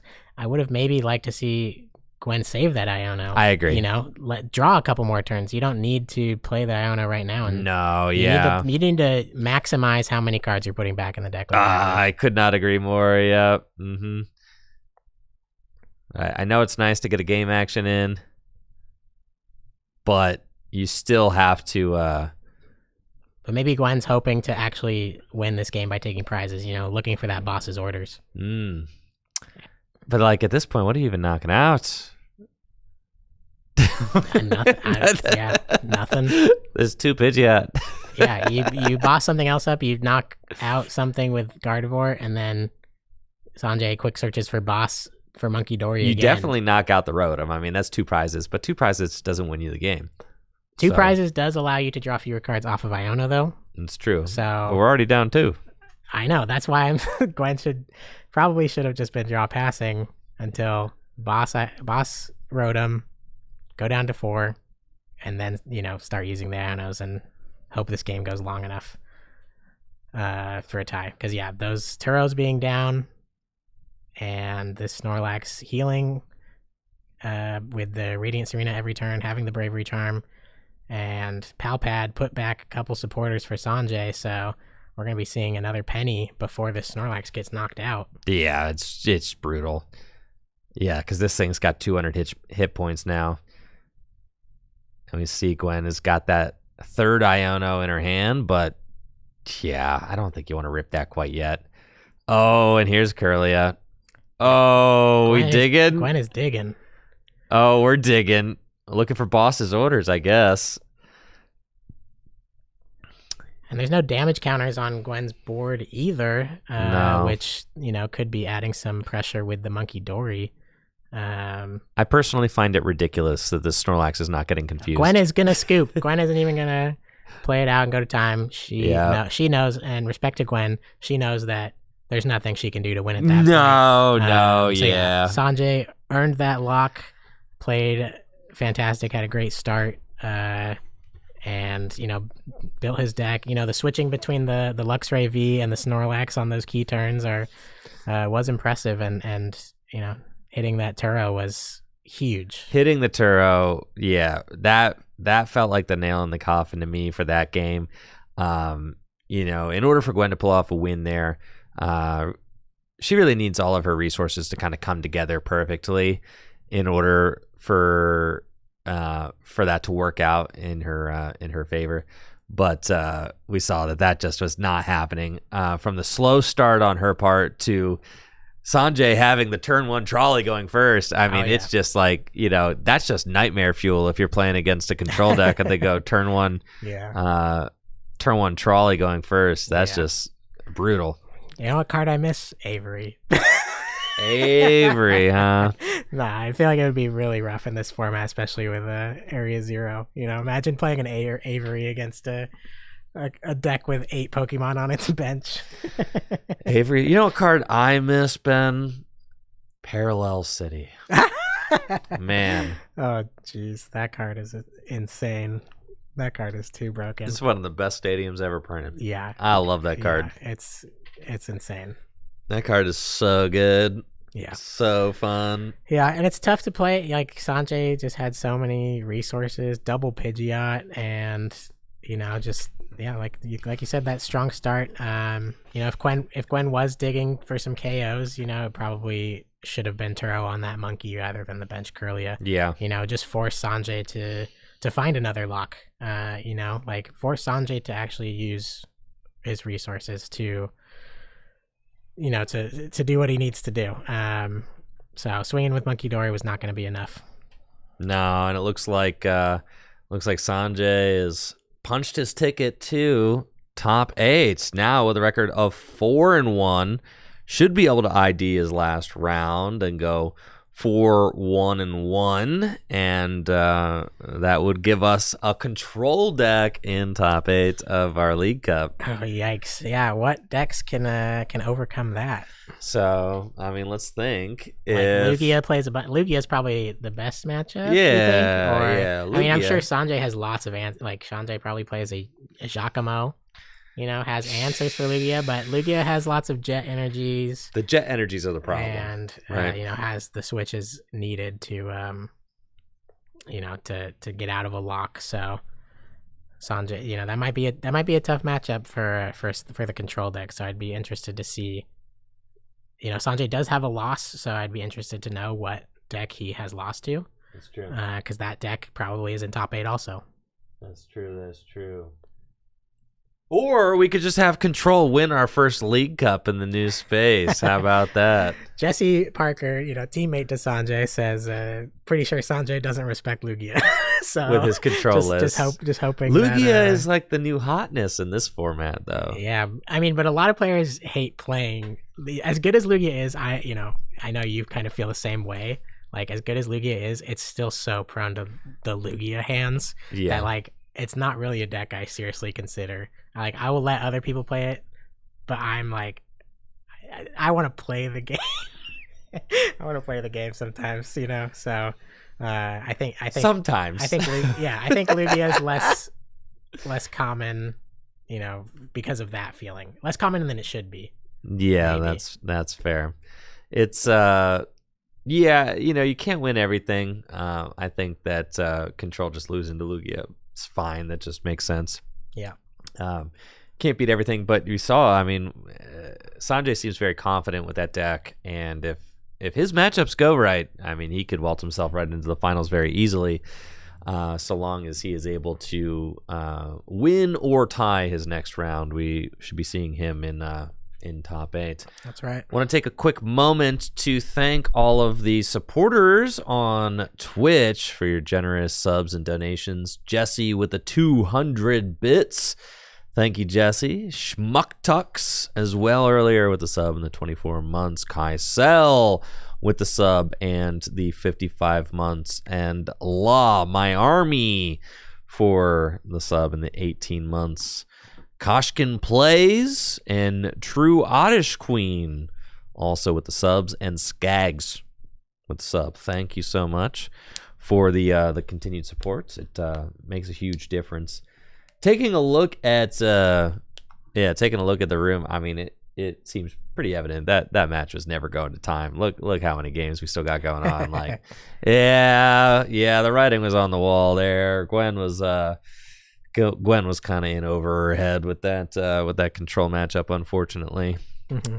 And I do know that 2 of the players that ID'd at 4-0 are Chase and Ren, which we both saw on stream. Oh, okay. Chase playing Dragapult at 4-0 after that big comeback in round 2 is IDing into top 8, as well as Ren, the Miraidon we saw last round. Those 2 players have ID'd and have locked their spot in top 8, assuming their round 6 opponent doesn't make them play it out and they lose. I very, very unlikely. I don't think that would happen, but so we'll see those 2 players in top 8. Yes, and thank you MRMT Badu for that sub in the 44 months, as well as Bartel Cartel. Thank you so much for that Prime sub, and thank you for the kind words there. I said congrats on the new space, can't wait to check it out and play in some events. Yes.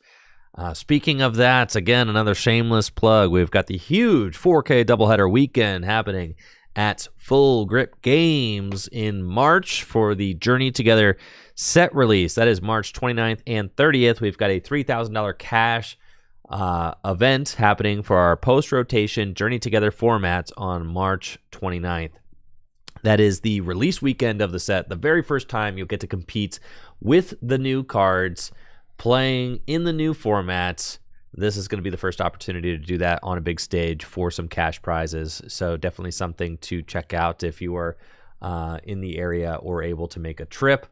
Also, in other big news, we've got the Gym Leader Challenge event happening that Sunday on the 30th. It is a $1,000 cash Gym Leader Challenge event. And to my knowledge, this is the biggest cash Gym Leader Challenge event that will have occurred since the last ones that we used to run. So like this is big. $1,000 cash for a Gym Leader Challenge event is pretty massive. So a huge win for Gym Leader Challenge fans and an opportunity to show off your new decks featuring Journey Together cards. And it's possible that Journey Together has a bigger impact on Gym Leader Challenge than it does on Standard, to be honest. Yeah. I think there's a lot of great pieces coming to GLC. I mean, I do think with the rotation happening and the excitement of the new cards and the new set, I'm sure we'll see plenty of those new archetypes at that 4K weekend for all the viewers to check out. So yeah, should be exciting. Yeah, it's gonna be dope for sure. All right, it looks like we've got a little bit of time. I'm gonna see if we can't pull one of these players up into the casting booth for a quick interview, real quick, talk about their tournament run so far. So hang tight, don't go anywhere, and we will be right back after this quick break. Thanks for watching.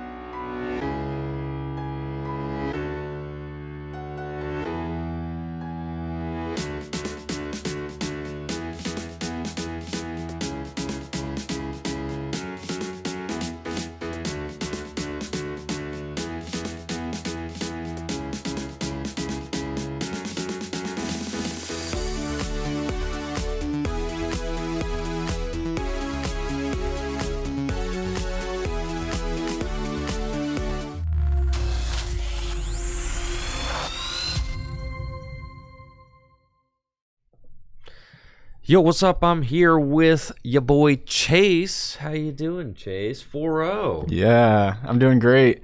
Picked the deck on a whim. Literally coin flipped for it actually last night between this and Lugia. Glad I had the coin flip the way it did. But no, it's been a blast. Loving the deck. It feels super uber consistent. Yeah. Tell us a little bit about how your rounds went that we didn't see on stream. The one we saw on stream started out a little bit sketchy, getting both those Dreepy knocked out, and you were able to claw your way back, which was awesome to see from the Dragapult deck. But how have your other rounds gone? Pretty well.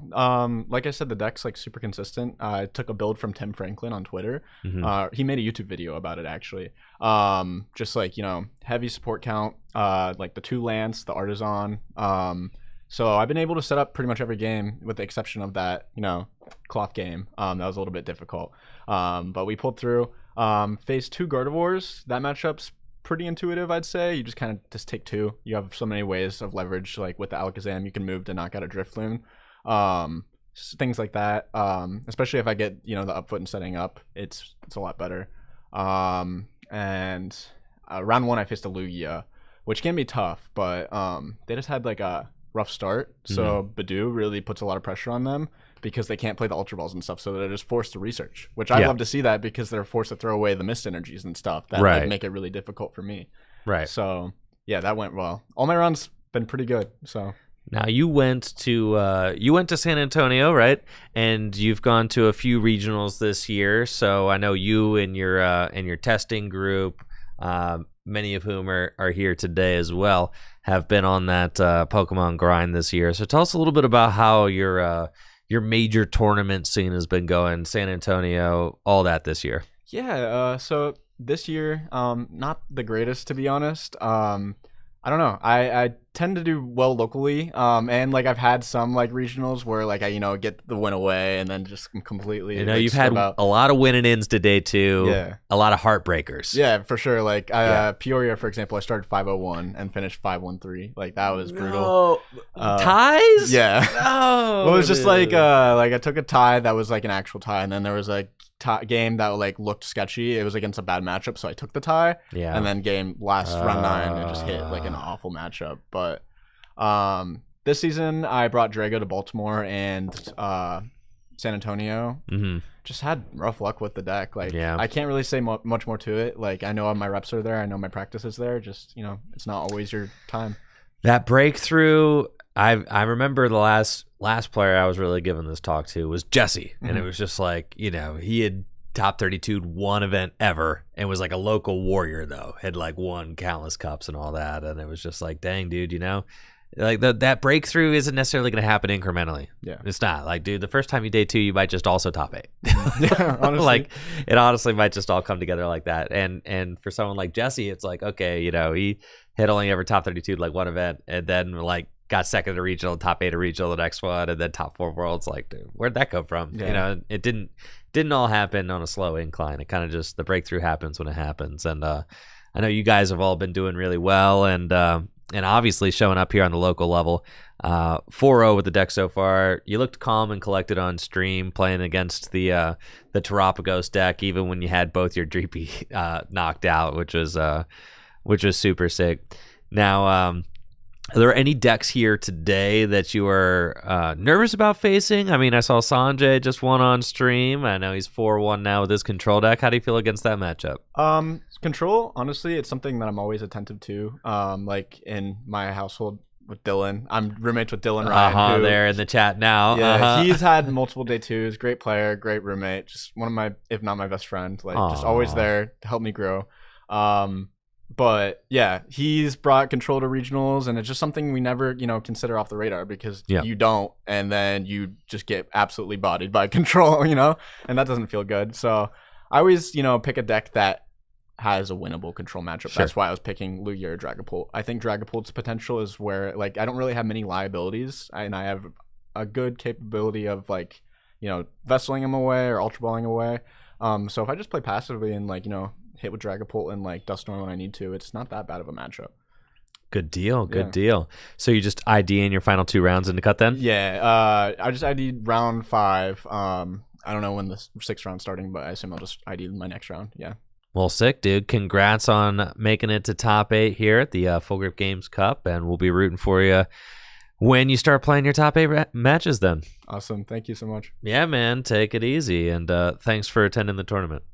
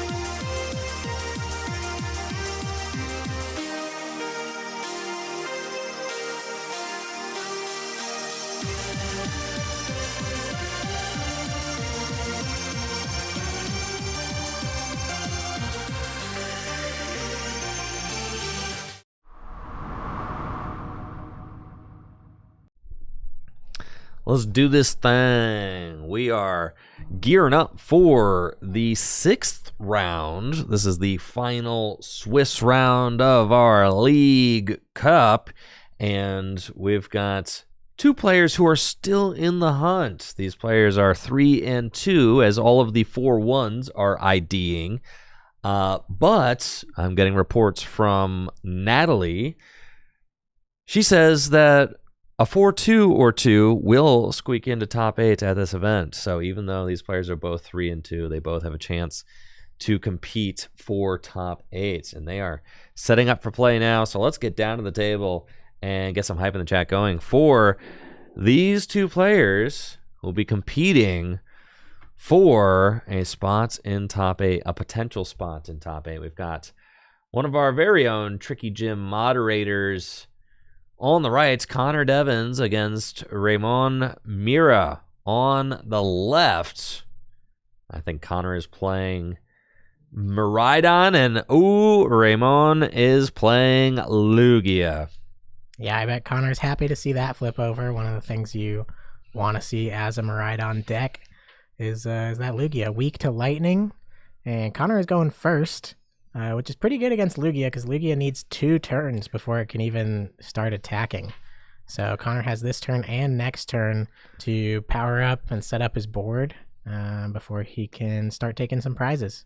So we'll see if Connor can get a strong setup. We see an electric generator whiff right off the bat, unfortunately. Yeah, that's not what you want to see if you're Connor. Usually you like to find lightning energy off your electric generators. That's an unfortunate whiff there for Connor. But still, getting a lightning energy down, and honestly, the Forest Sealstone drop onto the Raikou is just fine. Connor doesn't need a whole lot in order to be rocking and rolling next turn. Really, with 1 energy dropped onto the Iron Hands. Iron Hands can 1-hit KO like Lugia V with just the arm press. Yeah, for 3 prizes. Yeah. No, arm press, dude. Oh yeah, I mean with arm press too, but it could. It could. It could use. It for can sure. Lugia for sure. But I'm saying, that. like, say Connor only hits 1 lightning off generator next turn. That's right. Like, arm press still gets the job done. Yeah. Right. So setting up, just in case, Iron Hands can get in there, even if not for the extra prize. And he's a big guy who is not as easily return KO'd either. That's right. Lugia V-Star only hits 220. Iron Hands has 230. That's so true. That's so true, Ben. When it comes to having more than 220 hit points, Iron Hands really gets the job done. Yep. Yep, that is absolutely true. In a way that almost nobody else does Yeah. in the Miraidon deck. And Connor, I bet, is also happy to see an Ultra Ball come down and not double Archeops in the discard. But Archeops is grabbed off of that Ultra Ball, and Ramon's going right back in with a second Ultra Ball. 1 Archeops in the discard pile so far. A second Archeops is grabbed off of that Ultra Ball, and maybe we'll see a research of this hand to finalize putting those guys in the discard pile. I'm not sure what supporter is in Ramon's hand right now. I didn't get the best look, so we'll see about that. I don't know, but that's a slick-looking Pikachu hat there. You see that? That's right. Man, got to be research. You already know. Yeah. Serena. Okay. Still gets the job done. Does discard the Archeops from hand, which is pretty good, and draws up to 5 cards. Yeah, but Ramona's going to need another Pokemon, like, right now. That's right. This Capturing Roma needs to hit Tails for a basic. And it does. It does. Because I think the only other Pokemon in his hand right now is a V-Star. Yep, so it's got to be another Lugia V. And that is not... Okay, we had 2 Capturing Aromas to get it done. So the second one... Heads. Second one is only going to get an evolution, but this is looking real nice for Connor, because all Connor needs to do is really just swing into one of these Lugia V, take the knockout this next turn, and then Ramon guarantees has another Lugia V in play that will be another easy 2 prizes. So we'll just have to see how Connor's board is able to develop this next turn. I mean, Ramon was able to dodge the donk by getting another Lugia V for the bench, and it had to be another Lugia, because this Lugia could go down in the active spot. That's right. And Not sure. Read the wind incoming. Yep. Opting to discard the second. He has 2 Lugia V-Stars in hand. Opts to discard the second one, probably knowing that one of those Lugia is going down right now. So won't need you them only both. need the other one. Going to preserve that missed energy that he was debating on at first. But now it's on Connor to find a way to get this Pikachu out of the active and get one of his lightning Pokemon fully powered up. And with a bench of the Miraidon EX, Connor will be able to grab at least one more lightning Pokemon, up to 2 more lightning Pokemon from his deck with the tandem unit ability. But I'm assuming if Connor does grab one, he'll want to leave at least a bench spot open for something like a Latias EX to allow that free retreat option. Let me see. He does have the Magnemite there that he's eyeing up. It's a good option to have just in case one of your Pokemon does get knocked out. I'm also wondering if Connor is playing the secret box in this list as, yep, and there it is, 4 Seal Stone to go get the secret box. Could just be a nice play this turn if Connor does have 3 other cards to discard in the hand, because he really wants to just re-up his hand size and get, the key cards that he wants to get. That's right. Not only taking a knockout this turn, but also making sure you can take a knockout on the following turn as well. So just going to go all out and... Yep. Tandem unit will fill the bench, but since Pikachu is already in play, the bench technically isn't completely locked because once Area 0 comes down, that Terra Pikachu will allow up to 8 Pokemon. So, and the stadium is something you can grab off the secret box, which Connor is eyeing up off of this Arven.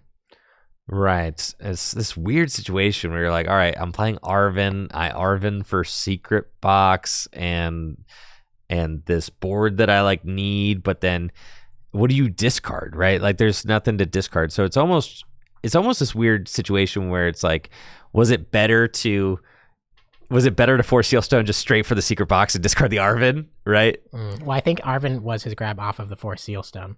Right. So he could have forced Seal Stone just for the secret box. Right. That's true. And he did grab the Arven off of the... Okay, you grabbed Arven. Okay. So Arven at least puts 1 extra card in your hand. It does give you 1 extra card. Okay. Yeah. I thought maybe the Arven was in his hand already. I think we see there... Yeah, he is going to discard one of those tools. No. Lightning. Yeah, so lightning and... Boss. Okay, Lightning Boss. And so Charm. He is discarding the tool he grabbed off of the Arven. So he used the Arven to loosen up his hand so that he could play the secret box. That makes sense. And now we have a generator, but he had to discard the lightning. So it's this weird spot, right? Because he needs that lightning to attack. That's right. Is his hand at 0 now, except for those 4? Okay. Yeah, this is going to be tight. Believing in the heart of the cards now. Man. I think before Connor finishes shuffling, that second Miraidon can still use Tandem Unit once Area 0 comes into play. It's true. So I'm wondering if Connor will put the stadium into play and thin out the deck of a few more basic Pokemon before running this electric generator. He did shuffle up, so we'll see what he goes for. Area 0, and yep. There it is.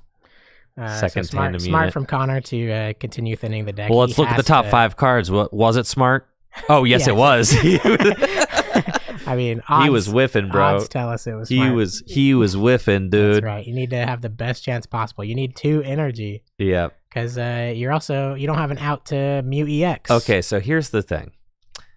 I kind of I think the secret box was it feels kind of incorrect because he guarantees knock out the Lugia with Iron Hands if he goes just V-Star for Arven and then just use Arven for board generator and then just and you have the lightning in hand, this puts him in such a bad spot if he doesn't hit double lightning. It would have even been more guaranteed had he attached to Raikou instead of Iron Hands. And now he gets 1. See? And now had that first. Now it has to go to Raikou, and now he has to fleet foot into a lightning. And had that first energy on our hands gone to Raikou, that's only 1 extra attachment needed to attack. I'm saying Connor put himself in a little bit of a very tight spot to find this knockout. No, and the greed. Ramon is over here praying. I know that Connor whiffs because it's not 1 full whiff on generator and then only 1 energy on the second one. Connor is the greed. Feeling the luck. What is it? The Latias. Oh no. No, dude. Oh, no, no. dude. No. Oh, no. Not like this. Not like this, Not bro. like Not this. like this. Oh, Ramon has got to be feeling good about this. yeah. Oh no. In the face of a Miraidon deck that can't attack. After Oh. 2 turns, Connor went first. 2 turns. 2 turns, 2 generators, And 2 generators in 2 turns, and only 2 energy in play. Miserable. Yeah, that's not hot. Miraidon is not running hot right now, and now Lugia is off to the races. Has 6 prizes. You know, Connor didn't take any. Both Archeops now down. We're gonna start seeing some attacks, and now Raiku's in the active, which does die. To Oh Lugia yeah, V-Star it does. attack. And there's no other draw on this board that Connor has. He's got an And Arvid, and but Iron Hands are like, yeah, arm press. Iron Hands will- is like worthless now. yeah. I mean, You're gonna arm press. arm Yeah. press can take the KO, thankfully, but he still needs 2 energies on it. Yeah, Connor kind of digging himself into a corner a little bit. Although he does have a supporter because He's got the Arvid. He's got the Arvin he grabbed off of the secret box. Yeah. So that can get something like Fezandipity It could. to at least see more cards. For sure.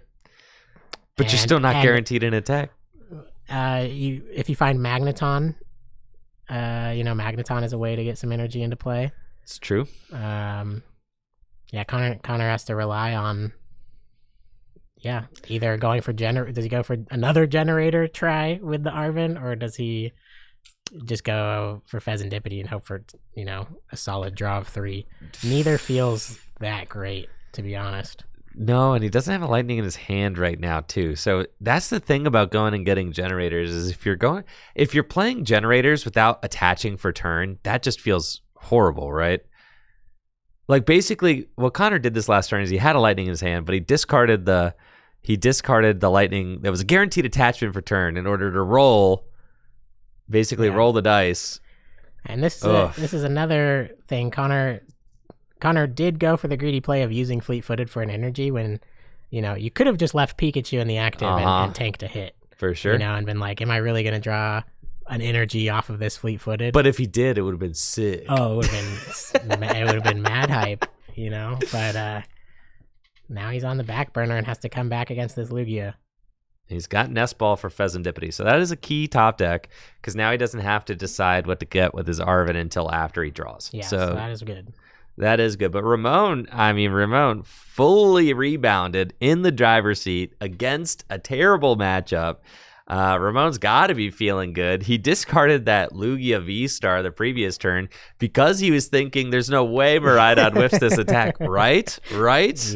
You would think so. You would think so. So we got that Fezandipity draw. I see an energy.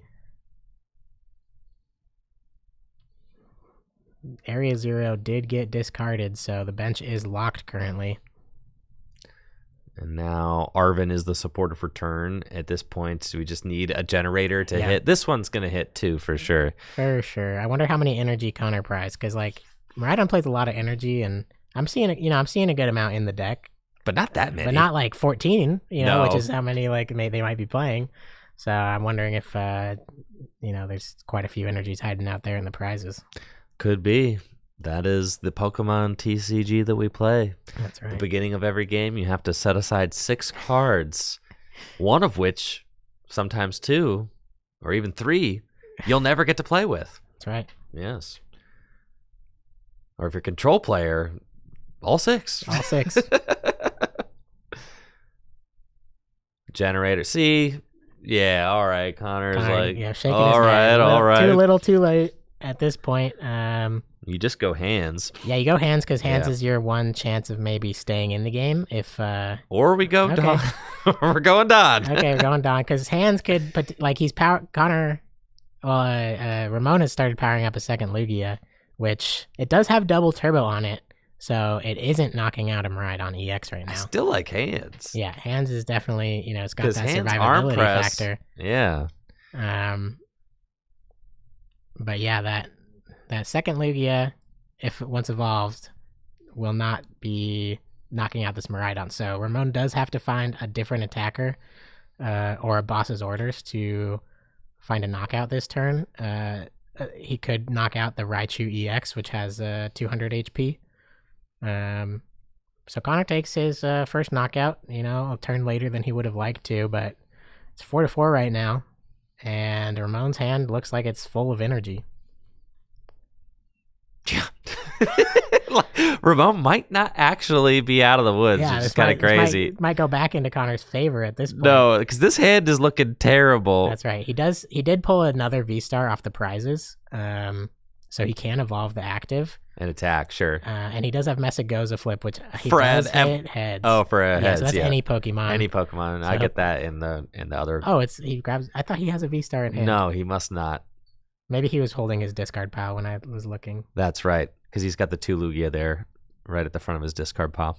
Okay, so he goes for a V-Star. Does he have a boss, or is he gonna swing for 200 into the Miraidon? That doesn't feel good. I see. I think that's the Wellspring Mask Ogerpon EX in his hand, which has a snipe attack, but that's not going to be doing anything that relevant right now. Legacy Energy can keep Ramon in the prize trade if it attaches to this active. But again, not taking a knockout feels terrible here from Ramon. So, you don't have.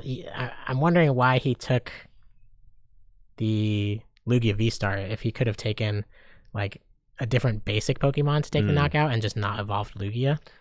You could retreat the Lugia with the double turbo, and something like a Blood Moon Ursaluna could have attacked for 3 energy. Oh yeah. So, and that would have been difficult for Connor to deal with. Okay, but he does have the boss. Okay. All right, we see. So that's a. Then that makes sense. Yeah. Yeah. And there is a gift energy on this Lugia, but still no other attackers for Ramon at this point. And had to flip for Messagoza to find the Lugia. So right. If the hand doesn't get reset, and Connor can find a stadium bump, depends on what Ramon takes off the prizes here, I guess. Ramon might be stuck with this hand and, a couple cards off of gift. See, he decides to keep the Messagoza, knowing that's an out, but he does find a Luminion off of his prizes. Ooh, he does, yes. This is a situation where Countercatcher would be huge if Connor is playing that card. You could Countercatcher up the Wellspring Mask Ogerpon, knock it out, and also, well, I guess the Miraidon decks don't even play Iono. Yeah. They mostly don't. I don't think they do anymore. Man, Miraidon used to be a real Pokemon deck. That's right. Used to play draw supporters. Now it just plays Arven. Yeah. Flip the script. Boss. Okay.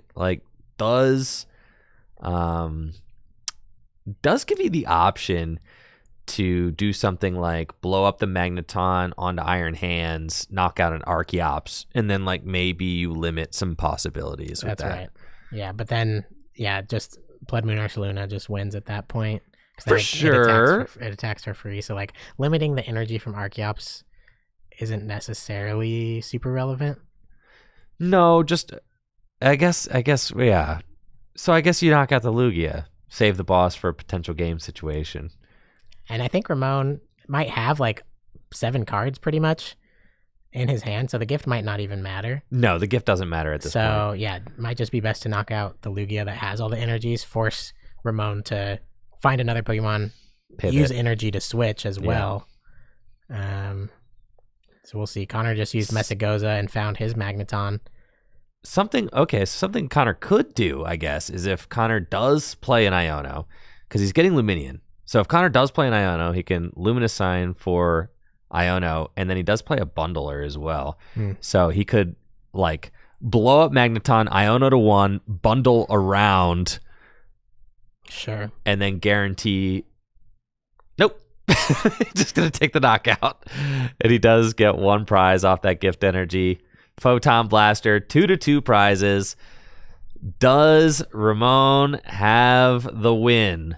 Yeah, he just needs something that can do at least 210 damage, for that Fez.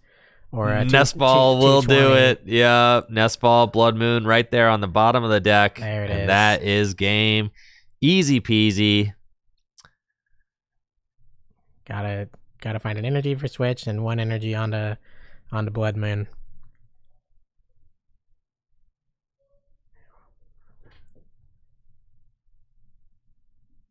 There it is. GG's Blood Moon Ursaluna for game. And Ramon will advance to 4-2. Connor dropping to 3-3. GG's to both players. That feels so bad as a Miraidon. You hate to see it happen. Swiss, yeah. I know. You hate to see it if you're a Miraidon fan. You hate to see it if you're a Connor fan. But if you're a Lugia fan or a Ramon fan, then you love to see it. You love to see it. Lugia getting the dub over the Miraidon deck, being able to take down its bad matchup in the final round of Swiss to give Ramon some hope at a chance of top 8. I think maybe 1 or 2 4-2s will squeak into top 8. So Ramon giving himself the best chance possible with that 6th round win. And Connor, unfortunately, bowing out at 3-3. We will have our top 8 starting to take shape here, and I'm excited to see what decks we've got. That's right. Yeah, Ramon isn't necessarily guaranteed to be in top 8, but he's put himself in as strong of a spot as he can at 4-2. It all comes down to resistance at that point. I'm interested to see what other decks, what other players are going to join Chase and Ren, and most likely Sanjay in top 8. I'm not gonna lie, Ben. I am so addicted to having this camera in the shop and being able to just do whatever. It's so crazy, bro. It's awesome. I've got so too much control. Power. So much control. I've got too much power. That's right. That's right. Yeah, like if I want to zoom all the way in on Chase's, on Chase, I could just. He doesn't even know, bro. He's gonna watch the VOD, and he doesn't even know. Chase doesn't even know. Yeah, he doesn't even know that he's the star of the show right now. It's too much power, dude. It's way too much power. Yeah. Yeah, that's crazy. Like, what does this piece of paper say? I can probably read it. Yeah, dude. I'm pretty excited based on kind of how much deck diversity we've seen today. Like we've seen a lot of different decks. Oh, zooming in on the prizing. There we go. First yeah, place, look at that. What is that? $500 for first place? That's right. Oh, wow. Champion playmat. See, I knew we could find some pertinent information. Yeah, $500 to first place. We've got $300 to second place, $150 to third and fourth, and $50 to 5th through 8th, as well as some prize packs. So, yeah, a lot of money on the line. You hate to lose. It's exciting to get top 8, but you hate to lose in top 8 when you're losing. It's $100 money match in top 8, $150 money match in top 4. Crazy. And so this is gonna be a fun couple sets we got coming up. Best of 3 as well, as players duke it out for the title of League Cup champion. That's right. That's right. Wow. Yeah, that is $500 store credit. All right, Ben. Say you get $500 store credit. What you spending it on? Well, I can tell you partially because this past week I sold some cards and had like $300 stored credit. And I bought a full art N. Okay. For the GLC decks. The GLC decks. I bought a full out Marnie. I was eyeing up a full art delinquent, filling out my full art trainer roster for all the GLC decks. So that's usually what I go for. But I also like to save a ton because nothing feels better than showing up to League and not having to pay anything. That's right. Just bankrolling it. That's right. I also got to keep in mind, got to save some store credit for when Journey Together comes out, so I can pre-order the cards I want and be able to play any deck. Mm-hmm. So if I want to play a fully new Iono's deck, I'm gonna need to be able to pre-order all those cards from Journey Together for that weekend. So got to sit on the stack for a little bit. For sure, for sure. There's a whole full grip economy. Okay, Oh, yeah. there's a meta to the full grip economy, right? Because if you're one of our league members, then you know, all right, you play in league, and then you win store credit every week, and then you're kind of like bankrolling it, right. and then trying to win more, and just like stack up your mound of store credit. That's right. And then there's also the cash back you get. So anybody, even if you're not a Full Grip Games local, we have a loyalty program at Full Grip Games where you earn a percentage of your purchase back in store credit if you shop directly at fullgripgames.com. And you get a higher percentage back with every purchase the more money you spend. There are tiers to it, right? So do you know what tier you're at, Ben? I think I'm at 4%. Yeah, 4%er. I mean, so that's pretty good. If Not you bad. spend $100, you get $4 back in store credit, and that, you know, that adds up. But we've got some 6%ers out there. Oh yeah. Yeah, I know. I'm climbing the ranks. Yeah, How's Jack is like one of our. that? He's a big spender. Yo, Jack is a big full grip baller. He's one of the 6%ers for sure.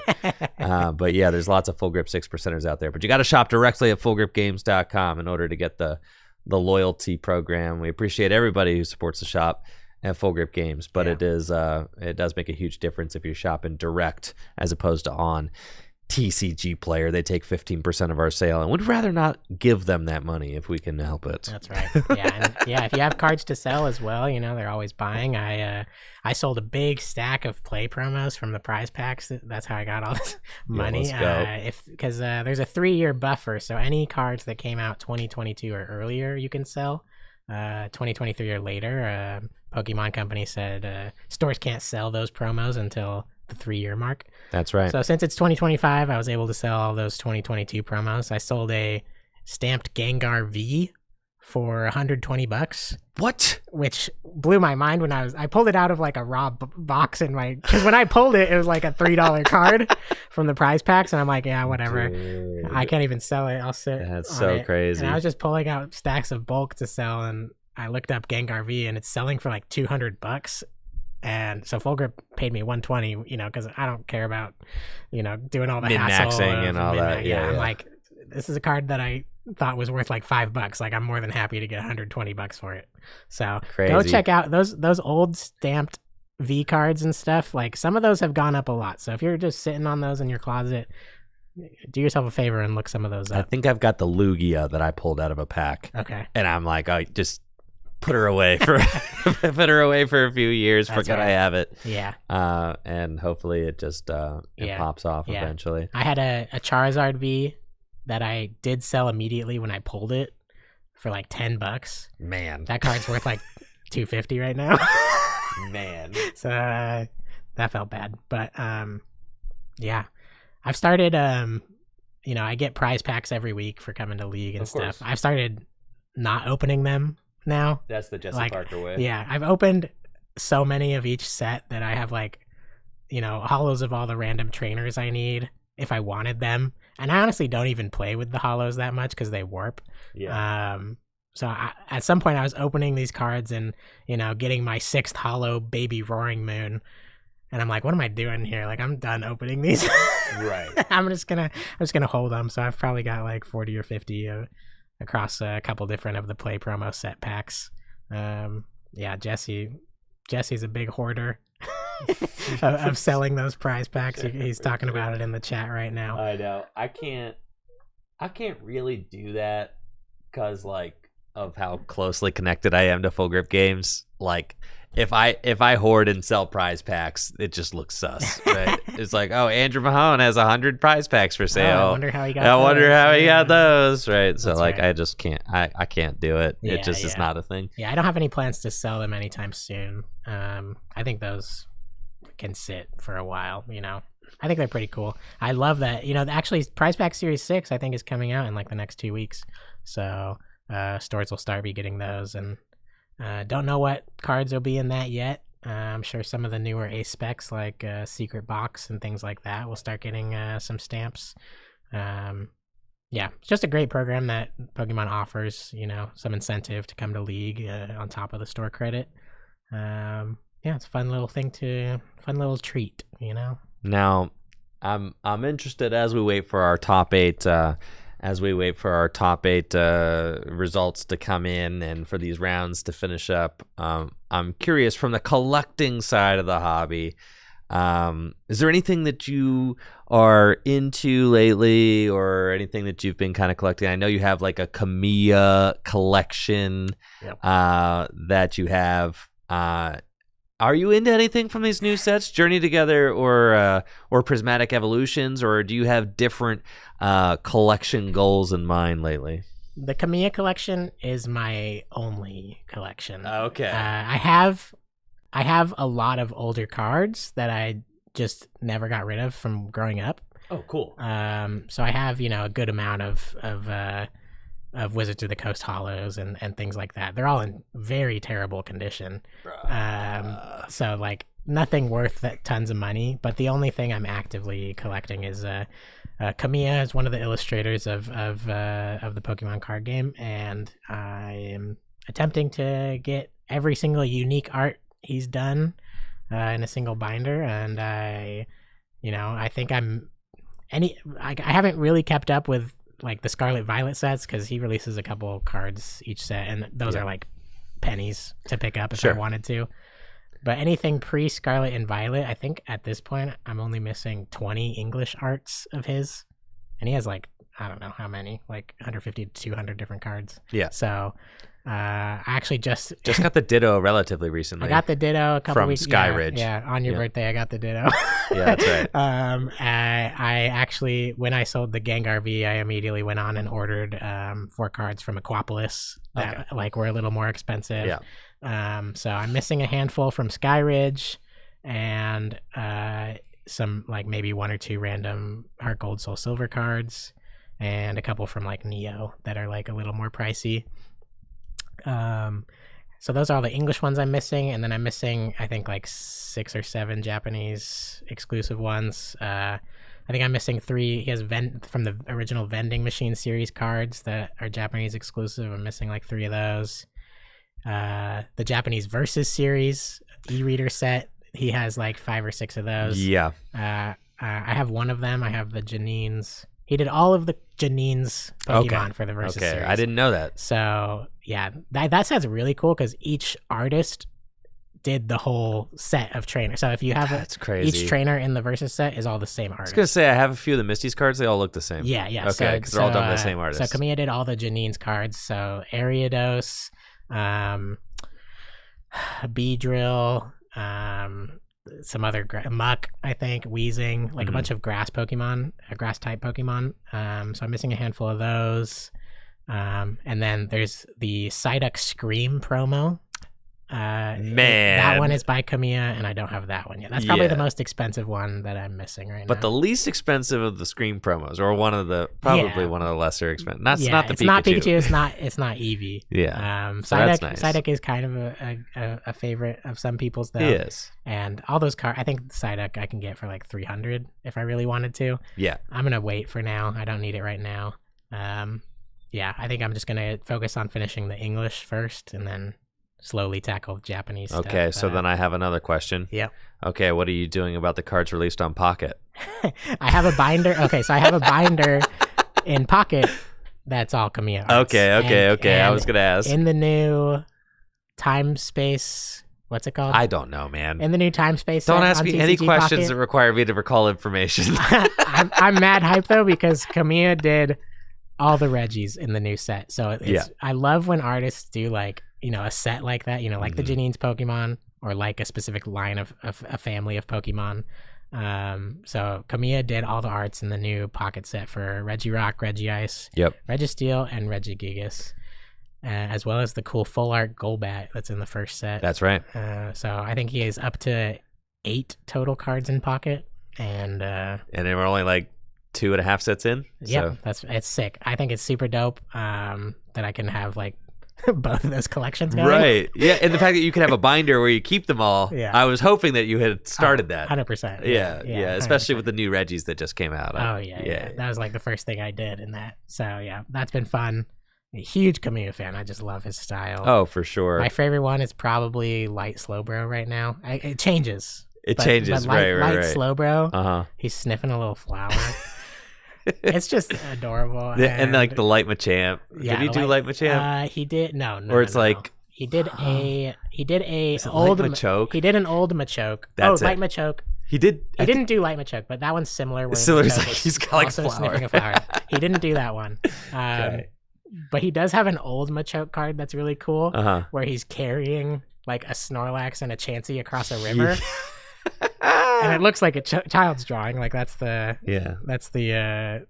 the draw of the Kamiya cards is that, you know, it has like this more intense energy to it compared to like a more realistic approach like Arita does.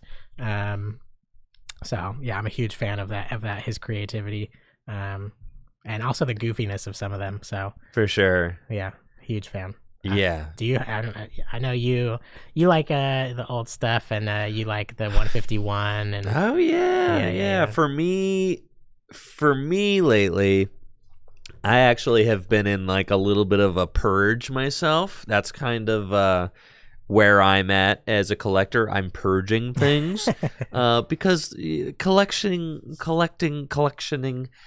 It ebbs and flows, and sometimes you're good and you're in your pickup phase, and then sometimes you're in your purge phase, and I'm in my purge phase right now because I need to afford all this new studio equipment to help pay for a lot of the new upgrades that I'm making. I also just commissioned a $2,000 mural. It actually ended up costing more like $3,000 to $4,000 over there, and I'm needing to buff that out as well. So I actually am selling all of my skateboards, as you may have noticed. There's an Eevee one up here now, and there's actually not even one over there on the far wall because they're all starting to go. And this Gyarados one is actually already sold as well. So like that one I'm shipping out on Monday. Nice. The only ones that I really have left, I have the Charizard one still up for sale on my eBay store, and I have the Mewtwo one still up for sale on the eBay store. I sold all of the Eevee boards to my buddy Alex Holtz, who just picked them up at like a super bro price to like help me pay for the mural. So yeah, I'm purging all the boards, and I'm also purging a lot of cards that I have right now. Not this. You still got plenty, I'm sure. Too many, bro. Too many. I got too many cards, bro. Too many cards. But like, there's certain things that I want to accomplish creatively. Yeah. And it's like, okay, if I want to accomplish this creatively in the production sphere, and we were talking about this before the stream, but in the production sphere, like, money is the biggest holdup. Yeah. It's crazy. Just everything is so freaking expensive, dude. Yeah, and I'm so thankful to Full Grip for providing so much of this. Yeah. Well, so much of this yeah. that's downstairs right now because in the space to do it. In the space to do it. Because Full Grip made a huge investment into my productions on Tricky Gym. In the last 6 months to kind of help spell it out. Like everything that's in this studio right now is mine. I've purchased out of my own pocket, everything. And I own it, and I own Tricky Gym. So like it's all kind of like my business. And Full Grip didn't own anything on the production side because they just sponsored my productions. Right. That's the way that our relationship was. Then with the introduction of the new tournament space, Jameson made a $25,000 investment into new studio equipment. They bought me this thing, which is a $5,000 switcher. Yeah. Okay. I'm never buying a $5,000 switcher. No. The switcher I have is $500. That's why it's got the stupid anti-aliasing crap going on, and that's why I can't handle some of the video feeds that I give it. Okay, because it's only $500. This thing's $5,000. It's not going to have that problem. That's right. You know, that's why the nice $2,000 remote control camera controller that I haven't figured out how to set up yet. You know, I'm never buying that myself. Right. And the this camera was $5,000. Cameras get so expensive, and this one's got the full 360 pan tilt remote control. Oh yeah, that thing's easily $5,000. This thing was $5,000, bro. Just so we could spin around a little. This thing was $5,000. Yeah, I'm never buying that. Like, I'm never gonna buy that myself. Like, we'll just make do with whatever we got. But like, Jameson invested $5,000 into that. The cage down here, this cage. Hold on, I'll show you, because I can show you. And how insane is that? This cage, all these lights, the truss system, truss system, all that overhead cam. Look at all this, bro. Look at all this. I can't afford that, dog. Yes, the truss system. That's like 5Gs right there. Oh yeah, truss is expensive. They're so expensive, dude. That camera up there, that's the same camera that I use for my overhead cameras, which actually is right here right now. The camera that we have there, Jameson bought one of those for the shop downstairs. So like, Jameson made a $25,000 investment into the production side of things, which is like incredible. But it's still not everything. So there's still odds, and it's like, so now I'm so invested and motivated to run with this huge. It's basically like Tricky Jim got a big grant. Yep. Is what it feels like. Yeah. Like a $25,000 grant. And I'm like, okay, we got a $25,000 grant to make our dreams come true. Now I need to like piece the rest of it together, right? Because Jameson also just built me a $100,000 renovated studio right over there. So sick. The new studio space cost $100,000 to renovate. It was a little bit over budget for what Jameson was expecting, but he's gone through with everything. It was $100,000. Yeah. So it's like, you're telling me I'm going to get a $100,000 studio, and then what am I going to have as the backdrop? A white wall? Like, absolutely not. No. So like, and no. The bricks, old news. The bricks, old news. Am I just going to import my same old studio to the new studio? No, right? Bricks are played out. Every podcaster's got bricks. That's right. And you have plenty of cards to sell to fund the wall, you know? That's so, what I'm saying. Now you're not going to miss some of these board, you know, like you will think back on it and be like, oh, that was cool when I But had I can watch those. the content. That's right. Yeah. You're like, It'd be like, you're not going to sick. skate on these. Never. Yeah. No. So Well, I think it's a smart decision. Thank you. It's going to be mad hype. Thank you. I'm really excited. I'm really excited. The new mural looks amazing. And once it's all said and done, and, you know, by the time the 1K comes around, like, you know, I'm sure you're going to be up and running, and oh yeah, dude. we're going to get the weekly Gym Leader Challenge stream. Heating and air conditioning too. Just think of how productive I'm going to be able to be with the heating and air conditioning. It's going to be crazy. That's right. It's going to be my first studio that I've ever had that has heating and air conditioning in it. Of all the years that I've worked here at Full Grip. And that's another really cool thing that Jameson's always done for me, is he's always given me a space to just be creative and go wild with. He doesn't ask any questions. And that's an artist's dream. It is. They just want a space provided. Yep, it is. And I have gone absolutely wild in this space. I mean, I've got a skate ramp in here. I've got brick walls screwed into the wall. Like, I've done whatever I wanted to do with this space. But the one downfall of it is that it's kind of, it was a little bit of a hack job, okay? The entire creation of the space was a little bit of a hack job. There's no heating or air conditioning in here.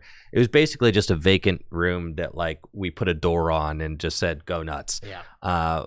And the electricity is, like, not up to code in here, and there's, like, wires sticking out of the wall over there. Half my ceiling tiles are missing. There's a hole over here from today. Yeah, poking a hole in the ceiling with the broom. Yeah. But the new studio space is actually 100% up to code because Jameson got this, like, oh man, how did that Are they happen? tracking our thumbs? That was weird. That's like a whoa. Yo, how did we do that? That was crazy. Do it again. Whoa. What? That was what so the random. heck? How did we do that? Disneyland up in here. Come on. Dude, I don't know how the Mac, I don't know. I want to turn that off because I don't want that to ever happen. Is that an OBS thing? Like, what is that? No, it's a Mac thing. I don't know. Like, Mac has that. I don't know what it's doing or why it happens, but it happens sometimes. It's like a FaceTime thing? It happens to me like during tag team podcasts is when I usually notice funny. it. Yeah. Oh my God. I need to figure out how to turn that off. You could turn it off. I just haven't. That's so funny. I've never had the fireworks though. That was the one. That was awesome. That was Clip the that. first. Yeah, that was sick. Yeah. Anyways, we are just waiting for top 8 right now, you guys.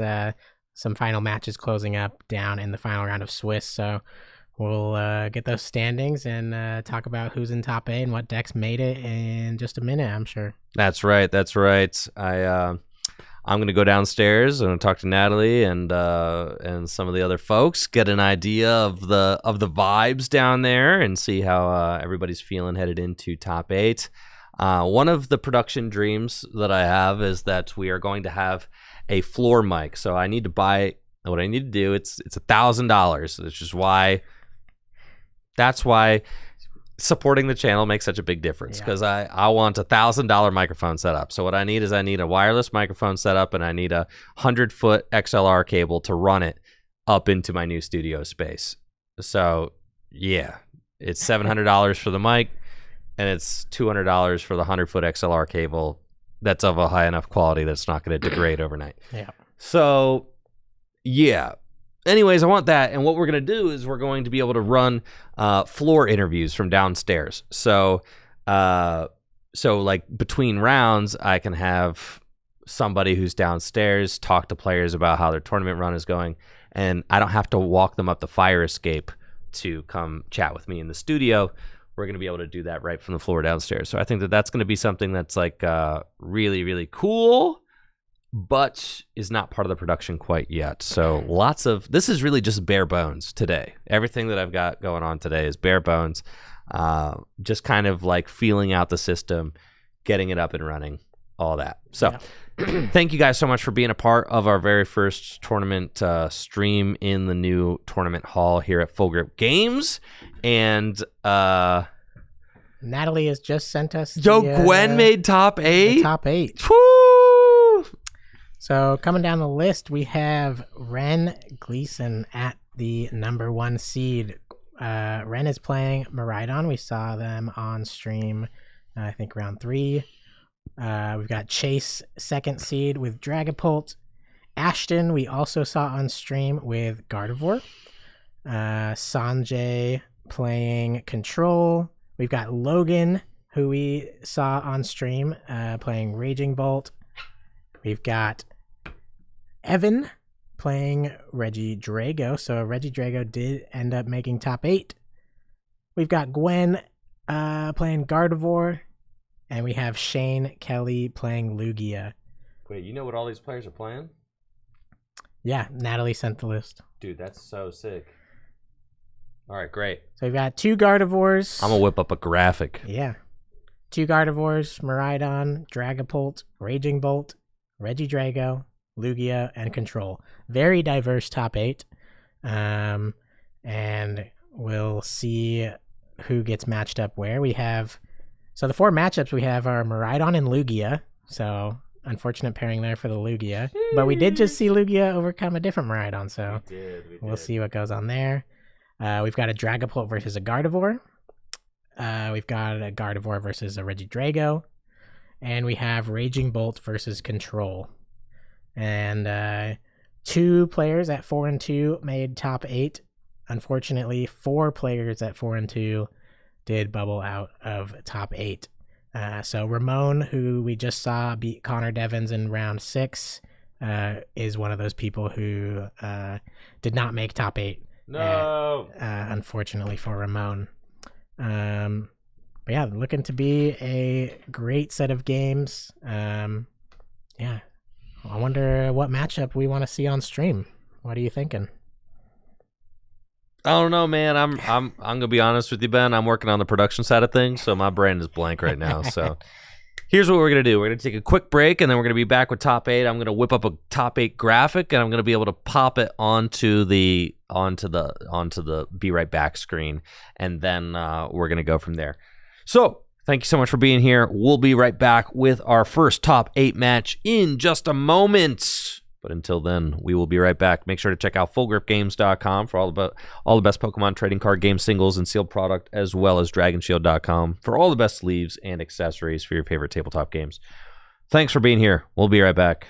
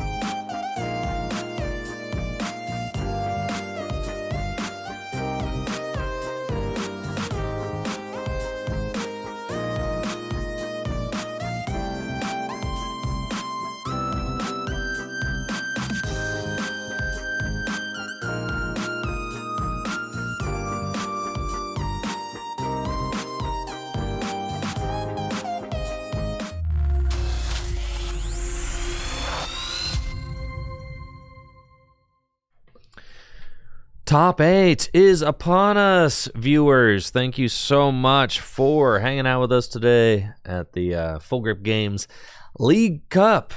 We've got an exciting match ahead. Our first time featuring Reggie Drago V-Star on stream today. We've got Evan Ehrenholt with Reggie Drago V-Star against Ashton Waite with Gardevoir. And they are getting shuffled up right now, so we're going to get down to the table. That's right. We have the Reggie Drago player on the left. No, sorry. Swap that. We have Ashton on the left playing Gardevoir. Ashton, we saw earlier today play against... What did Ashton play against? Was it a Miraidon? I don't remember. I don't remember. Again, I gotta stop asking you these questions. No questions, bro. No questions. No questions. Yeah, Ashton on the left playing Gardevoir up against Evan on the right playing Reggie Drago. We've talked a little bit about how Reggie Drago has maybe fallen off a little bit in the tier list since the release of Prismatic Evolutions. Both Badu and the Regigigas coming out. Badu is very strong against a deck like Regidrago, which relies on items to pull off attacks on turn 2. Things like Energy Switch and Superior Energy Retrieval, Prime Catcher, all these cards, Earthen Vessel, all these cards that, allowed Regidrago so much power, could come to a halt if Badu is shutting it down. And I don't know if Ashton is playing a Badu in his Gardevoir list. I kind of doubt it. I don't think we've seen that many Gardevoir players playing Badu just yet. I think I saw that Gwen is. Was she? Yes, and is in top 8 as well. Okay, well, that'll be fun to see. I'm curious to see if Ashton... Did we see a Badu with Gwen playing against Control?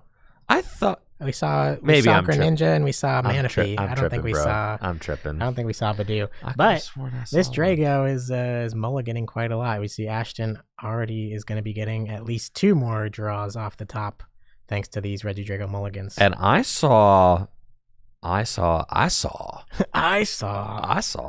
Cat. I spy with my little eye. I saw the Noctowl is what I saw. In Drago? In Regidrago. That's okay. What I saw. Yeah, I saw a Noctowl over there, Ben. That's what. Now I'm not hip to the Noctowl technology in the Regidrago deck. That's not how I prefer to play it personally, but I've definitely seen it, and it makes sense. I mean, you've already got your Terra Pokemon. Noctowl, when you evolve it, allows you to search your deck for 2 trainer cards, put them into your hand, but you can only do that if you have a Terra Pokemon in play. Obviously, the Teal Mask Ogerpon is a Terra Pokemon, so that works. That checks out. These players are getting ready for top 8. This is a best of 3 in top 8. That's so right. 75 minutes on the clock for these players to complete their best of 3. Winner moves on to the top 4. First person to get 2 wins. And it should be a very fun match we see. I think just waiting for the judge to get them started. And this is going to be a $100 money match. That's right. The top 8 finishers today are awarded $50 of store credits, but the top 4 finishers get $150 store credit. That's a huge difference. That's right. That is the difference. That's like the difference between getting an elite trainer box and getting a booster box. That's right. That's a lot. Yeah, so a lot on the line here. Would not want, if you get all this way, you don't want to go home with just 50. You want to go for that 500. 10 times your money if you can get first place. That's what I'm saying. From top 8 to first place. So these players have a lot to play for. It's going to be a fun set. I know Natalie sent a question to you via text. But Ashton is going first, does have 2 Ralts in hand, so without playing a supporter, that is definitely the kind of start you want to see as a Gardevoir deck, just making sure you get multiple Ralts in play. And over on to Evan's side of the board, gonna start with that Hoot Hoot in the active, and we'll see a Nest Ball played for the turn. Saw there that Prime Catcher is the ace spec in Evan's deck. Probably gonna see maybe an Ogerpon hit the bench, as that was moved to the top, get a few Teal Dances in, hopefully get a Fire Energy drop on a Regidrago V. We are off to the races. And one thing that Ashton does have to be on the lookout for as Evan gets set up is a potential Kyurem. Kyurem, Regidrago V-Star can use Kyurem's attack to hit 110 damage on 3 of Ashton's Pokemon. So if Ashton does not get a Manaphy down and only 3 Ralts, Evan has the ability to completely wipe the board of those Ralts with an attack from Kyurem. Though it doesn't come without its costs. You'd have to discard all your energy, and sometimes that can be the wrong decision. I've seen many Regidrago players go for that early and then fail to set up another attack after that. Especially in a deck like Gardevoir, which can Iona you to such a low hand size, can counter a catcher up something that doesn't want to be in the active. Yeah, there's ways to play around a Kyurem attack. So we'll see what Evan can get going here. We're going to see a teal dance on that first Ogre Pawn EX. Finds an Ultra Ball. That's big. And there are, I think, 2 Ultra Ball in Evan's hand. But as is the case with a lot of decks, Ultra Ball can get weird to play. You just don't want to discard any of these good cards from your hand. So Ultra Ball away, Ultra Ball is the play, because a Regidrago V needs to come down in order for this deck to get moving next turn. Now, I am interested to see if Ashton plays or has access to Manaphy, because that could end up being a big part of this game as well. But we do see the Cresselia, and Cresselia does a really good job of walling off damage. Ooh, with the research to top things off. That's great.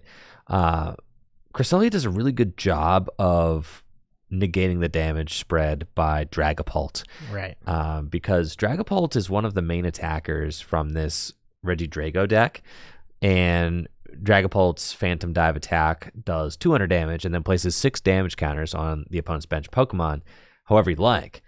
But if you're placing those 6 damage counters on the bench and Cresselia and Monkey Dory can just move them all off, then you're kind of just in a bad position, right? So the Regidrago deck in this matchup, you like to go first. You like to really get ahead of the game. Being down early can feel kind of bad if your opponent has time to really like set up their board against you. I mean, really all the Gardevoir deck has to do is knock out 3 2-prizers and this game is over. Things can get overwhelming really quick as the Regidrago player if you are not able to stifle the setup in any way, or if you're not able to pull off that Kyurem play.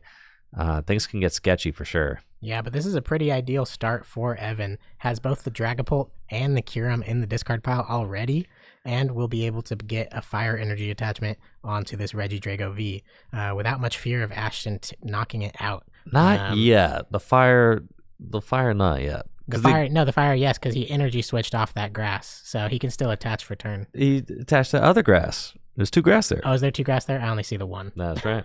So that fire might get Iono to the bottom. Right. Okay. That's fair. But the Dragapult is in the discard pile, which that's why he played the Earthen Vessel now, even though he can't attach it yet. But Ashton does have double Kirlia in hand as well. And Hisuian Heavy Ball, so even if that Manaphy is prized, then Ashton would be able to rip it off the prize cards. But looks like no basic Pokemon prized here. And Ashton has the Iono to send this hand to the bottom of the deck, which will give them both 6 new cards to work with.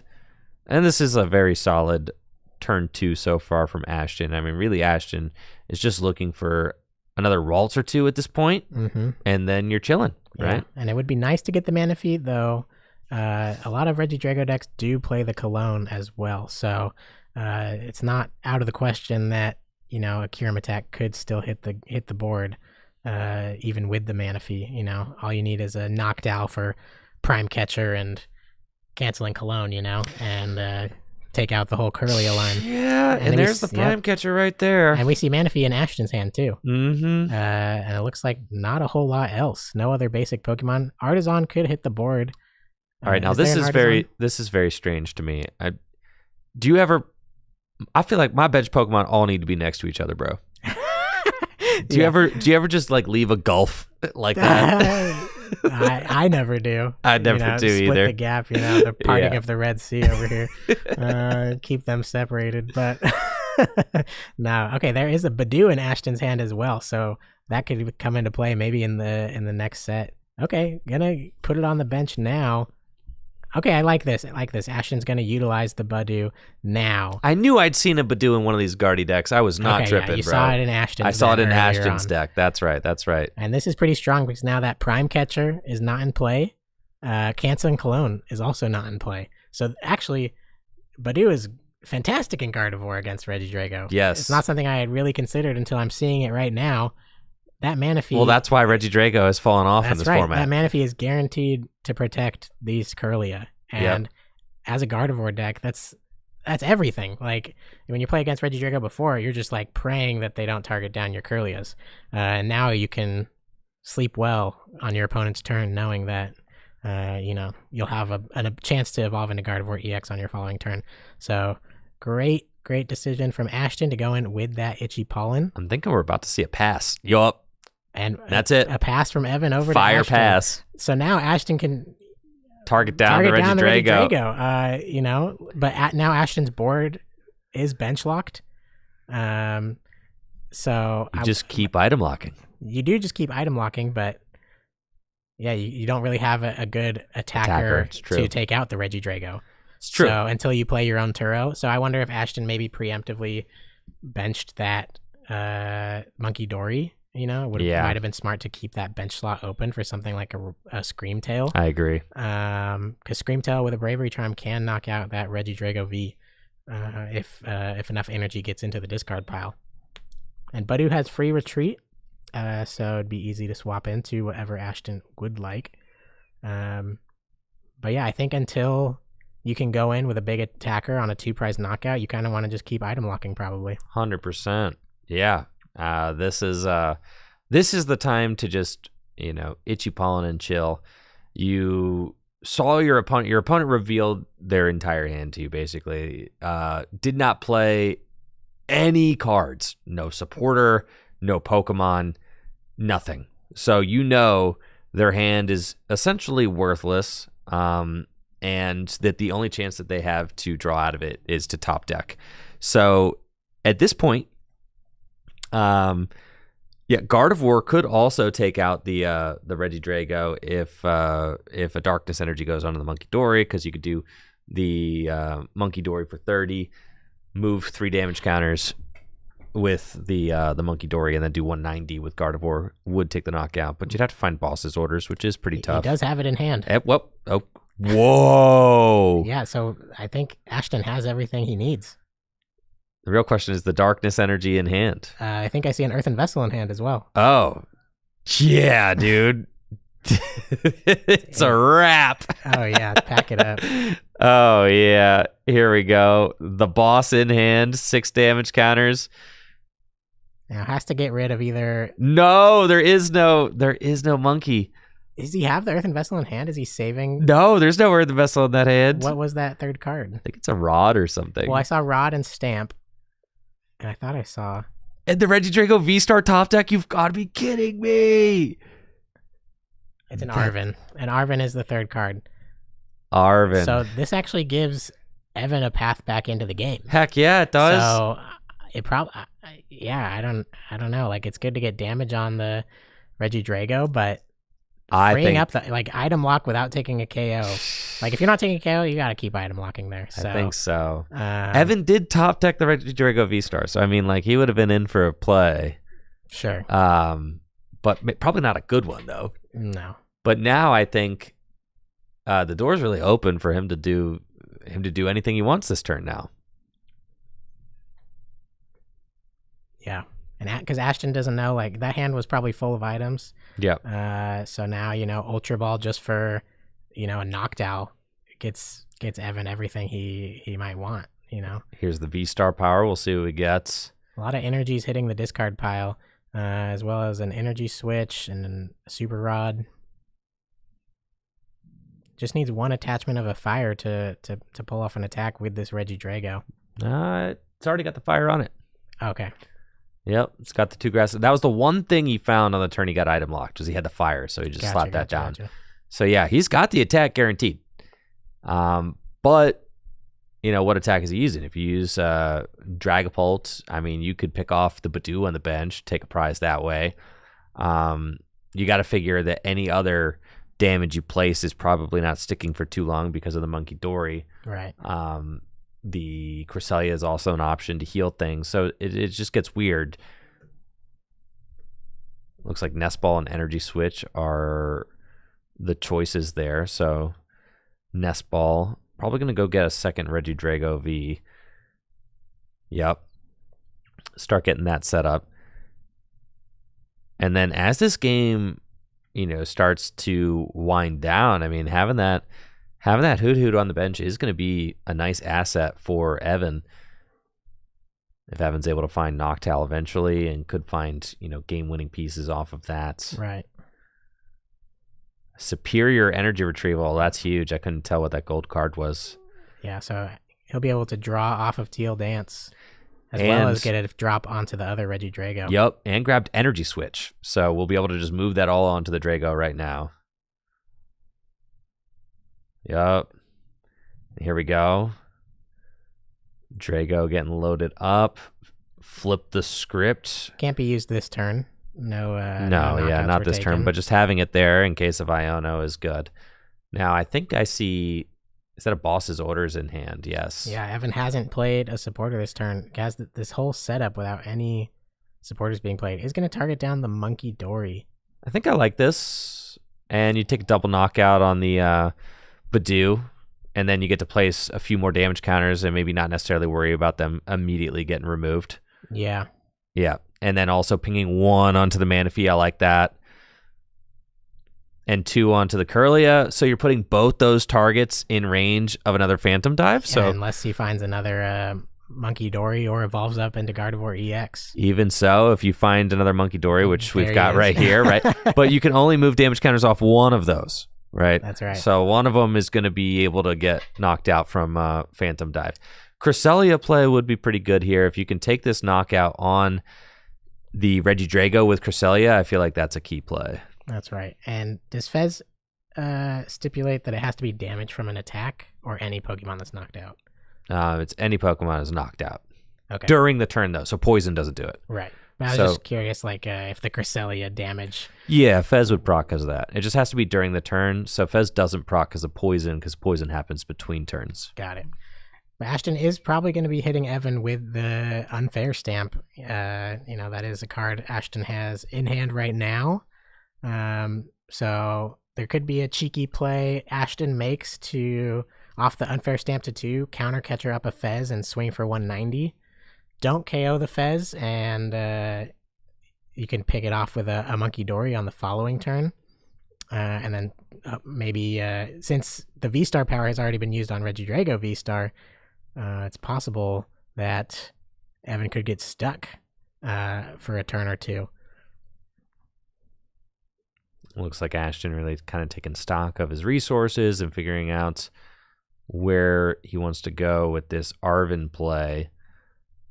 The crux of the game is kind of happening right here in these couple turns. And it looks like it is going to be Night Stretcher and Bravery Charm. Only one Kirlia in play, so a little bit of limited draw. And Night Stretcher getting that second Monkey Dory, potentially? That's an interesting grab to use that resource now when you obviously haven't attached to the other Monkey Dory yet. Right. So can't attach to both of them. Can't attach to both of them, so... The Bravery Charm on the Manaphy is kind of sick, right? Yeah. But using that Night Stretcher now is an interesting decision from Ashton. Ashton could have a card like Crispin in his list that allows him to attach to both monkeys. I don't think so, bro. I think Ashton's a good player, and I'm just curious to why he would put double monkey into play. So, we'll see what Ashton draws off of this 5 cards from Unfair Stamp. Going to set Evan down to only 2 cards in hand.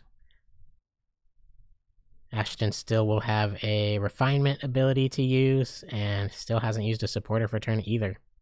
Oh, these 2 cards aren't looking great. I think I see a Squawkabilly and one other card.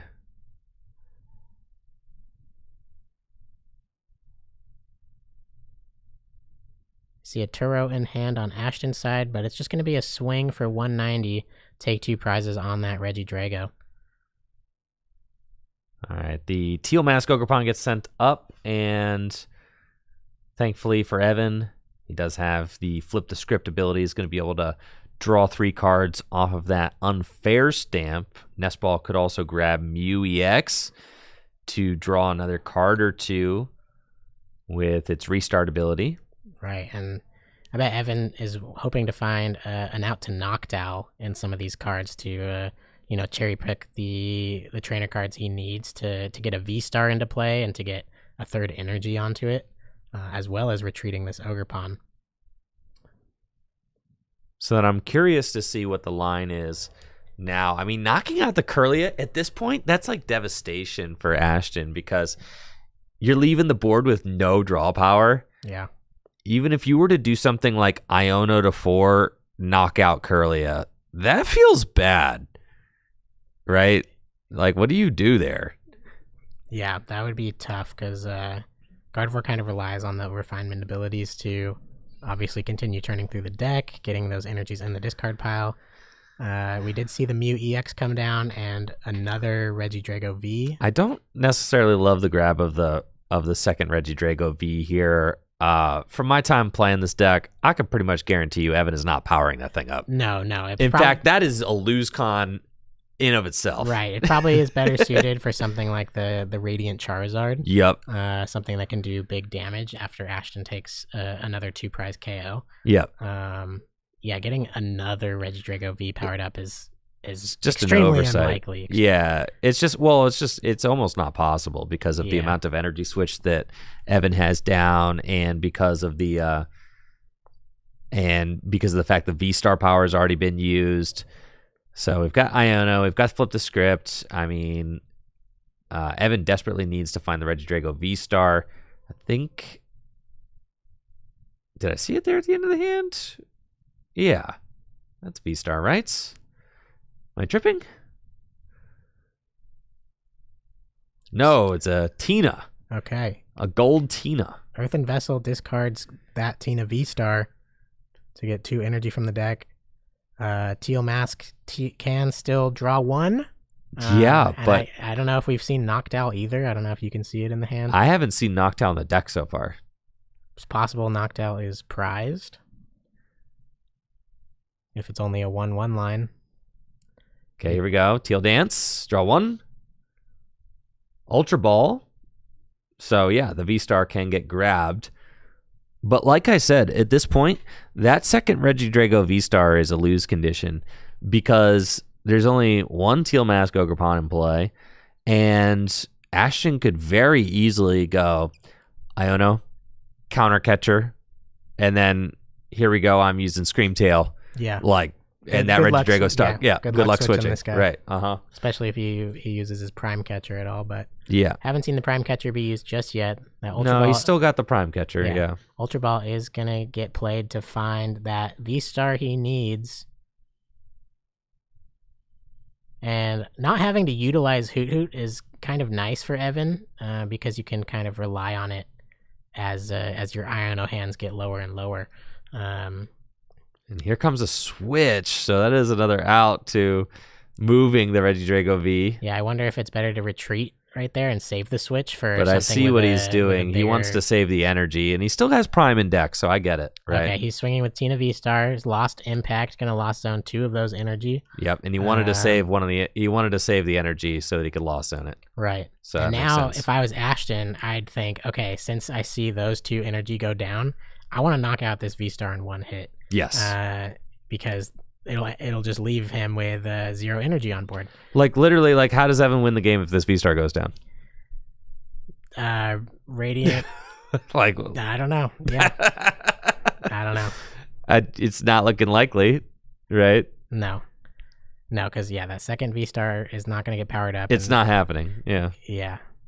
Radiant Charizard is not taking enough prizes. The only 2 prize that Ashton would put into play is Gardevoir EX, and there's not going to be enough damage on it for a Charizard. We do see a Dark Energy come down onto the benched Monkey Dory. Apparently, Ashton has no Bravery Charms left. So taking the knockout on this thing could be impossible. Yes. Okay, then. Yeah, I mean, if there are no Bravery Charms left, then Iono to 2, Screamtail something. Then Evan's win cons are looking real nice.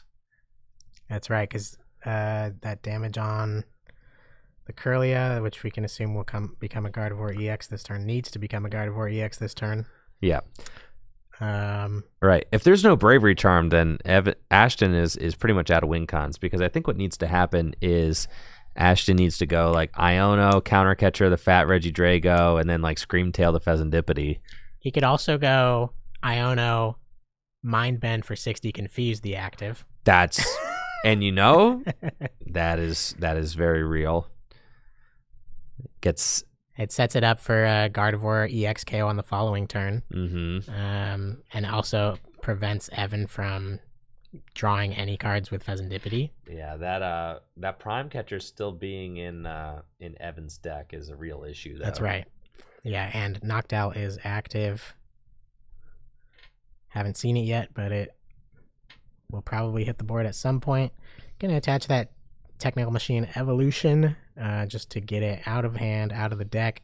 And we see an Iono. Ashton drawing 4. Evan's gonna draw 2. We see another Iono, a Dark Energy, what looks like a Super Rod, and a Ralts in Ashton's hand. That Drifloon did get benched.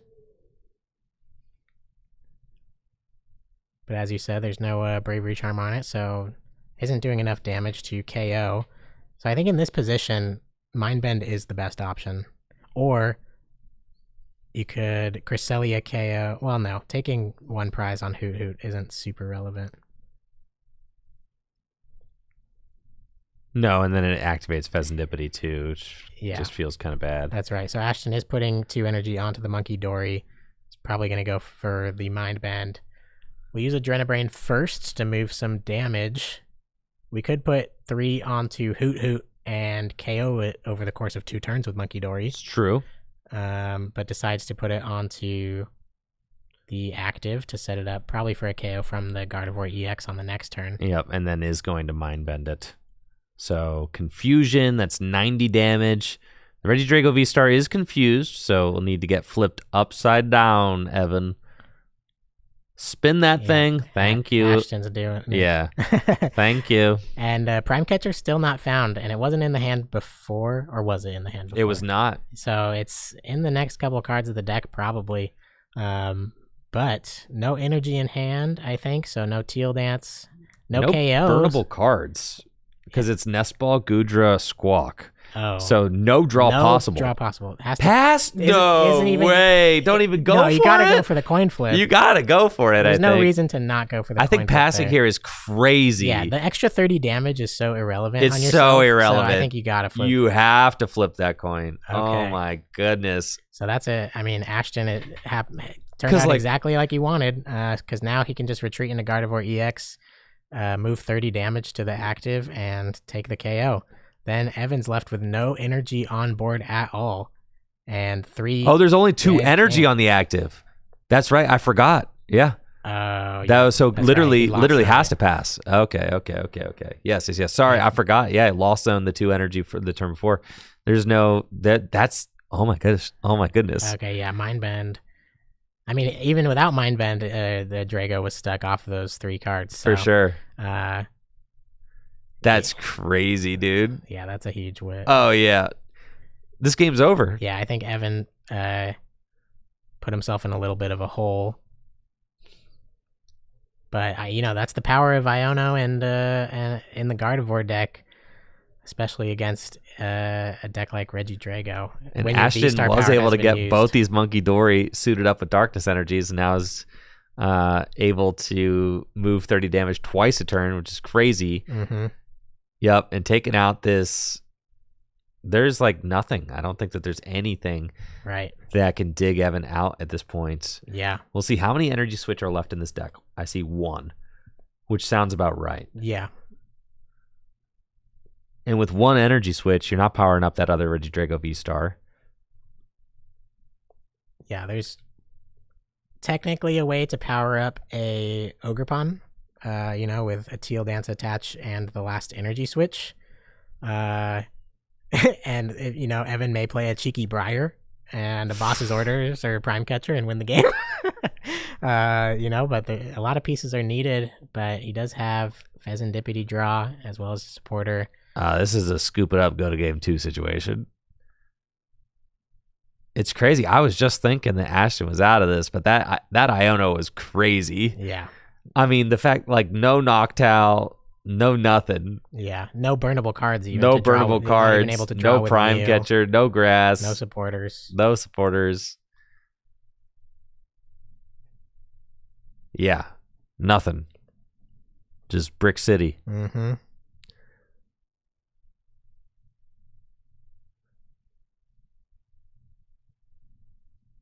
There's a research there, but I mean, gonna draw almost the whole deck. Benched the Squawkabilly to motivate, but that's just a free 2 prizes, so there's no reason to motivate.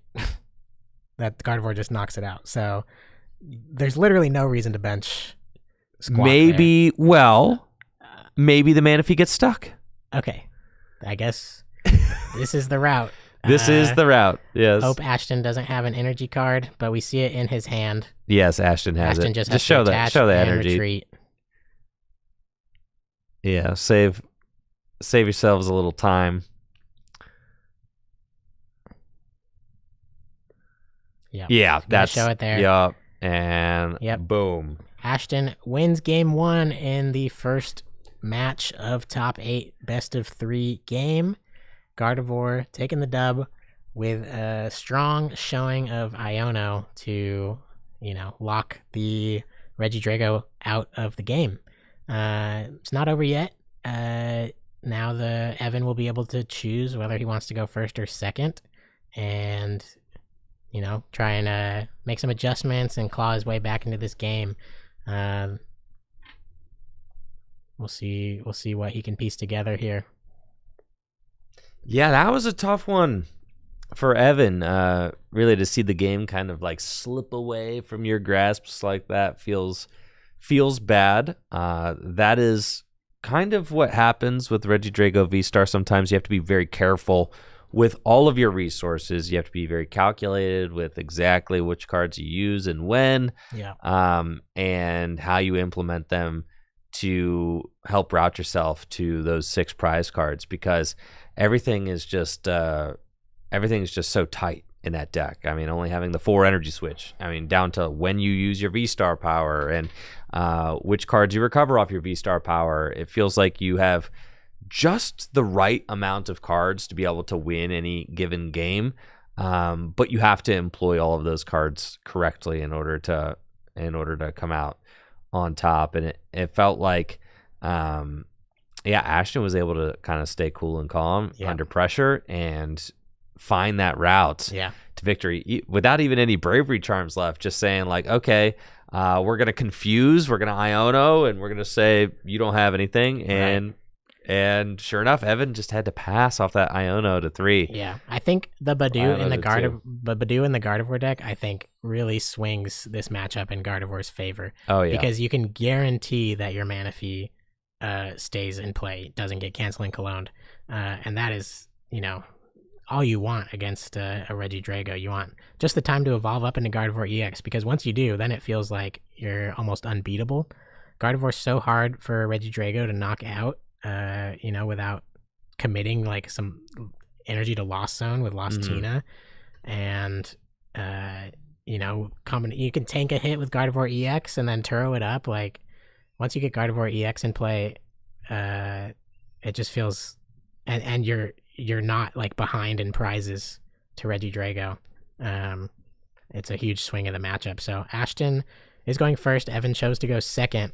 And kind of a similar start to we saw last game. We got 2 Ralts down, and Evan has Ogerpon and a Regidrago V. So already seeing the Pokemon he wants.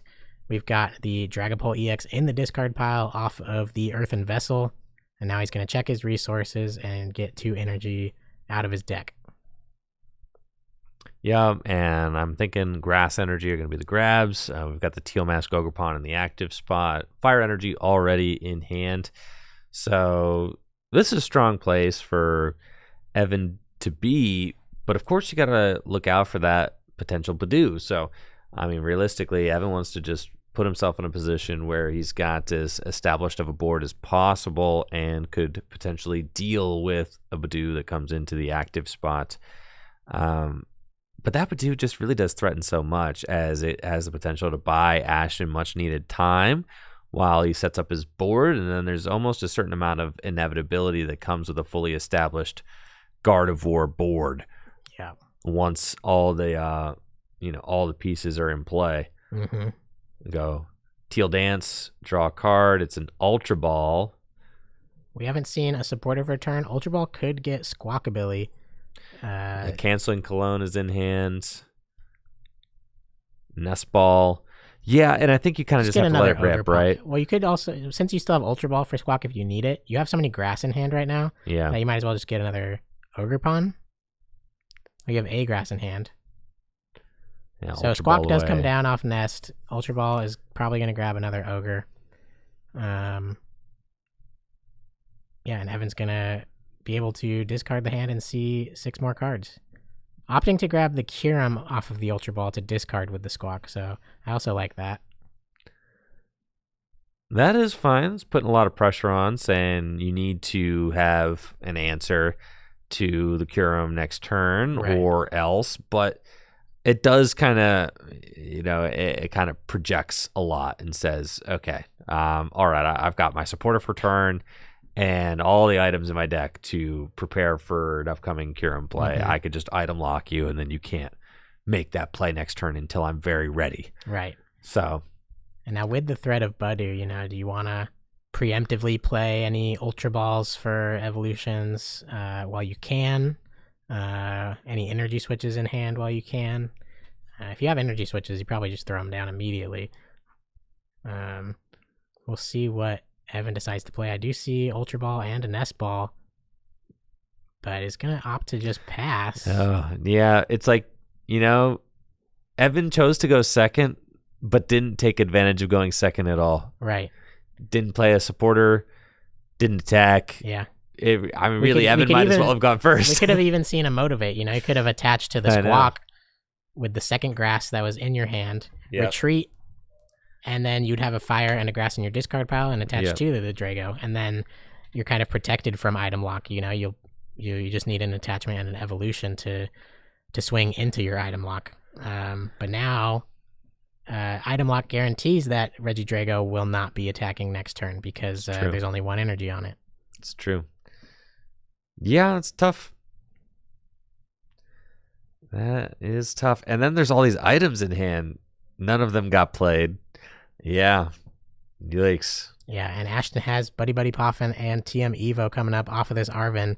It's going to be able to grab another Ralts and probably that Manaphy. But that means no item lock coming down. That's right, because if it's TM Evo, then it's not going to be Itchy Pollen. Right. So we'll see which way that Ashton decides to go this game. Yeah, I feel like, though a little bit slower, the Itchy Pollen is a little bit safer. Instead of I don't know. Artisan can. I might have liked to see an Ultra Ball instead of the Buddy Buddy Poffin to get at least 1 Kirlia up, and then Artisan can grab Manaphy or Badoo. So Ashton's gonna evolve and just say, you don't have Canceling Cologne Prime Catcher. Which, I mean... But I think he has his V-Star power. If Cologne's in the discard pile, he can grab it with his V-Star power. So there's still pieces that Evan needs, for sure, but it's not that far-fetched to think that he can get there off of a research and a V-Star power. No, yeah, especially since the Canceling Clone is already in the discard pile. It's not very hard. You just have to find the Prime Catcher really, and then you've got the pieces. Right. The Kyurem's already in the discard pile as well.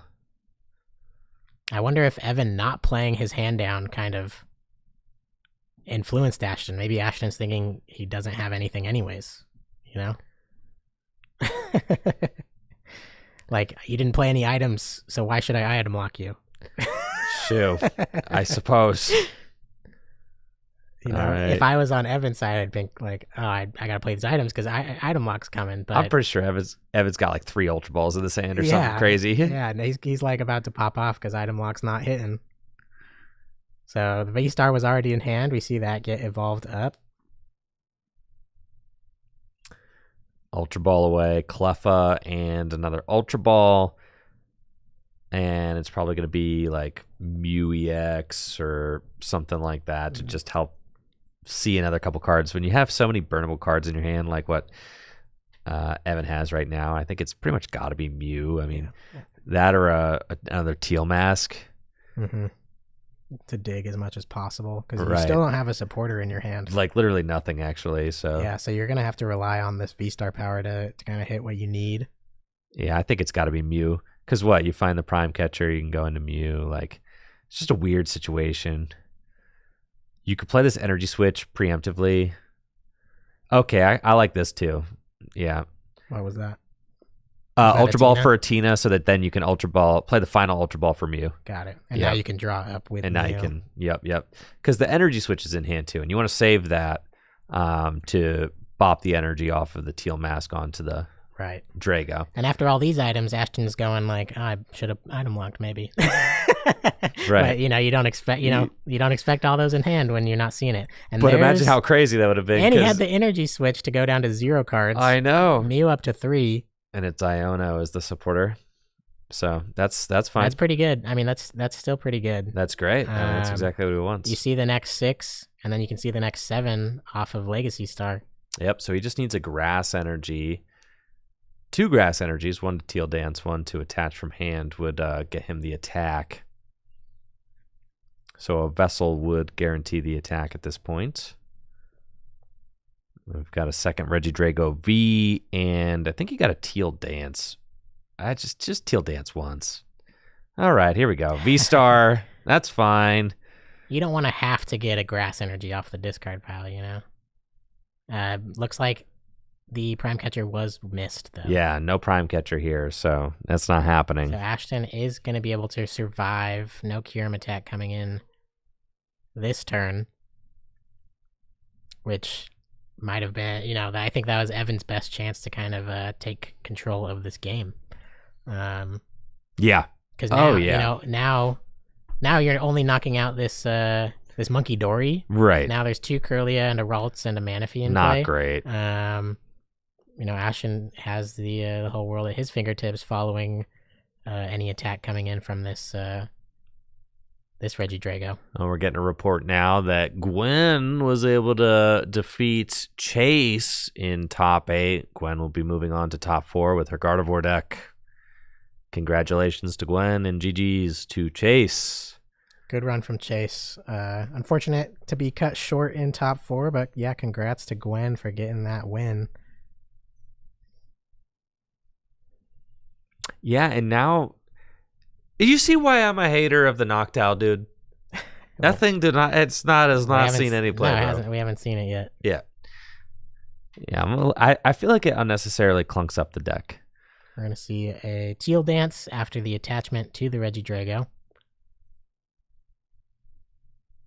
That was the last chance to hit the Prime Catcher, and it was not found.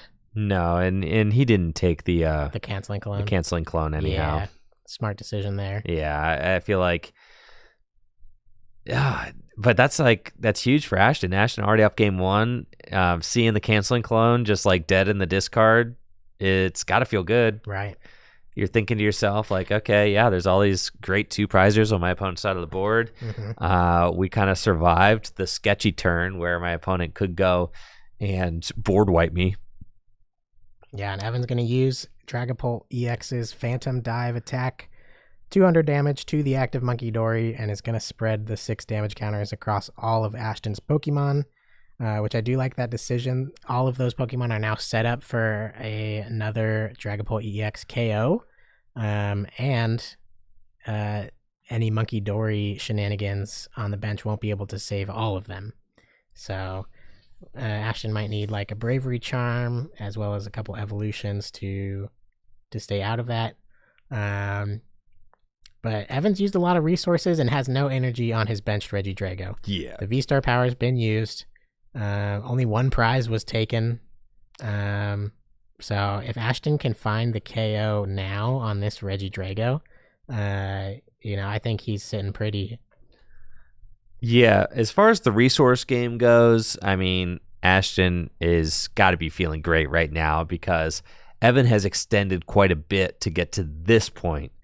And this point right here is honestly not that bad. I mean, no board wipe happened. There's a bunch of damage right now, but like, it doesn't really matter because Monkey Dory can come out and start moving it off. You even, got Cresselia. Ashton plays Cresselia as well as another option available. You could put damage onto. You could put damage onto the active with Cresselia and then finish it off the following turn with Guardy and just leave yourself with like a completely clean board. Right. There's just so many routes I think that Ashton can take from here. Whereas if I'm looking at the game from Evan's perspective and I'm saying like, all right, what are your routes to win this game? Everything feels bad. Right. Just, as someone who actually, I really like the Regidrago deck. It's one of my favorite decks in Standard, but it feels bad with the amount of resources you have down saying, all right, I'm already down my Cologne, down a couple energy switch. It just doesn't feel great, even though you're up a prize. Right.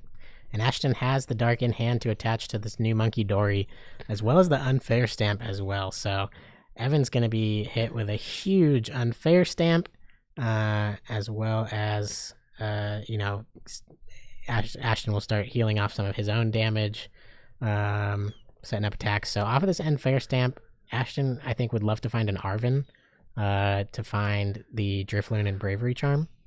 Because Evan also doesn't even have Fez down yet. So that those couple cards that he finds off this Unfair Stamp are key.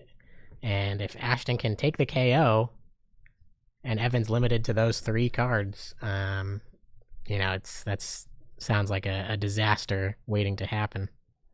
Yeah, and it could even just be something as simple as confuse with Monkey Dory, move some damage off with Monkey Dory as well, stamp to 2, leave Evan in a situation where he's got to find Switch or Prime Catcher in order to dig out of that.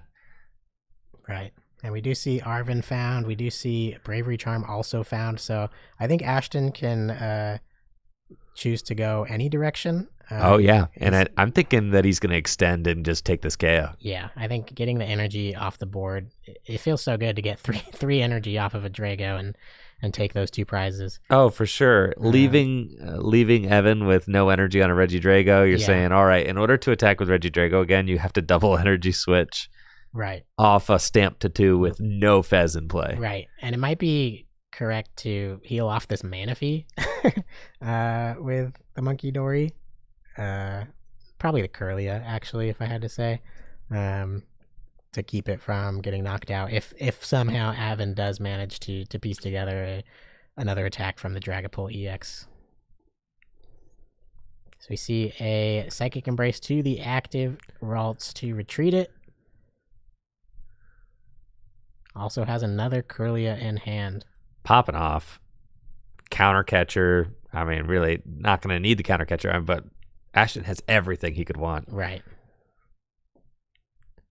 Refinement, discard Arven. Don't need that.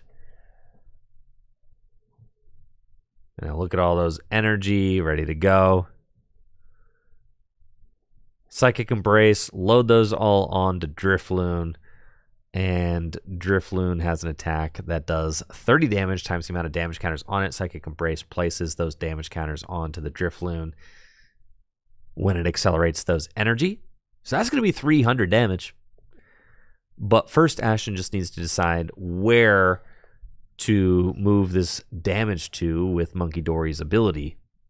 And it looks like he is going to save the Manaphy, as you said. Mm-hmm. 1 damage counter doesn't make a huge difference, though. Like 2 damage counters on an Ogerpon puts it in range of a Gardevoir EX. 3 damage counters on the Mew puts it in range of a Screamtail. So the 1 is just going to go on to that Regidrago V. And Ashton decides, I'm going to protect this Manaphy. I don't want you to have any route back into this game, including something like a Kyurem. But Evan did find a Nest Ball off of his 3 cards, so that Pheasantipity, as well as a Earthen Vessel to discard another card in his hand. Evan will have a fresh 0 cards in hand after a Teal Dance and a Fire Energy. Well, 1 card from Teal Dance. We'll be able to draw a couple cards with Mew. We'll be able to draw 3 cards with Flip the Script. And it's still a tall order for him to even be able to attack this turn. We're also getting a report that Sanjay was able to advance to top 4 with a 2-0 victory over Raging Bolt. So far we have got Sanjay with Control, Pidgeotty X Control, and Gwen with Gardevoir, who have qualified for top 4 so far. Now, Evan used Teal Dance on the second Ogerpon EX when I feel like it maybe should have gone on the first one that had an energy already, because at least that opens you up to attack with that other Ogerpon EX. But splitting them up like this, Evan looks like he might just have to pass.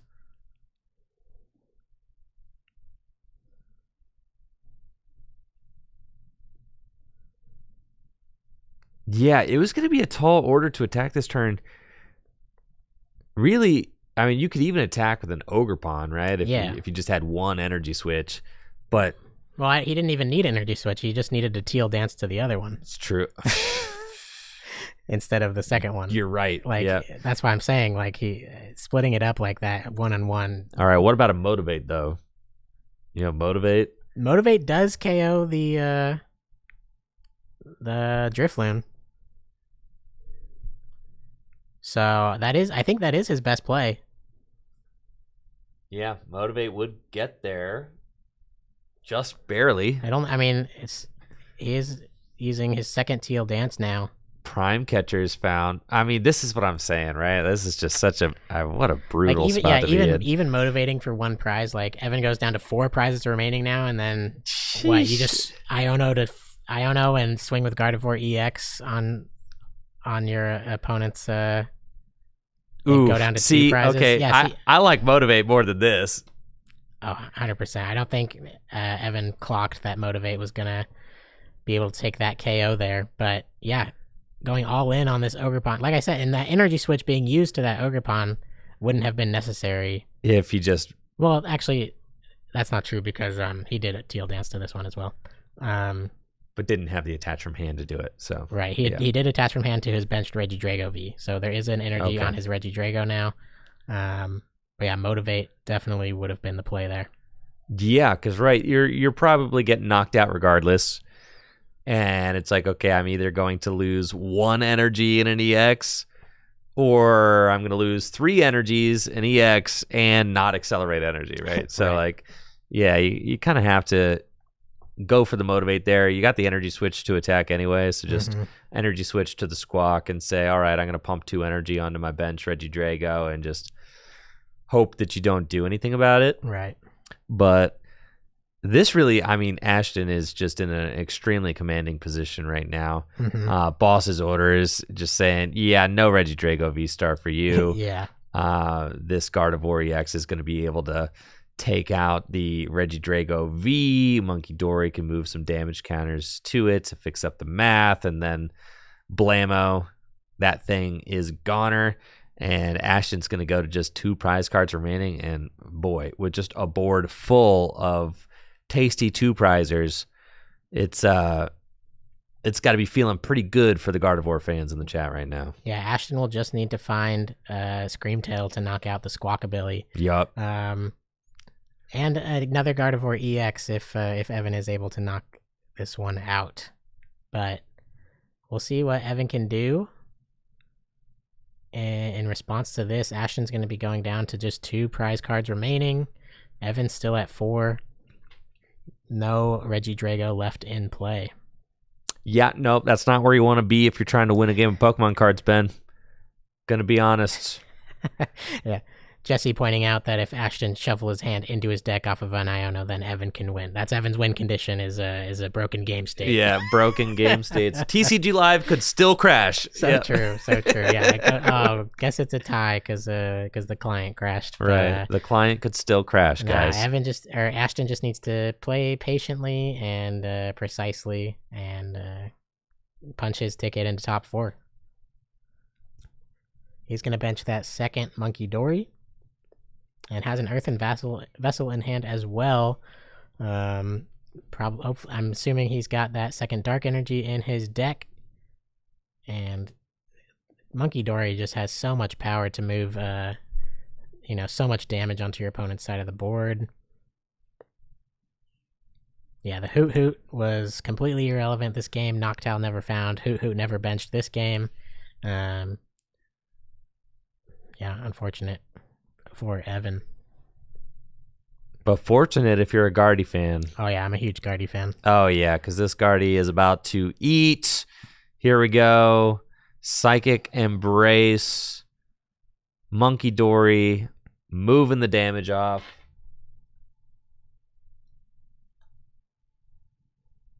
Yeah, heal up that Gardevoir for all that damage you just put on it. The double Adrenabrain. And now I don't think there's any way for unless he loads up a lot of energy on that Ogerpon V. If he gets 6 energy on that Ogerpon V, he could maybe knock out the 3, Gardevoir 6, 9, EX. 12, 15, 18, 21, 24, 27. That doesn't even get there. I don't think so. Yeah. Yeah, I think it's lights Well, out. I guess it does get there, but that's still because isn't it 30 plus 30 more for each energy? Right. Yeah. So I guess. Yeah, so he needs 3 more energy on that Ogerpon. On the Ogerpon, this is how we can still win. Yep. And if not, then Gardevoir is just going to swing into anything on his board right now, alongside Monkey Dory, to take the final 2 prizes of the game and move on to top 4. Evan is still playing it out, though. When you're down a game in top 8, you got to play it out till the very end. And Evan has done a great job to make it this far. Yeah, you hate to be using a defensive prime catcher at this point in the game. Yeah. But that looks like where Evan's at. I mean, how do we take 4 prize cards? What an insurmountable. I think this is a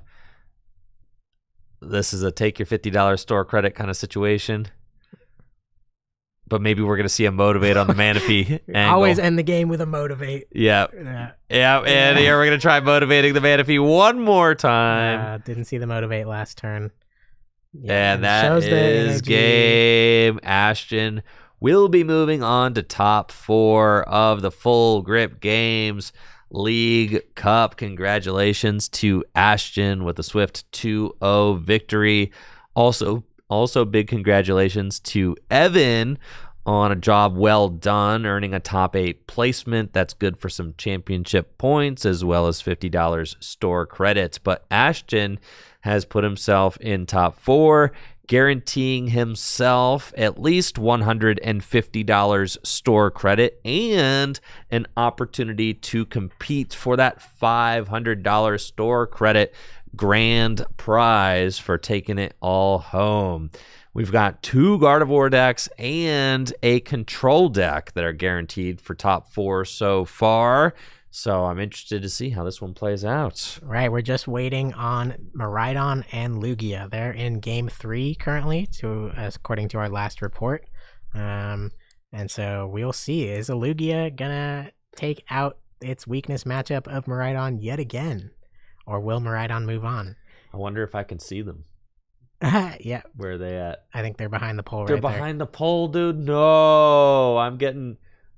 We have Decemberween Connor standing right there in the chat. He says they are both currently at 5 prizes. This is when we need the floor mic. I'm telling you, this is where you use the floor mic. Yeah, but dude. then the players can hear you. Well, you can say stuff that is just matter of fact. Just little reports. Yeah, you can say stuff like they're in game. So that's what the chat's for right now. Connor's acting as our reporter on the field. Both 5 prizes left for the Miraidon and the Lugia.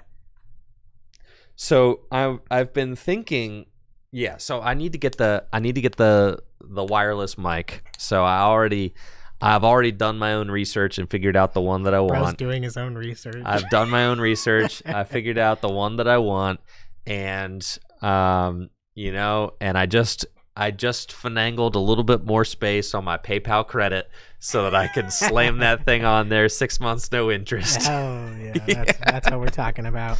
Yes. Lately, I'm yeah. That's just yep. So that is what it is. But yes, imagine if we have the floor microphone here, we could cut down to the top 8 winner there and talk about their game and all that. I mean, there's just a lot of really cool possibility. This setup. We should tell Natalie to have the other top 8 matches play on these tables so we can zoom in on them. I agree. Yes. Because imagine if they were right over here, then yeah, I mean, I could see the game. Yeah, that's what I'm saying. Put them at this table. Yeah, bro. If they were here, I could see. Okay, yeah. Hear that, Natalie? Toss them over on this other table. Yeah. They should be over here for sure. I mean, look at how much vision I have. Okay, but for real, okay. At the Full Grip Games 4K doubleheader, we should line up vertically. Is that what you're gonna say? You could line up vertically perpendicular to the camera, where you just spin around and see the whole length of the table. That would be crazy. No, but that's not.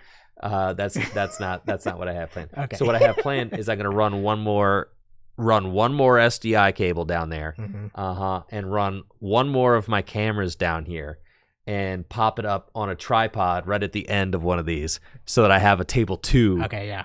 Camera setup. That's so sick. And all I have to do is pop over to camera 2. Let's see how their game's going. And we could let's check in on these guys, see how this is going over here, right? I could even do it. 2 more SDI cables. I got 2 more cameras with our SDI cable outputs. Now that I've got the switcher that's got 1 million outputs, I could link up a whole bunch of cameras. Yeah. I could put 2 tripods with 2 cameras down there. I could get games 2 and 3. Oh. Yeah. So like, we could have backups on either one of those. It's just a matter of running the cable. So this is really just the very first day of the new setup. So really, it's only going to get more advanced. Anything is possible. Oh yes, they moved the thing. They moved the things. Yeah, get those stupid Pokemon stands out of here. Sanjay, get out of the way. All right. We have a slight obstruction. You can't tell what the cards are. I see an active lightning Pokemon that is powered up. So. And the benches, yeah, we got cards on deck. Sorry guys, all we have are the nosebleed seats. All I could afford is the seat behind the pole. Love to see it. The pole. Oh my gosh. Obstruction seating had to be that last table. I know, had to be the pole table, bro. We can see the face cam reactions. All right, hold on. I don't have my controller set up yet, so we're having to just I'm using there. There we go. Wonderful. We got a lip reader in chat. He said Lugia boss. But yeah, Ashton did win over Reggie Drago. Right now we have 2 Gardevoirs and a Control locked for top 4. We have Gwen playing Gardevoir, we have Ashton playing Gardevoir, and we have Sanjay playing Control. And we're just waiting on this last top 8 match of Miraidon and Lugia. Natalie says big capturing aroma flip happening right now. Oh, you can see there's the flip. Now I believe we're getting asked if it's going to be a re-roll situation. I wonder if it's on the edge of a card. God, I want to see this so bad. Why is someone standing right in our way? This is crazy. Hey, move it. Get on I know you just won top 8, but come on, we got action. We got action going on over here. This is peak stream content. Right, I think this is peak stream content. I'm telling you, this remote control camera is going to be worth all $5,000s of the dollars it costs. Connor says the coin flip landed on the V-Star marker. My no. goodness. That's crazy, bro. Oh man. It's coming down to the wire though. It is. It looks like they're cleaning up. Lugia won. Lugia won? Oh man. Holy moly. That's the second upset we've seen today. Lugia against Miraidon. That is crazy, dude. See, imagine if we had a floor mic for this moment. Oh. Imagine cutting down to the floor, and imagine Connor. Imagine Connor has a mic in his hand right now and is looking at the camera and is telling the audience at home like what we just saw. Yeah, and then you can immediately be like, "Yo, you just won off the coin flip." I know. Yo, I'd be like, That's what I'm telling you, dude. This it's is all so hype. Thank you, Connor. Yeah. Thank you, Connor. Oh my God, your mic's not on, Connor. Your mic's not on, Connor. See, I'm telling you, the vision is coming together. The vision is coming together. This is what 2025 is going to be. This is the content. This is where we're headed. All we needed was a huge investment from Full Grip Games. Oh man, to make the dream come true. That's all you need, just a couple $100,000, you know? Like, yeah. All I needed was $1 million investment. That's right. What from my you guys don't have that lying around? Come on. Yeah, come on now. One small loan of $1 million. All I needed was a small $1 million loan. Yes. No, but seriously, big shout out to Full Grip Games. I mean, and everybody who supports the shop at Full Grip Games has led to allowing this to exist, right? Yeah. Which is a dream come true for me, getting to run an operation like this. Full Grip having grown to a point where this is now the new normal is just an absolute dream come true. Hello.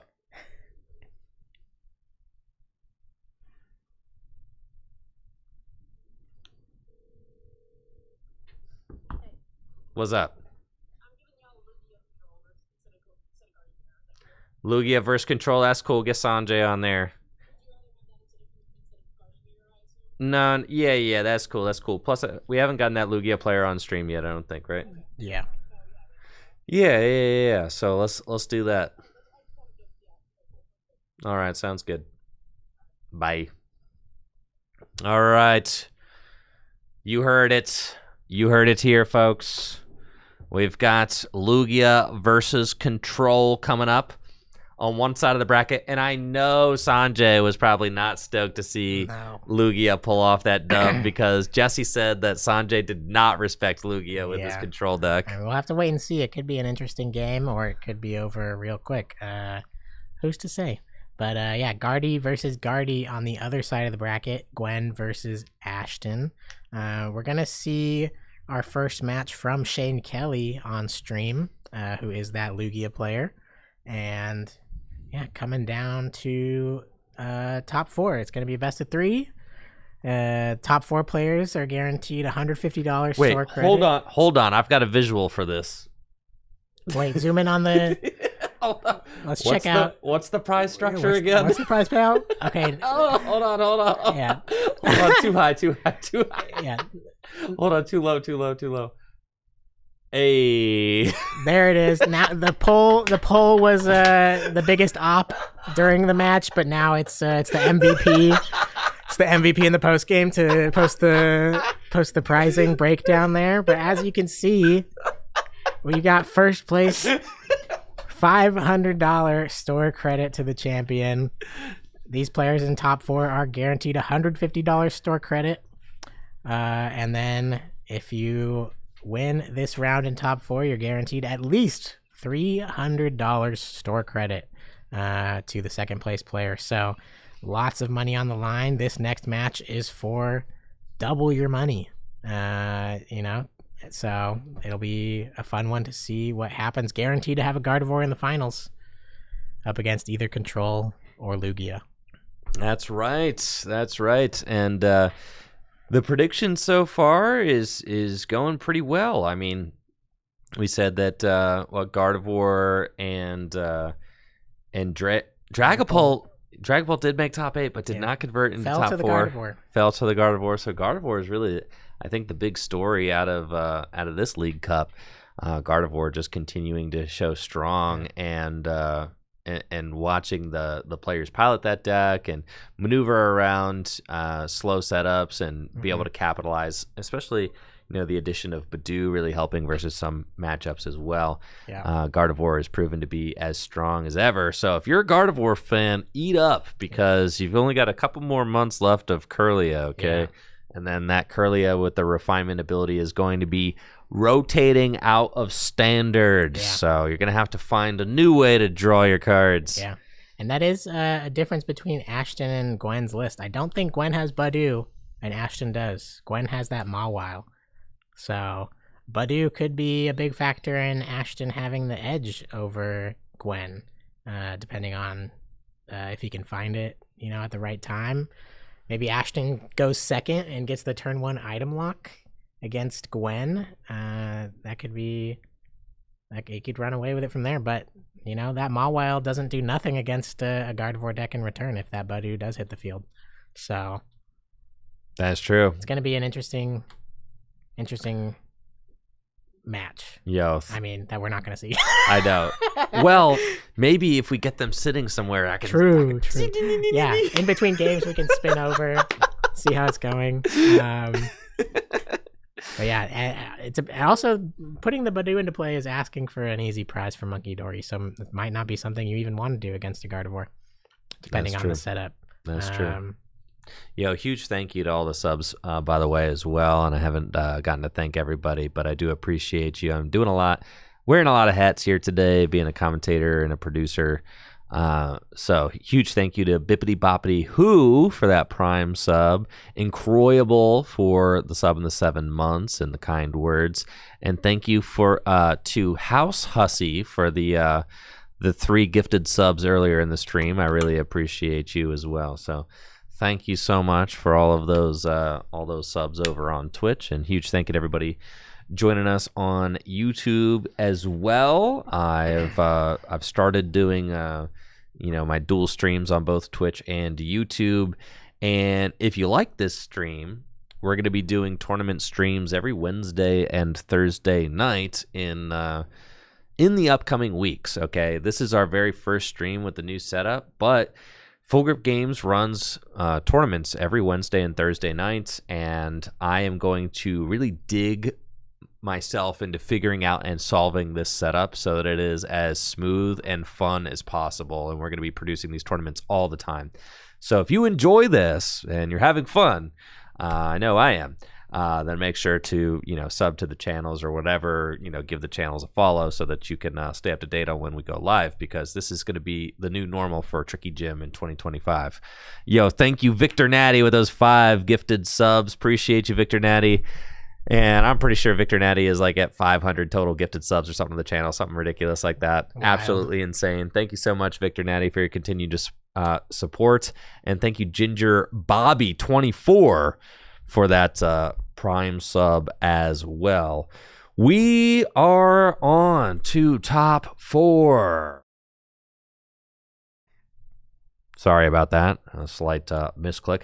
We are on to top 4, and players are shuffling up and getting ready for our top 4 match now. So let's head down to the table and see what these players got in store for us. Let's get some hype going in the chat for our top 4 players.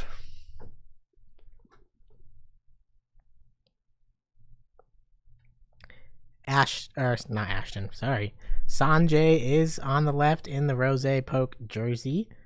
Playing that control deck with Pidgeot EX, Luxray V, has a Snorlax in there, Rotom V, Regieleki, and Radiant Serena. That's what we saw in the round 4 stream match against Gwen Durrell. So that's Sanjay's deck on the left, and on the right we have Shane Kelly, the Lugia player. And if Sanjay doesn't have the answers for Lugia, then I think this Lugia is favored in this matchup with all the ways it has to switch into an attacker and accelerate energies, and so many of the Pokemon it run can take knockouts, including that Archeops. And here we go. They are flipping their cards over. All right, I'm on it. Let's go. Production ready. Top 4. Sanjay on the left, Shane on the right. Let's get this top 4 match underway. Shane has got a gift energy to the Gigas, the Master Ball Gigas from Prismatic Evolution. What a flex. Is that a Master? Oh, no, that's just the Pokeball. We did see a Master Ball earlier, though. Oh, so maybe he runs 2. No, that was a different. It was a different Lugia. Lugia. No, we saw the Master Ball earlier. Yes. But this is not that. This is the Pokeball. So this is just a little bit of a flex. Right. Yes. But right away, Sanjay once again throwing down the Precious Trolley on his first turn. Love to see it. Does have the Genesect active, which we did not see in the first match from Sanjay. That Genesect has an ability that says when a tool card is attached to it, your opponent cannot play any ace spec cards. So that would lock just from their hand, though. So that would lock Shane from attaching a legacy energy from hand, but that will not prevent the Archeops from accelerating a legacy energy from the deck, if that is the ace spec that Shane is playing. So not the best starter for Sanjay in this matchup, but Precious Trolley is the premier item you want to see going first on your turn to set your board up. And we can see that Sanjay is targeting down a Rotom V, 2 different Pidgeys, as well as Latias EX. Also to note that Shane does not have any Lugia benched yet, so a bit of a slower start on Shane's side. But against a control deck, you kind of have nothing but time to find those pieces. So I'm wondering what is the route for the control deck? Because usually what the control deck tries to do is maybe stick something unwanted in the active spot and just mill the opponent out of resources eventually with cards like Misfortune Sisters, and eventually get them stuck to the point where they can't do anything anymore. But Lugia, the troubling thing about the Lugia matchup is that Lugia just has all these jet energy, which just move the Pokemon in and out of the active spot. They also got this card Archeops, which can push energy anywhere on the board. And all of the guys in the Lugia deck can pretty much attack. And even somebody like Luminion can just return itself back with its attack. All you have to do is just move the legacy energy onto it, and it can Aqua return. So this Regigigas is probably one of the worst starters to have for Shane, especially in this matchup, because it requires so much energy, and also won't be able to one-hit KO like any of Sanjay's Pokemon, because none of Sanjay's Pokemon are Terras. So it's not doing the extra damage from Regigigas. So if Regigigas is the Pokemon that does ever get stuck in the active, it's not taking any KOs.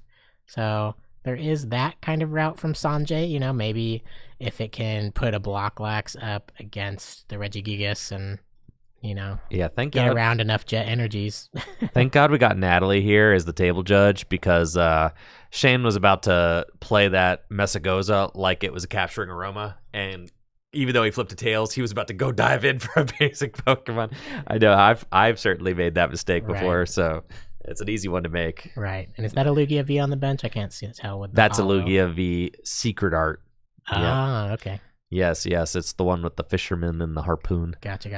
All right, Sanjay just has to instant charge with Rotom, and that's it. Yeah, taking his time. Lugia is also off to a bit of a slow start. We've got the double turbo on the Regigigas from last turn, so one more attachment will allow 80 damage to come from this Regigigas. It's not nothing, but it's not great. So we'll see what Shane does as he tries to get more Archeops in the discard pile and set up the Lugia V-Star on the next turn. And it looks like Shane is kind of taking stock of the Pokemon that he has in his deck right now, kind of taking a look at what his prize card situation is, sorting those Pokemon, so he can see which Pokemon he is working without in this top 4 match. And yeah, I mean, just going to take note of all his resources, because Sanjay is going to do his best to run him out of resources. So I know Shane wants to know exactly what he's working with here in this match. Ultra Ball will grab another Archeops, and maybe Shane's got a way to move that Archeops to the discard pile as well, so that he can use Summoning Star and get both Archeops online.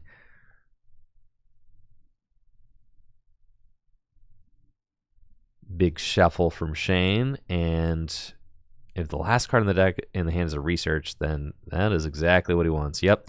Research, discard the other Archeops, 7 cards, looking for a Lugia V-Star.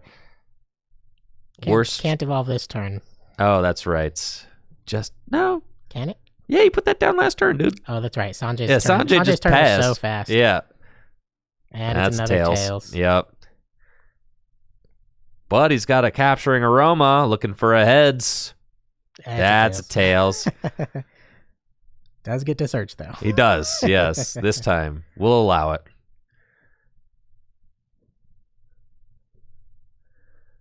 And we'll get the Minccino. That's fine. One more Capturing Aroma. Got those league promos. And we get a Heads with the illegal flipping die. All right. Don't flip those. Judge. Those are on the table to be damage counters. Oh, Natalie's making him do it again. Oh, that's no. Don't have to reflip it. Don't have to reflip it. Just don't flip that, okay? But Lugia V-Star is evolved now. We'll be able to use. No, I think he Summoning just Star. wanted to. He just wanted to flip it for fun. Yeah, it's fine. We'll let it go for 1, but yeah, you technically per the Pokemon Company international rules, you have to use translucent dice so that they're, it's an anti-weighted die, measure. Right. But those dice are my dice, so I know they're not weighted. Right. And now I wonder if it's, he's going to start preemptively loading up on this Minccino. Now, Andrew, if you were in Shane's position, would you consider not attaching any energy this turn? No, I'm not putting energy anywhere. Right, because Giacomo just targets different Pokemon. Oh, yeah. So the more Pokemon you have energy on, the more energy you get discarded. I'm okay with the 1 energy on the Minccino because it allows you to ramp to, I guess. That seems like but fine. You can ramp. You can ramp to 280 regardless, yeah. though. So I don't. Yeah, I guess it makes it so that eventually you could pivot, and ramp to the place you need to be. Klefki. It's got to be Klefki, right? Do you even want that though? I mean, it's that or Lugia, right? You got to pick Klefki. Well, you don't have to pick any, is what I'm saying. Right. You could just, if you don't want Klefki on the board, you can. I know, but you give him one more turn to put down somebody valid. Right. It is one less attacker that right. that Shane will have access to. Right, but you got to figure with one more turn, he'll just jam the bench, right? Yeah, and here is Xerosic's Machinations. Okay, that's an interesting tech into Lugia. If their hand gets too full of energy, you can force a lot of discards there. So that card. That's just discard 3, right? No, it's discard down 2/3. Down 2/3. Okay. So Shane eyeing up his hand and choosing to discard just a couple Pokemon from Blood there. Moon and something else. Yeah, hang on to the energy. All you need to do is just make sure you can attack every turn. And now, do you continue swinging with Regigigas? I mean, this turn you do to take the knockout. Yeah. You definitely take the knockout with Regigigas. That's fine. And you don't want to use your jet energies before you have to. Exactly, right? You can see Sanjay's look is very relatable. Yeah, we saw a boss from Shane onto one of Sanjay's Pidgeys. Sanjay has been unable to find a rare candy into Pidgeot thus far after all of these Rotom Vs. So yeah, I think that's a good target from Shane because Tails on the Messagoza. Oh, yeah. I know, it's tough. His huge hand, and No Ultra Ball, no Arven. Can use Flip the Script, though, to draw 3 more, and I think there's the Arven that Sanjay needs to find his Pidgeot X. Yeah, because you can just go get Rare Candy and Forest Seal Stone and force it.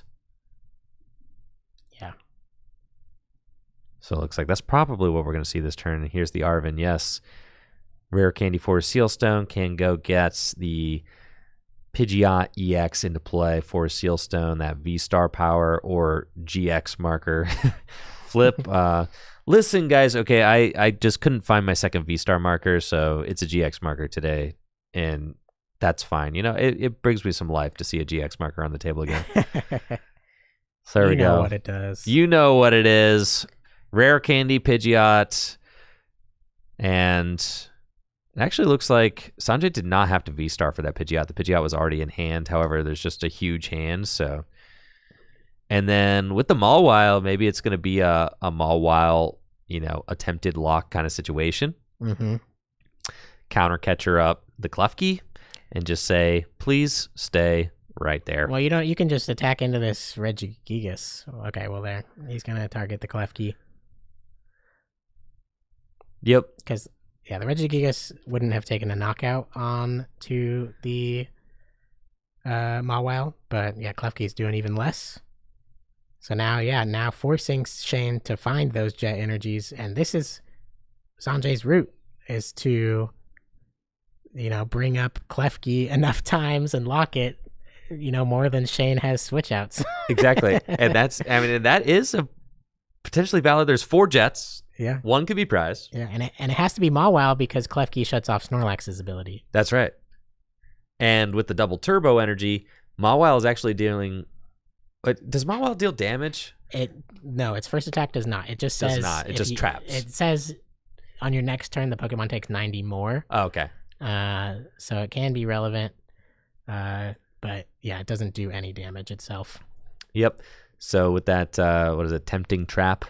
Mm-hmm. It can just lock that Klefki right there and say, all right, Klefki is stuck and unable to retreat this next turn. And there should be 4 switch outs. Should be 4 jet energy that are in this Lugia deck. And you can't use Archeops to accelerate those jet energy into play, because when the jet energy get played from the deck, they don't use their switching effects. They don't actually proc. So the switching effect of jet energy only procs when you play it from your hand. So you actually have to find those energy, put them into your hand, and then play them from your hand. And it looks like Shane does not actually have a jet energy in hand right now, but has a research into other energy. So if he wants to dig for the jet energy, he's going to have to research these other 2 energy. Now, what do you think? I think you just slap an energy down on something else. I think it's worthless to attach to the Klefki, because you want to just doing 10 damage with Joust is irrelevant. Oh yeah, and you want to preserve the energy for your attackers. So yeah, there's literally no reason. And your switch out is by attaching to a different Pokemon. So right, it's not by retreating. Yeah. So yeah, I think attaching to the Klefki is definitely a mistake here. I would like to see it just on like Chinchino or something. Right, and it'll get discarded with a Giacomo if Sanjay we haven't seen Giacomo yet. That might be the lack of tech that Jesse is talking about. Sanjay just might have said, like, you know what, I'm not even gonna have to fit Giacomo in this list because it's pretty much only good against Lugia. All right, Joust for 10.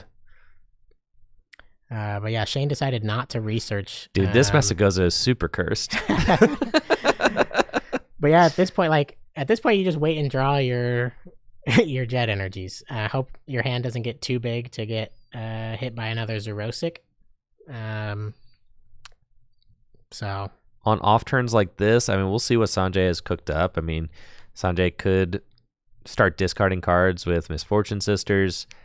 Also, this Mawile will never die to a Joust because Sanjay does play Radiant Serena, so could just penny this.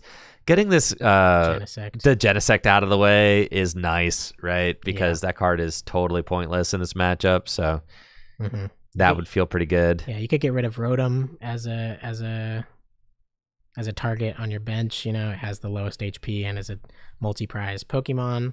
There's a lot of other multi-prize Pokemon that Shane could easily knock out, though. But yeah, I think getting rid of that, picking up that Genesect or the Rotom might be what Sanjay would go for here to establish a more consistent board state. All right, who did we want with this Hisuian Heavy Ball? Oh, Giacomo's prized. See it? Okay, yep. We do see the Giacomos in the prizes. Full art Giacomo in the prizes. I don't think there's any way to...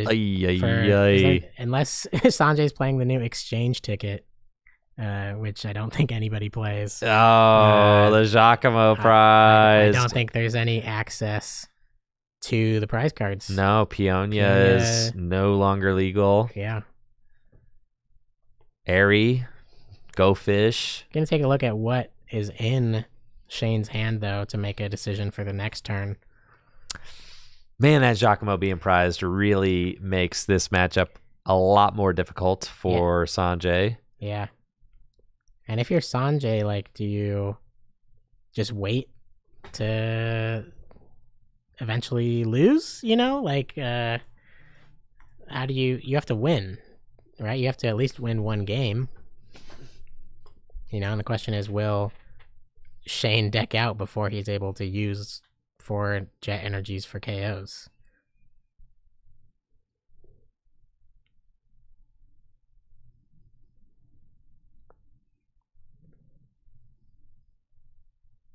All right, we got some action from Archeops. Primal Turbo. Can accelerate a couple energy into play. I'm very curious to see if Sanjay can actually win this without Giacomo. And the crazy thing about Control, right? Is it 75 minutes best of 3 we have here? It is. So you got 75 minutes, right? And it's like, if you spend 40 minutes on a game and you lose it, you lose. Yeah. Because you're not going to win the third game on the prize race. No. So it's tough. So Sanjay is kind of locked into having to play this game. Yeah, he might be. He just is. I think he's got to play it to its nitty gritty end. Yeah. And that means that Sanjay is locked into having to win this game without Giacomo. Kind of brutal. Without one Giacomo, you know, maybe there's a second one. I don't think so. I think if there was, he might have grabbed it at this point. I don't think there's a second Giacomo. Yeah. So unfortunate prize. The one kind of tech card against Lugia is that Giacomo. So yeah, unfortunate to see it in Sanjay's prizes there. And we'll see what Shane decides to do. He does opt to play his research and draw 7 new cards, but ends up just passing. Heads on Mesagoza. Joust again. No jet energies found off of those 7 cards.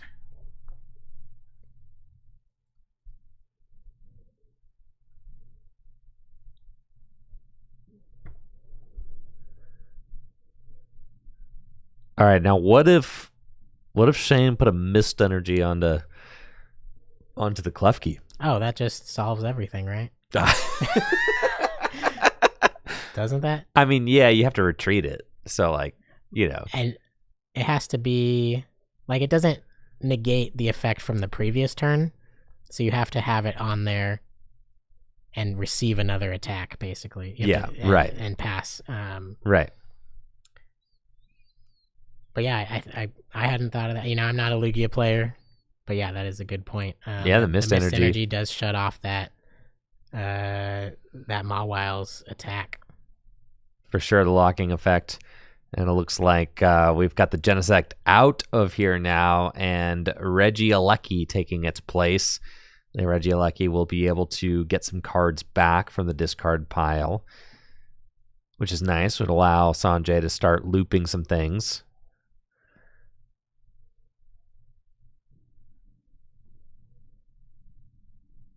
Now, what if Shane prized 3 jet energy? He better get to attaching those mist energy, dude. I know. Because we haven't seen one yet, and he's gone through quite a bit of his deck.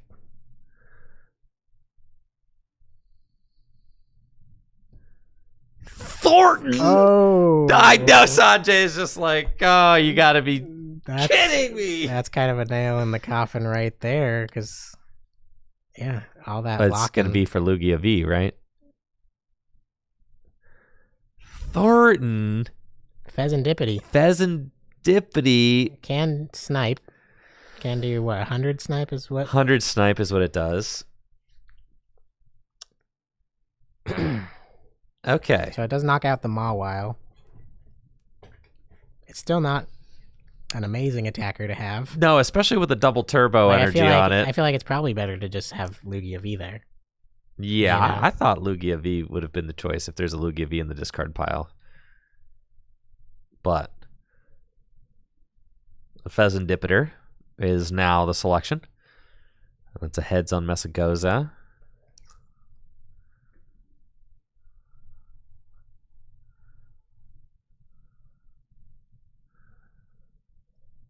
Lugia V-Star is the selection off of that Mesagoza heads.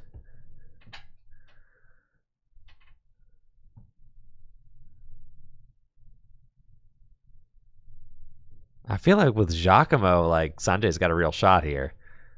Yeah, I think he could. I mean, because this feels kind of close even without.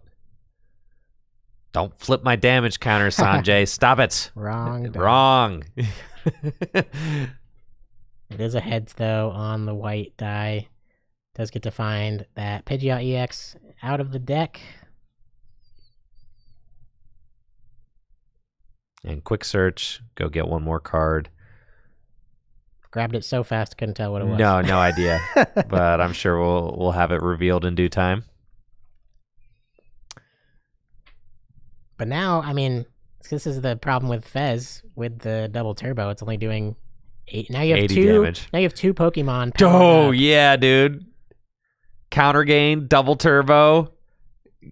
Q. See ya. All right, it's time to start attacking.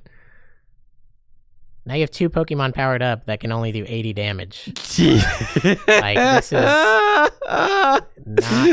Yo, Blood Moon Ursaluna getting in the paint, dude. Oh, no. Yup. This is so sick. Flip the script, draw 3 cards. All right, Gwen is up game 1 in the Gardevoir Mirror. Shane doesn't have... I mean, Shane will now have a bench space to put one of his own Pokemon into play. Yo, if Sanjay could rip Giacomo. Guacamo, yeah.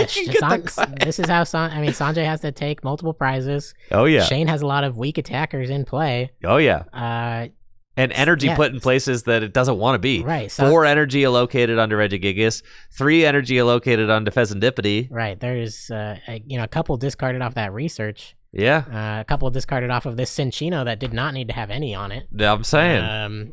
Like accelerating. That's why I said, I was like, I'm cool not putting energy anywhere. You don't want to just. That's right. Shane's kind of giving Sanjay the path to win this game. For sure.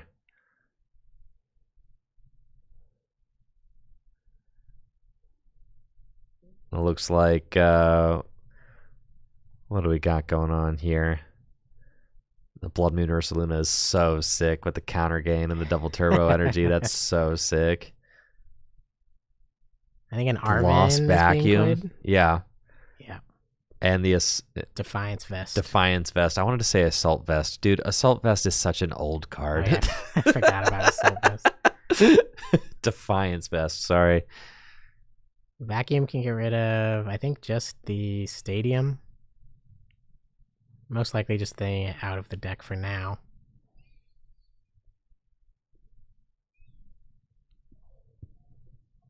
Charm to Latias. Wow. Yeah. Okay. So now it's just that Rotom V that's susceptible to a 2-prize knockout from Shane's Lugia V-Star. All right. Do we get... No Giacomo. Okay. I know. He's shaking his head. But he can bring this, Blood Moon back. I don't think it's gonna get KO'd here. No. Unless Shane has a second Thornton for some reason. No, and then Penny, and now I can always attack for that DTE and counter gain combo, or less if something else gets knocked out. Messagoza is a Tails flip. As it is.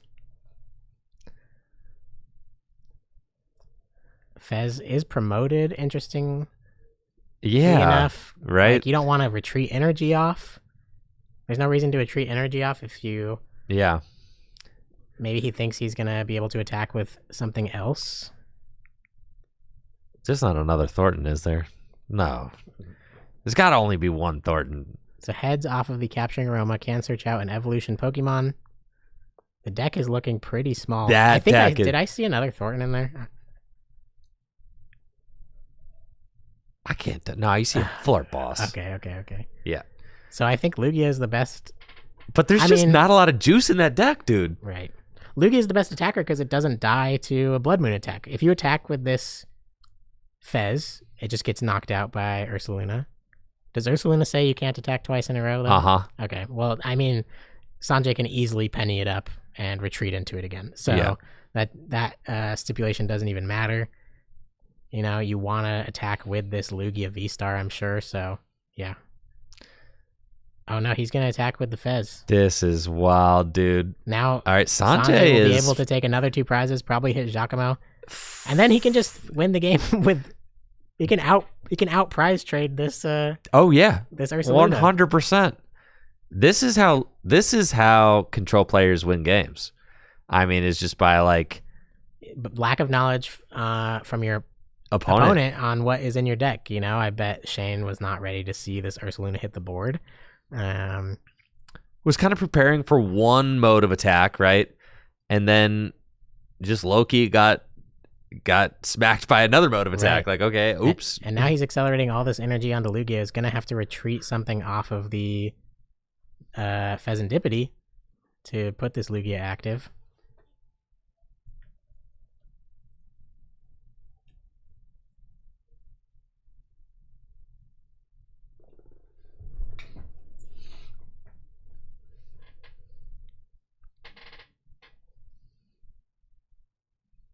Boss's orders the Rotom. Yep. Switching the Blood Moon too, right? Yeah, so the Blood Moon has no damage on it, can attack again. And there's no target since the Nether Minccino was not benched. Yet. Is there another one? I don't. Here we go. Ultra Ball. Let's see. You're not threatening. Nope.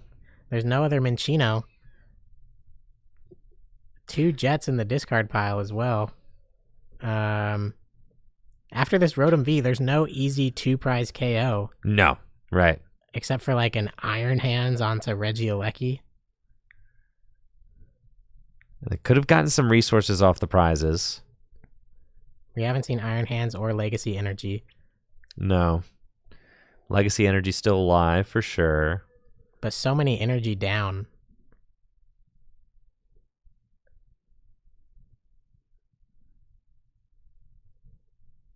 We haven't seen if Shane plays a Weird Ear V. I do think it's unlikely with the Regigigases. And I think a Hands KO onto something like the Pidgeot. You know, Hands can use... Or no, Hands can't use Arm Press because it requires 2 Lightning Energy. And if there's only one with Legacy, then it can only use... what's it called? It's Amp You Very Much. Amp You Very Much. That's right. Amp You Very Much is not enough to KO the Pidgeot. It's only on that Regieleki. That Regieleki does have 120 HP. Sanjay searching out a Snorlax from his deck. Just 2 prizes left for Shane. All Shane has to do is just take that one final knockout on a 2 prize Pokemon. But, I mean, everything here is kind of got, you know, it's kind of beefy. So it's not going to be the easiest thing to do. Sanjay rocking with his pretty much whole deck in his hands. Yeah. Yeah, both players down to only a handful of cards left in deck at this point.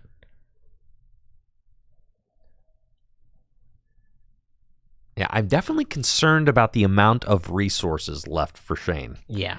A lot has been used. Oh, man. Oh, no. Not the players No. activating the... Man, I got to figure out how to turn that off. Any Mac users in the chat know how to turn that off.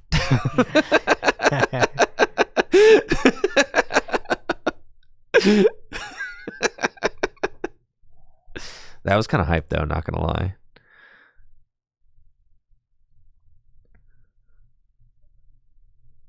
The biggest hand I've seen in a long time. Gonna see a boss's orders targeting down that Pheasantipity so Sanjay can go down another 2 prizes. Maybe gonna rip that Giacomo. We'll see. Nice. Jesse, give me the link in the chat. How to turn it off.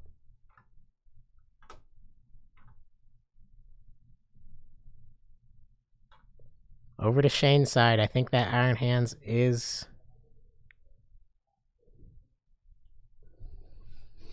the only way. Sanjay has 3 prizes remaining. Did he knock out a single prize? Oh, he knocked out the Minccino last turn, so he was down to 5. So, okay, yeah. So Sanjay's down to 3 prizes remaining. Did he find the guacamole? I did not notice if he did. He put his hand down. One of our chat says that he did not find it. Did not get the Giacomo, unfortunately. Nest and Palpad. All right. Shane playing a nest ball of his own. Or a Sui and heavy ball. And gonna fail that nest ball. But at this point, like, what does Shane do? He got Palpad back. I think he's checking. Sanjay got Palpad. Yeah. So, so, you know, Sanjay is going to be able to... Just Palpad boss's orders. No, Penny and stuff, too. I mean, because... loop Penny on this. If Shane doesn't have any boss's orders around this, and I mean, the only thing he can do is knock out the Regieleki in one hit. Anything else, Sanjay will be able to use Penny on for sure. So this might be Regieleki has 130 hit points, so it can't get 130. It can't get hands, right? I'm pretty sure that one's 130. The other one from Evolving Skies was 130. Or 120, I mean. Yeah, the other one was 120. This one's 130. Yeah. So hands cannot hit that Regieleki on the bench. It's 130 hit points. So Shane cannot one-shot anything for 2 prizes. And Sanjay has his whole deck. Yep, and here goes Penny. I told you, pennies. That's it. Just keep looping this. Right. Eventually, you'll hit a Giacomo too, if you keep swinging. Yeah, and you can just loop Penny and keep attacking with Ursaluna. That's what I'm saying. There's nothing that Shane has that can knock out this Ursaluna. I think Sanjay has this kind of locked up at this point. I think so. And here he comes. Gonna have a big swing of 220 damage into this Lugia V-Star with the damage reduction on that double turbo energy. It's always insane to me when the discard pile is being played as if it's a... It's part of the game, yeah. He's like, yeah, I can do whatever I want right now. Uh-huh.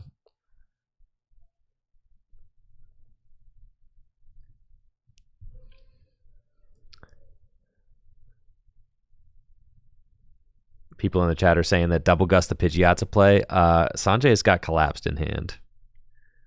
So... if he did gust and swing into the Pidgeot, you can use. Shane is scooping. Scoop City. Sanjay out of left field. Gets wow, crazy with the Giacomo prize. Oh my gosh, dude! Sanjay stone cold winning that matchup with no Giacomo. Yeah, absolutely nuts. Yeah, that's wild. I think it ain't over till it's over, folks. Yeah, Shane, not being able to go up with the Cinccino earlier and it getting targeted down, not being able to find another Minccino. He may only play the one. We never saw a second one. Yeah, so Shane ends up running out of resources to deal with Sanjay's Ursaluna Ursaluna EX. The boy is too big. Yeah, great play from Sanjay to find the lines there in what looked like would be a quick game on Shane's side. Crazy.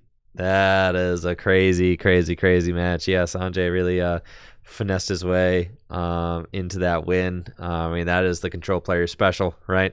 You're just looking for your routes. It's never over till it's over. You just keep asking your opponent questions. How do you deal with this? How do you deal with this? How do you deal with this? And eventually, if your opponent can't come up with the answers, you can run them out of resources. And I think the pivot from Sanjay from the kind of control strategy to the Ursaluna strategy just threw Shane for a little bit more of a loop than he was planning on dealing with. I was kind of just thinking to myself, like, I just need to jet out of the lock a few times and I'm good. But then I was not anticipating all of his attackers started to get knocked out. Right. Yeah, I don't think he was expecting that big Ursaluna to come swinging. But we do have a slightly better starter in that Minccino on Shane's side this time. And Sanjay is starting what looks like the Mimikyu. And as well, Shane has a Lugia V benched on his first turn, which he did not have previously. So already looking like a better start from Shane. We'll see if he can, start taking prizes earlier and just outspeed Sanjay. If Shane is able to win this game before time, it is likely that he would win the set in game 3. Yeah, there's 38 minutes left in the best of 3. So this would have to be a very swift, well, I guess no. It doesn't have to be a very swift victory. Shane just has to win. Right. Before, just has to win this game, right? Yeah. And Sanjay has to just not lose, which is easier than having to win in 38 minutes. Sanjay just has to not lose in 38 minutes. And then so long as Sanjay doesn't lose, then he will advance to the finals. Now, what I've heard from the other side of the bracket so far is that Gwen is up game 1 in the God of War mirror. And I think we saw Gwen versus Sanjay already, right? We did see Gwen versus Sanjay already. So if the finals ends up being a rematch of Gwen versus Sanjay, that would be interesting. Yeah. But now Gwen has more knowledge of what Sanjay is dealing with, and could be a different outcome. I think that matchup can go either way, but Sanjay seems like he's ready to take on anybody today. For sure. And there's the Giacomo top deck, so not in the prizes this time. Ultra Ball has to discard Snorlax and Radiant Serena. That's a rough discard. And looks like no guaranteed trolley in the opening hand. Well, no, opening trolley in the opening hand. Has to Luminion for it the hard way. Right. Yeah. But still has it. It's going to Luminion to find Arvin for that trolley and for a Seal Stone. Yup, and this is the dream. Almost every game that I've seen Sanjay on stream, I'm pretty sure he's gotten the trolley. Yeah, every single one. All 3 so far. All 3 games so far. So yes, has had no problem ripping that trolley. So yeah, that has been nice, I have to say. Yeah, certainly a perk. And maybe if Sanjay also had kind of a slow start last game, didn't find a Pidgeot EX until like 4 or 5 turns in. So that could be a much different story this game. If he's got the 4 Seal Stone and a couple Pidgeys down, if he can just have another Arvin maybe, and looks like Rotom V is not being targeted off the trolley, which usually is, a go-to bench in your opening hand to draw some extra cards. So I'm guessing that Rotom V is in the prizes, if not in the hand currently. But we see 2 Pidgey, a Pheasantipity, and can you see what that last one is in the middle there? I'm going to be honest with you, I can't tell what that is.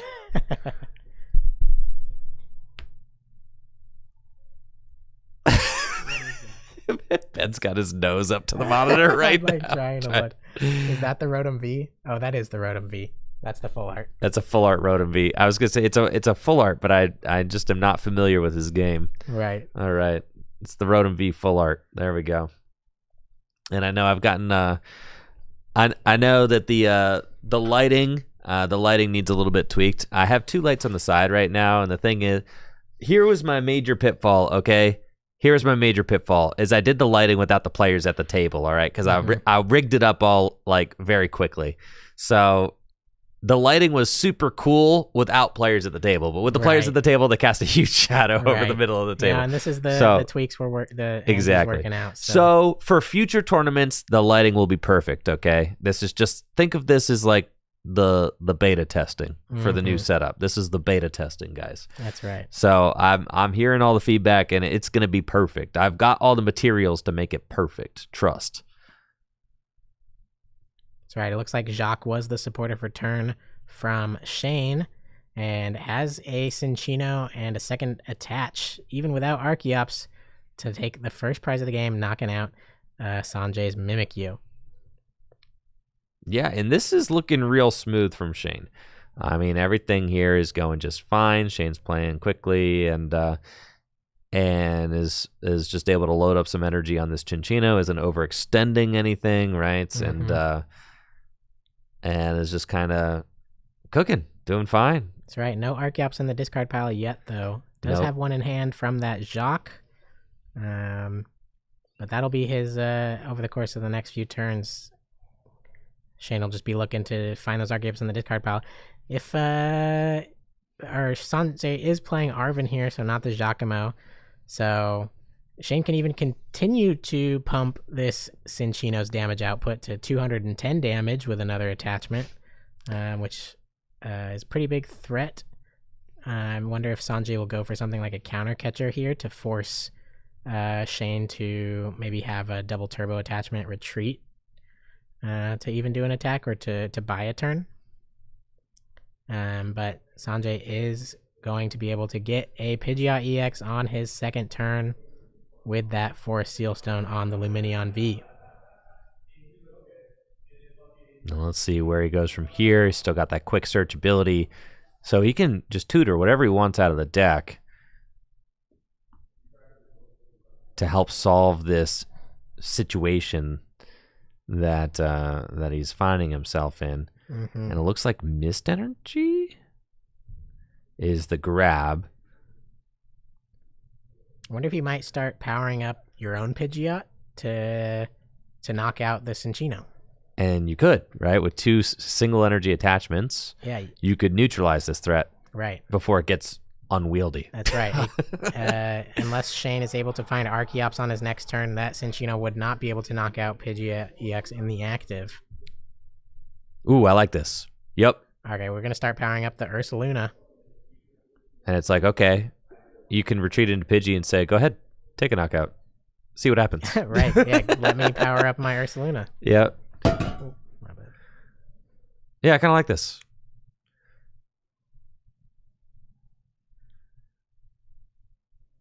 Going to use Rotom V's ability to draw 3 cards and end his turn. And we're going over to Shane's side. We'll see if he has cards in hand to discard an Archeops, find a V-Star, maybe a Boss's Orders. In addition to that,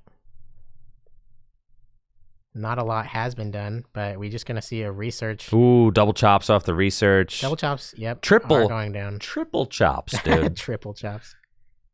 Yes. Did not attach the double turbo I might energy. have liked to have seen that on a Lugia why instead not, of wasting right? it, because odds are you're going to find a V-Star off of this research to pump onto the Cinccino. Well, you don't even need to pump because you can KO the Pidgey just right there. Yeah, so I'm just wondering why that There's double no turbo reason- didn't get attached. No reason to waste that. I wonder if he's thinking in his mind, like, oh, I'll draw into a Jet and I can attack with Lugia instead of Cinccino. But, I mean, Sanjay can find any card he wants. So, like, there's no reason to force that. Keep the resources you have. Yeah, for sure. And it seems like a little bit of just a wasted energy. But we'll see what happens off of this Primal Turbo. I'm going to get 2 energies load him onto Lugia, and imagine double turbo energy, and boom, there it is. Yeah. But that's okay. 2 more energy onto the Lugia. Now, if the Lugia does have all non-double turbo energies attached to it like this, it is doing 220 damage. That's right. So that could be the thought from Shane, you know, have that so you can target down something like the Fezandipity. The Fez is the only one, really, yeah. Yeah. Right, because Luminion and Rotom both have under 200 hit points. So. Right. But you have 2 Lugia V there. You could put the double on the other one. Sure. That's what I'm saying. I would have liked to see the double turbo go to one of them, but and he's going to use his Luminion here now, maybe to prevent a flute play from Sanjay's side. Although he has used his supporter for turn, Thornton is going to be the grab there. I like having Thornton because if this Cinccino goes down, he can just use Thornton to get an evolving Minccino into play next turn and threaten a return knockout on that Ursaluna. It's true. And we're going to see a retreat and a knockout from the Lugia, doing his best to protect that Cinccino. Right, since this Cinccino is the Pokemon that can easily knock out the Blood Moon Ursaluna. And, you know, Sanjay pretty much got his whole deck in his hand, right? So I mean, he can do whatever he wants. Right. He could counter catcher. He could counter catcher the Cinccino. He could. I know Sanjay plays Iono as well, so he could counter catcher Cinccino and Iono that Thornton to the bottom of the deck. Oh yeah, right. Going to be an Artisan. Maybe go get a basic Pokemon out of the deck. It's Mr. Regieleki. Like I said, Sanjay just needs to not lose. Right. Yeah. I mean, now Shane's only got 4 prizes left. If Sanjay does lose this game, then the way the top cut rules work is that in game 3, when it goes to time, it will go to the prize leader. So that the prize leader is most likely not going to be Sanjay. Though we have seen that Sanjay can win on prizes, as he did in game 1. And we got an update on Ashton versus Gwen from Connor, saying that Ashton was able to take a Cresselia KO on Gwen's benched Kirlia to go down to 2 prizes remaining. But he has 5 energy committed on board, all spread out, which Gwen might be able to take advantage of. Gwen's still up a game.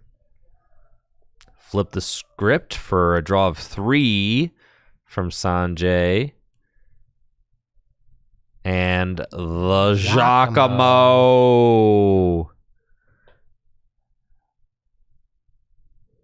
Giacomo discards one special energy card from each of your opponent's Pokemon. Ooh, the counter gain.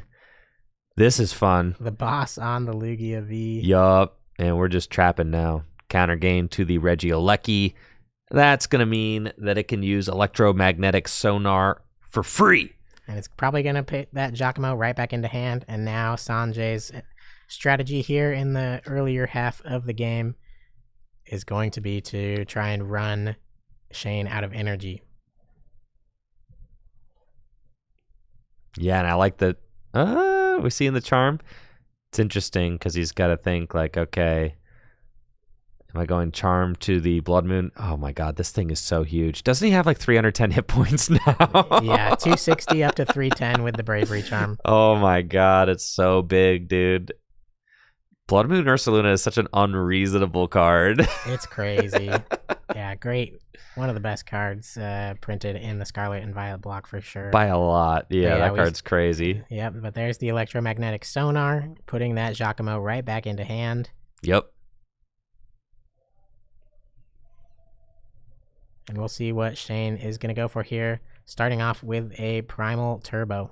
And people always say that control is boring. I actually find this fascinating. Oh, yeah. I kind of enjoy playing against control, especially when you know that it's not an instant lose. You have ways to piece something together to take the win over control. It's such a different type of game. Yeah.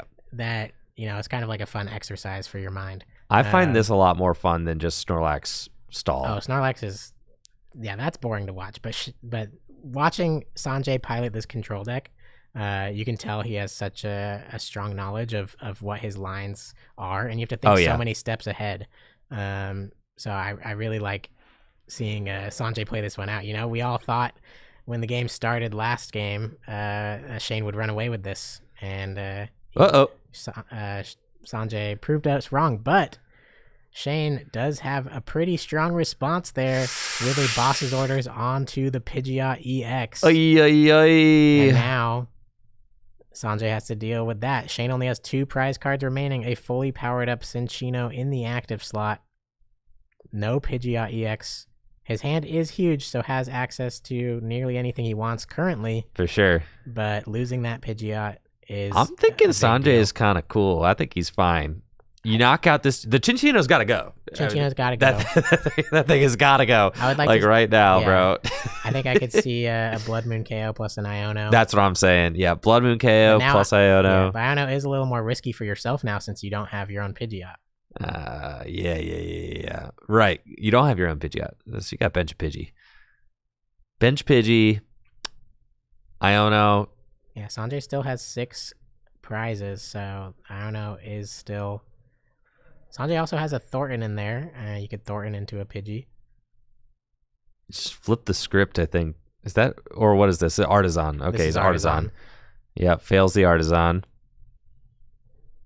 Oh, there's a gift energy, so the Iono doesn't even really matter now.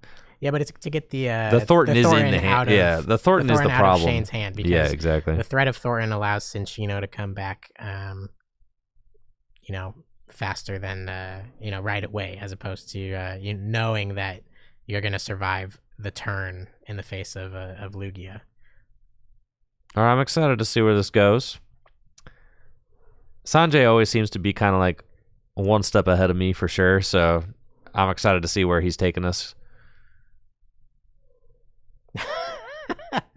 Dude, I need to figure out how to turn these off, bro. The thumbs downs are going crazy. That's nuts.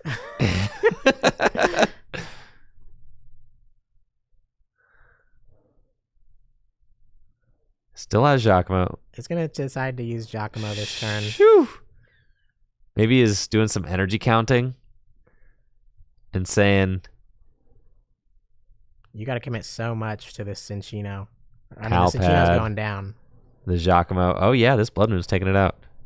And yeah, Shane is down quite a few energy already. Especially with that double turbo discarded at the beginning. I think maybe Sanjay is saying, and look at all those energy in Shane's hand. So not a lot of primal turbo targets? Almost none. I'm thinking that Sanjay is doing some energy counting and is saying, like, I think if I take out this thing, I don't even care if you have Thornton in the hand because you're not responding to a charmed Ursaluna. So I don't even think that the Thornton really does anything. Right. And I think, Sanjay keeping his huge hand accessible exactly right. Is just way too powerful. Well, and the fact that there's just all these energy in this hand. This is crazy. I mean, there's like 3 energy in the hand. 4, maybe. So, but it is so scary because you just lose to Lugia boss right now. Is a lot. Right. Like that's just an L. Like if he just had second Luminion in hand, game over. Right. And that's scary, right? So he's counting energy, he's counting bosses. I think he sees 2 boss though, right? And look at all those energy. He's counting a lot of energy. Yes. Of energy down. Shane only has 2 prizes remaining. That's right.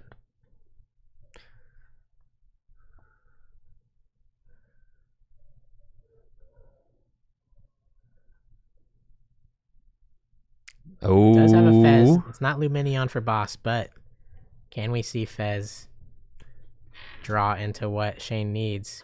I think you got to use Primal Turbo first. Ooh, the boss is the bottom card of the deck. That's crazy. Is there even any energy in the deck? I don't think so. So Shane just used Artisan to see what resources he had. Yeah, I don't know if there's any energy in the deck. And that Lugia V-Star only has 2 energy attached right now.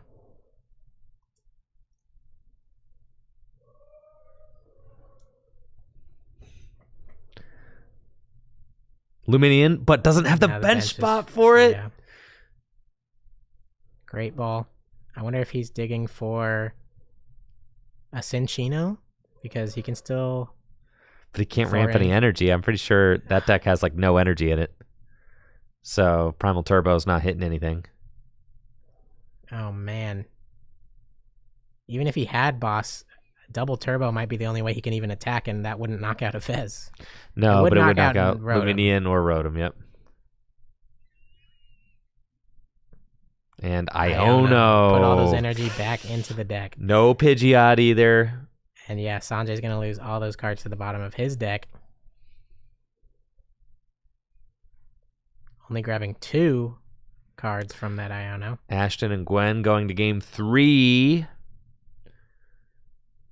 Just has to swing and will discard the Artisan. So that's another way that Sanjay can't search out a Pidgeot. Yes, we're going to get a big thumbs down from Sanjay. Man. All right, someone in the chat said they had a way. They knew how I could turn that off. All right, go ahead and shoot. Let me know. I'll go into Jesse's link not. I'll go. Well, it's a video, dude. I'm not watching a video right now, dude. Oh, finds a Hisuian Heavy Ball. Is the other Pidgey prized? Okay, it's a Mawile. Bro. That's too much. Oh my gosh. They're emoting on each other. That's crazy. Actually, the IRL emoting's kind of nuts. Yeah. Now that I know when I play, I'm going to be like I know. up or down the whole time. And without the Pidgeot EX, this Blood Moon might be stuck in the active. You know, if you can't search out a penny, it can't attack this turn. Gosh. And no prizes were taken, or no knockout was taken, so Fez doesn't draw any cards either. That's a penny, right? No, that's a Xerosic. But Shane's hand is only 2 cards. Oh, yeah. So he has to retreat this. Oh, man. That feels bad. But you can retreat into the... Yeah, you can still use electromagnetic sonar. But that's giving up another prize here.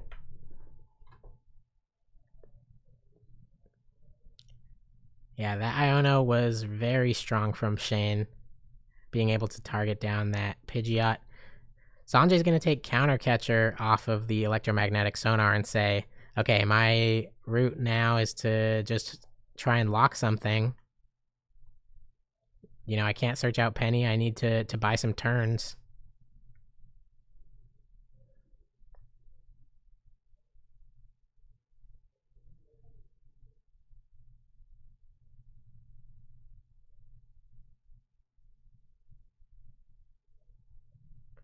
Does swing into the Regieleki to take 1 prize. 1 prize card remaining. Does Sanjay have the cards in hand to survive at least another turn? Uses Counter Catcher and then draws up 3 cards with the Fezandipity. Finds his Giacomo, is able to discard the double turbo energy from that Archeops. Now the question is, how much energy did Shane put back into his deck with that Iono? Is it enough to attack with this active Lugia V-Star?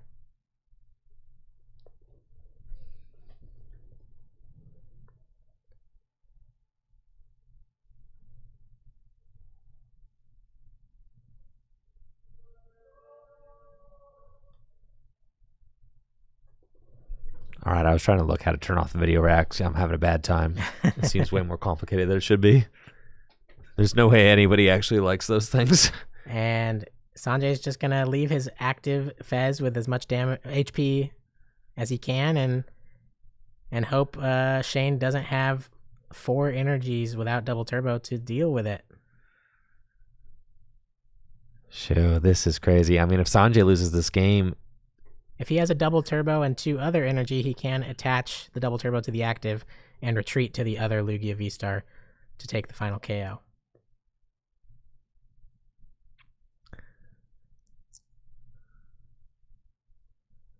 It's coming down to the wire here.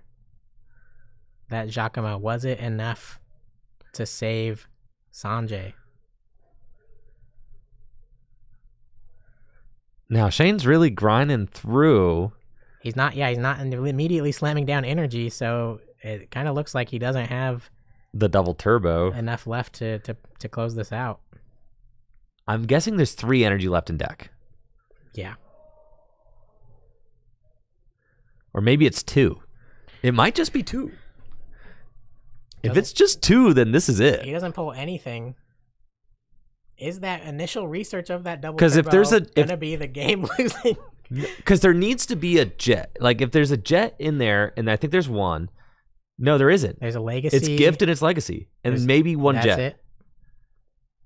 Okay. Maybe one jet. Does play... Did he just Ultra Ball away a double turbo? Or did he use... Oh, he used Messagoza. He used Messagoza. And found Illuminion.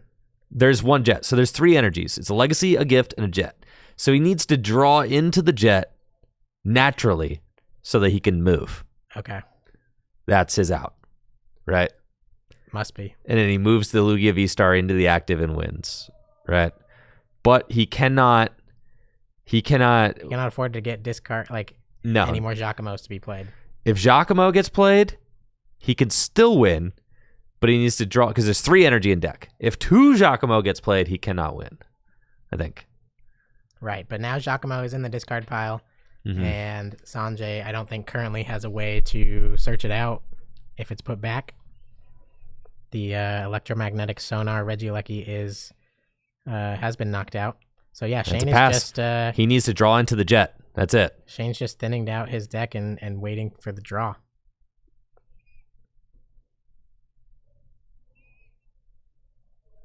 Bruh. Not the emotes, dude. Save me from Sanjay the emotes. has a Thornton, which he could use to get back electromagnetic sonar Regieleki and get Giacomo back, but opts to use Rotom V.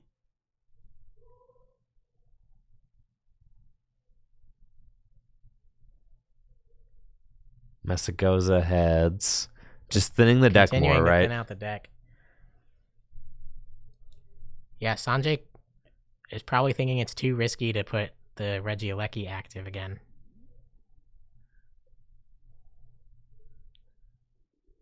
Well, obviously, I think, Sanjay knows the energy crunch that Shane's in, or else he would have ended the game, right? Yeah. So he knows that Shane must only have access to 3 energy and no double turbo. That's kind of like a guaranteed knowledge, right? Or else. And Sanjay has a penny to heal up his own Ursaluna, so he could go back in with Arvin for Palpad. Palpad to put Giacomo back. Yep. Something else as well. Opting to just choose the Giacomo, just wants to draw that. I think Sanjay knows if he can discard at least one more, he might be in the clear. Yeah, he needs to discard 2, though, is the thing, because the jet still wins. So long as it's Lugia, and there it is, with Countercatcher. Did Shane top deck the jet? No. I don't think so. Sanjay might clutch this game out. But Sanjay's still not in the clear yet. It's a Thornton. I don't think Thornton can. Thornton is not doing it at this point, no, because that's a Lugia V-Star in the active spot. If you could Thornton Lugia V-Star into Giacomo. But it's still not game yet, because there's 3 energy in the deck, which is enough to attack.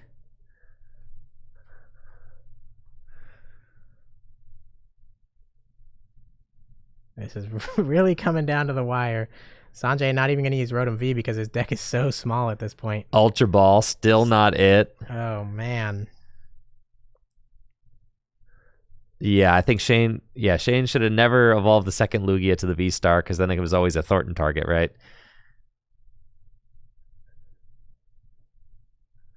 Okay, we got the Wellspring Mask Ogre Pawn. Now, does Sanjay have another way to put Giacomo back in the deck? Is the question. Both Palpad and Giacomo are in the prize cards currently. He would have to use Thornton for electromagnetic sonar Regieleki, or he would need to play a Silene in his deck, I believe.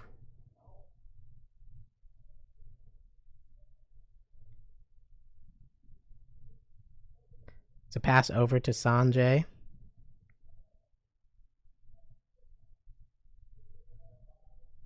Now Sanjay won't deck out because he does have an Iono in hand.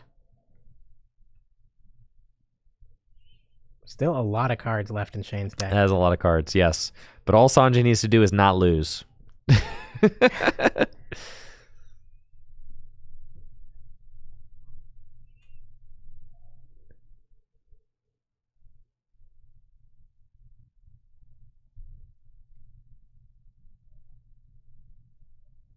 Look at that hand. Here comes a Thornton. All right, what are we doing with the Thornton? Yeah. Oh baby. Here comes. Gotta get another Guacamo, dude. Just one prize card left. Ugh. It doesn't matter, right? I mean, you're saying like, Oh. is it the Jet? No. Another Ultra Ball. Oh my gosh, dude. Sanjay has another turn. Insane. I mean, literally, Shane is needing. It's like there's one gold card in the deck that just wins, and it's the Jet.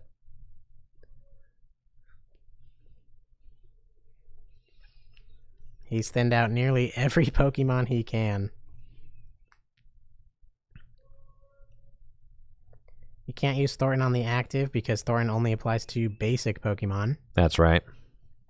And Sanjay didn't Thornton the active. His active, he does have free retreat, so he's choosing to get rid of the Luminion.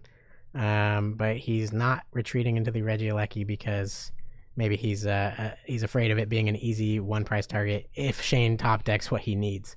So I think Sanjay's just playing it safe by having the Pheasantipity stay in the active. But now we see the Penny on the Ursaluna, so he couldn't retreat into the Ursaluna. And now Lugia can't KO the Ursaluna because it does not do enough damage. That's true. So this might be game on Sanjay's side if he just starts looping Penny. Right. So now he's in a much safer Shane spot needs now. Jet and Boss. Yes. Dude, if Shane chop decks to the Jet here, that's going to be so nuts. And it's like you might as well attack and put him Iono. Yourself to one? Yeah, but I think you play it. You think you play it because you want Sanjay to be lower than he is. Yeah, for sure. The crazy thing is, if you Iono yourself into an energy that is not Jet, you're still in like a really weird spot. I know. But he can't KO the Ursaluna, dude. He finds the Jet. I don't That's think you so crazy. I think you wait. Yeah, you wait. Because Counter Catcher is active for Sanjay, which we did see him draw there. Now Shane has to wait for a boss. He's got the Jet. He's got to wait for a boss. Yes, he does. What was the card played here? Oh, Roseanne's backup. That's right. So he can get back a special energy, a tool, a stadium, and a supporter, I believe. Shane casually twirling his a Jets. Pokemon. So not a supporter, but a Pokemon. Does put back the Luminion, as well as Defiance Vest, and an Artisan, and a double turbo energy. Bro, if he rips Boss off the top of the deck right now, that's Shane so needs Boss. nuts. Shane needs Boss. If he top decks another Boss, energy, then he can't even. Then attack. he can't do it. Right. So there are two. And we know those energies are close to the top of the deck because they weren't the previous game. They were right. If he top decks either of the energy here, he's. Now, does he have another Boss in deck?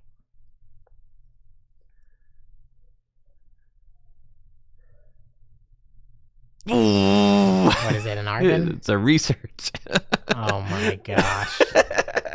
Oh my gosh. Do you just, I mean, you know Penny's in the deck for Sanjay, so do you just go up and hope, no, Sanjay has Counter Catcher, so it's game. Reordering the deck. Okay. Was that Boss the next card? I can't, no, I think it was Legacy. Yeah, his hand was pretty big. I don't know. Like, he had all those Pokemon he had thinned out that are now live top decks. For sure, right? Pass. Yeah, I don't think reordering the deck there was it necessarily. No. Now, Misfortune Sisters. This does give Sanjay information. It does. See what... there's a Carmine, there's a Thornton. Yeah, looks like he didn't find any energy, so Sanjay... He found one energy there. Did he? Yeah, it's on the end of the gift. Okay. Was the top card of the deck. So he's counting. I'm not sure how much time is left, and Natalie can let us know in the chat. But I'm sure it's coming down to the last few turns. For sure.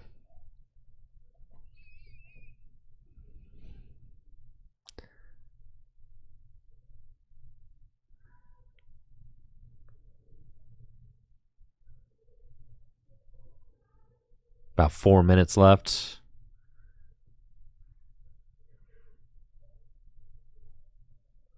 Sanjay using Messagoza. His Tails. I think is playing an Arvin.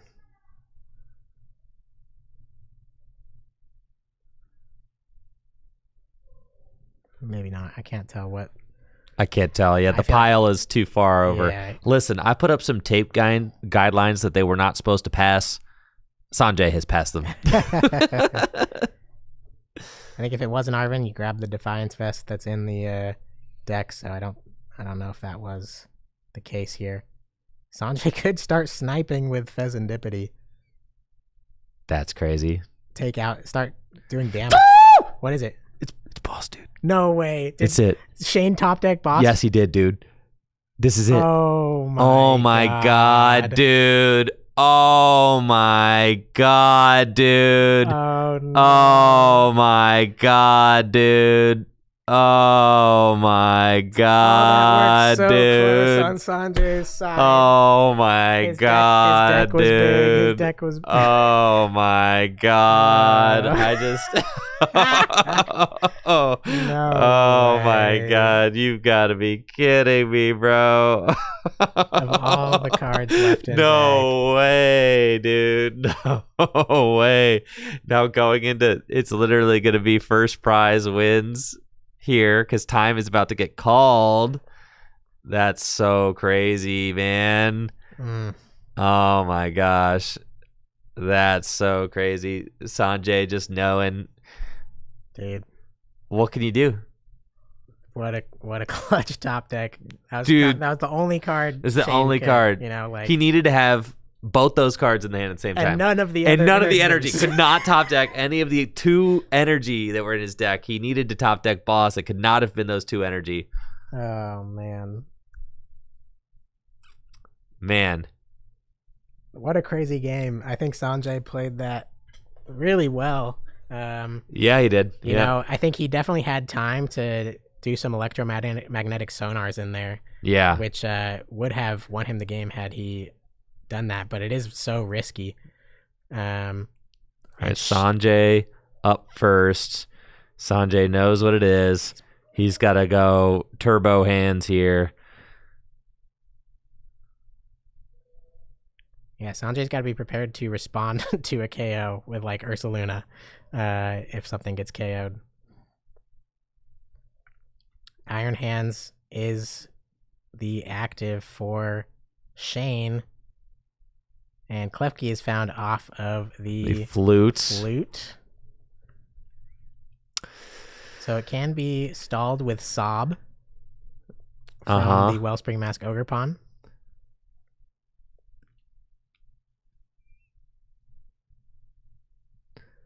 And here comes Shane's first turn. Looks like a pretty solid one. He's got Research in hand. He's got Capturing Aroma. And, I mean, we're talking like minutes, right? Like 60 seconds maybe. Oh, yeah. Do you want to bring the names back up? Sure. Or did you want to? There we are. And then I'll put Win Game 2. Holy smokes, man. I'm still reeling. Yeah, that was insane. This is really coming down to the wire. This has been a great set to watch. Sanjay has played really well. Shane definitely played better in that second game. For sure. Than that first game, and we'll see if he can close it out and be ahead in the prize trade. That's all he needs at this point. If he can get a KO with Iron Hands Amp to take an extra prize, that'll make it even more difficult for Sanjay to compete. So this Iron Hands active against this Wellspring Mask could be relevant.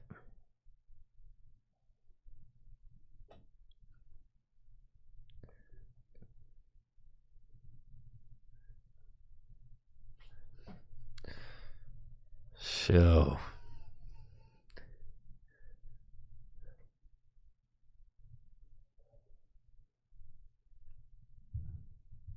Ultra Ball being played to okay, this is time.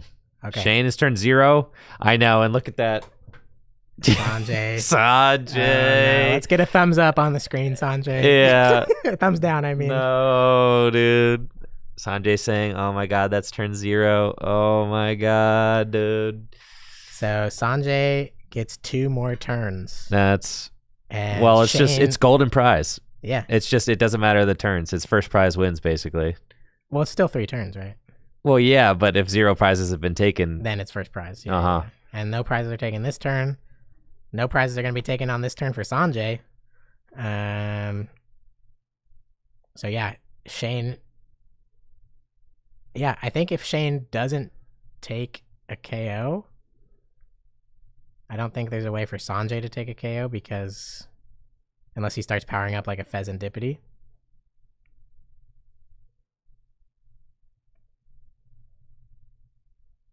Because Pheasantipity can snipe the Klefki for a prize. That's one way to get a prize, you know. If Shane takes a 2 prize KO, then we've seen Ursaluna can come back with a double turbo and a counter gain.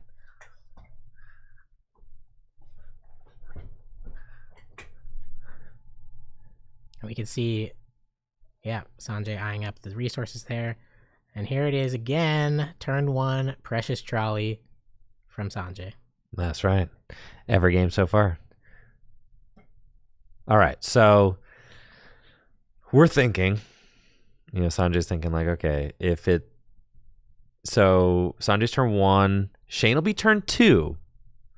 So if Shane takes a prize, right, 1 prize, then Sanjay could take 2 prizes and win. Yeah. So that's a route, right?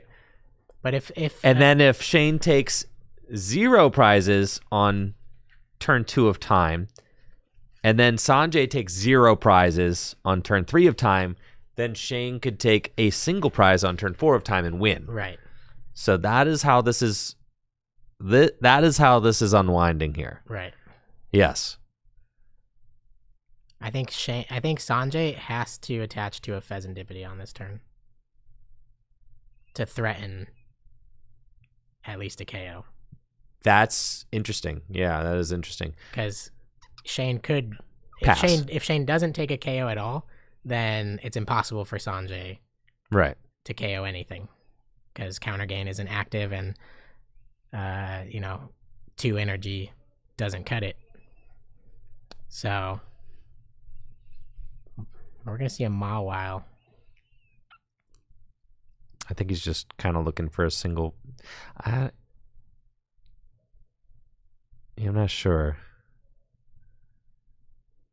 So was this a turn 1 Thornton to get the thorns out of the actives that happened for Shane? He did use a Thornton. Yeah. So he's just Thornton the Minchino for the hands.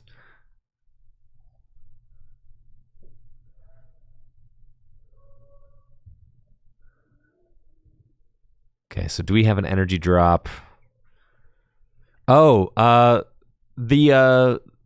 no, never mind. Yeah. I think Sanjay. There's no energy drop, so Yeah. it just is what it is. Sanjay might want to give up a prize. All right. Yes. Well, if Sanjay gives up a prize, but he doesn't have any way to do 280 damage. He only. Oh man! Giving Sanjay an out. Giving Sanjay the Fez is crazy because here's what could happen. Say Shane gets very excited, takes a knockout on this Pidgey, then Sanjay goes counter catcher Fez, counter gain DTE. Can that do it? That's it. Yeah, no, that would do it. Counter gain DTE with just 1 prize taken? 1 prize taken would cause Ursaluna to have 4 energy costs, so no. No, right? Okay, so single prize taken here doesn't do it. If Shane doesn't take a knockout, maybe it's possible that Pidgeot could do it with a boss double turbo, right? I mean, it could KO the Klefki.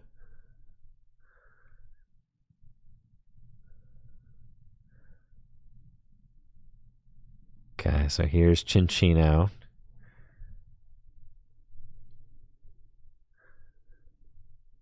This is fascinating. V-Star used, 2 chops down. So this is Shane's board. Bench locked now. That is it. This is the board. He's gonna swing into this Pidgey with the Cinccino. Yes. Okay. 2-card hand. That's it.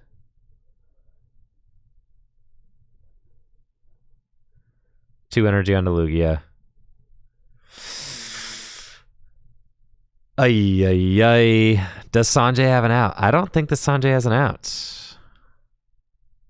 Sanjay could tie it. Sanjay needs to take at least one prize, which he can do with something like Pheasantipity. And Shane has boss in hand. I mean, this is really bad. Yeah.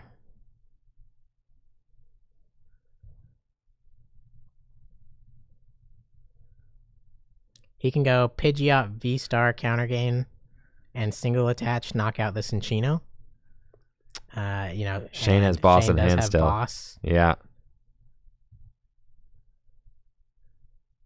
Does Sanjay have a way to win here?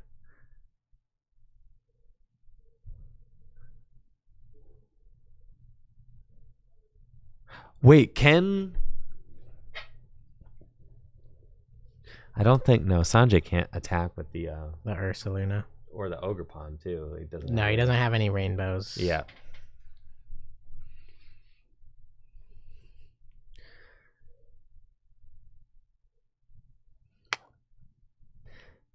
Dang, this is crazy. All right, we see Luminion coming out. Blood Moon. But there's not enough energy on the Blood Moon. Counter gain double turbo would basically make it so that I had 3 energy, be 1 energy short. Right. Yes.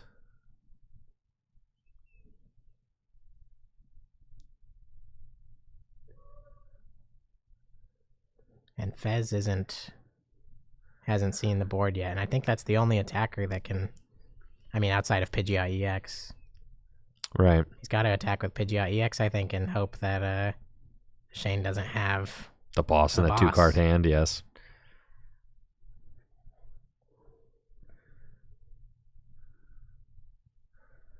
There's the Fez.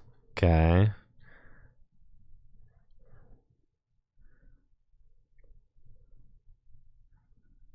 Yeah, I think Sanjay doesn't have it. Doesn't have an out. Kind of just reeling, going through the motions and thinking. But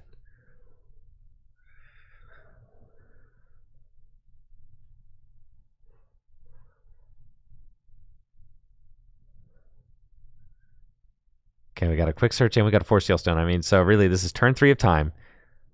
You can grab anything, but giving up 1 prize is not enough. It almost would have been maybe better to give up 2 prizes, so then at least, either way, the boss. Either way, hand, yeah. The boss in hand is gonna seal the deal for sure. Yo, that's crazy. The Stone Cold clutching from the Lugia, dude. And just enough time to get to a game 3. Crazy, dude. Crazy. Yo, Shane is popping off. These final 2 games have really come together just right. And in turns on the other top 4 match, Gwen gets the win over Ashton. So Gwen will be in the finals with Guardy. Congrats to Gwen. Well done to Ashton as well. So if you Giacomo. But yeah, that's still it. Right? Just Giacomo, knockout, Cinccino. Hope for the best. No gift energy. That's crazy. Jet and boss. Yeah, that's it. GG. Shane is the winner and will advance to the finals. My goodness, what a crazy set after Sanjay really was able to outmaneuver Shane. Really, in game 1, just completely outmaneuver Shane, even with Giacomo prized. and take the win. Game 2 coming all the way down to the wire, but Shane able to piece together the perfect top deck of Jet, then Boss out of like a 15-card deck. Nutty. In order to piece together the win. And then in that final game there, just having the Boss at a little 3-card hand. Oh my gosh. Yeah. What a set. Great play from Sanjay. You could tell he's a master with that deck. And being able to take on your worst matchup, to make it that close of a set, just shows how great of a player he is. But congrats to Shane on earning his spot in the final 2. Will face against Gwen Durrell playing Gardevoir. So is it Gwen? Yep, Gwen ended up getting the win in game 3 of time over Ashton.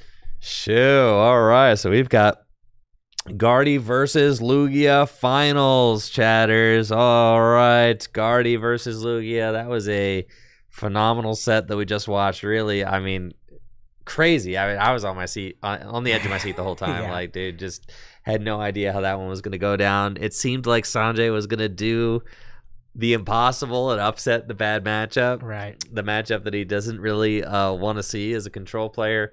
And it seemed like, from watching the first 40 minutes of that match, you're like, okay, Sanjay is kind of like running laps. Yeah. But then Shane kind of piecing together just I would say the bare minimum of what he needed to piece together in order to win. Right. Was able to turn it out for that win. Yep. There. All he had to do was win one game, and then is going to be extremely favored in the tiebreaker, right? Absolutely. At the end. So yeah.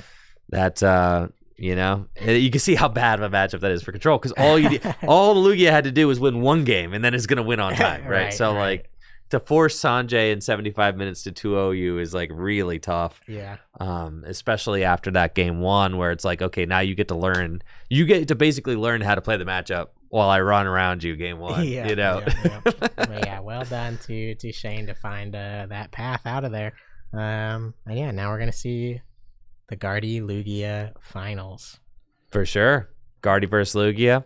Let us know in the chat who you're rooting for in the finals match. Are you rooting for Shane with the Lugia deck? Are you rooting for Gwen with her Gardevoir deck?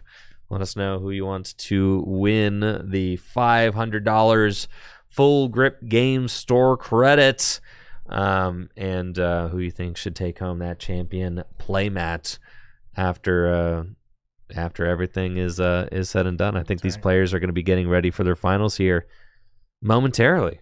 I'm going to run real quick. Cool. Yeah, let's take a quick break, chatters.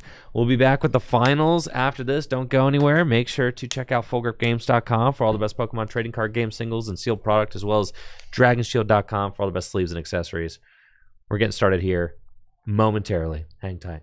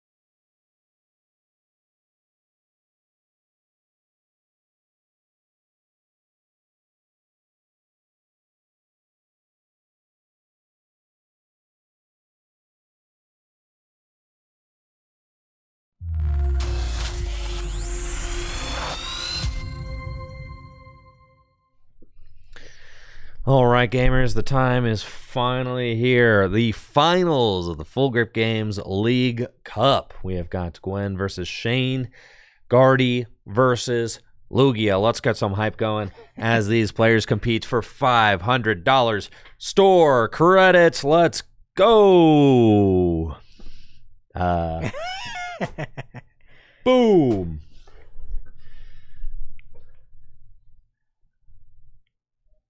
Here we go. Gwen is on the left playing that Gardevoir. Shane on the right playing that Lugia after overcoming Sanjay's control deck in the top 4.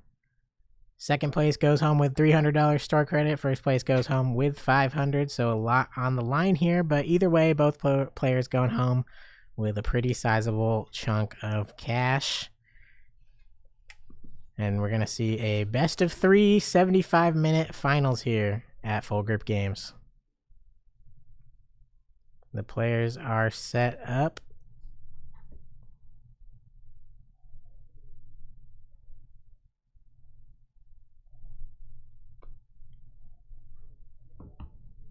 And here we go. We are underway. Shane is going first.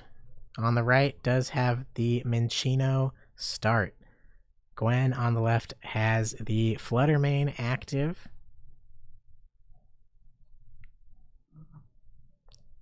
And it looks like Shane might not have an out to a Lugia. Yeah, Shane has no out to a Lugia, no cards played out of hand on his first turn. And Gwen could not be more excited, I'm sure. Has an energy attachment to that Fluttermane, as well as a Buddy Buddy Poffin to Ralts. And now, best case scenario would be to find a TM Evolution as well on Gwen's side, or even I don't believe Gwen plays Badoo, but a Badoo item lock would be pretty decent. But a second Buddy Buddy Poffin also hit in the field. Oh, and we do see a Badoo in Gwen's hand. Now the question is will this Badoo find its way to the active to start item locking?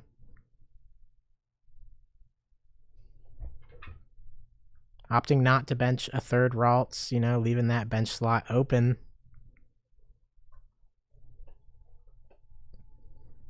Terrible start for Shane, but a great start for Gwen.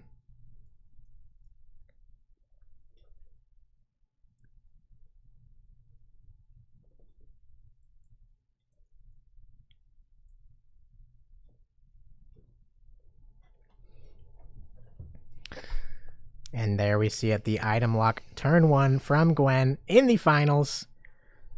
Itchy Pollen hitting for 10 damage onto that Minccino.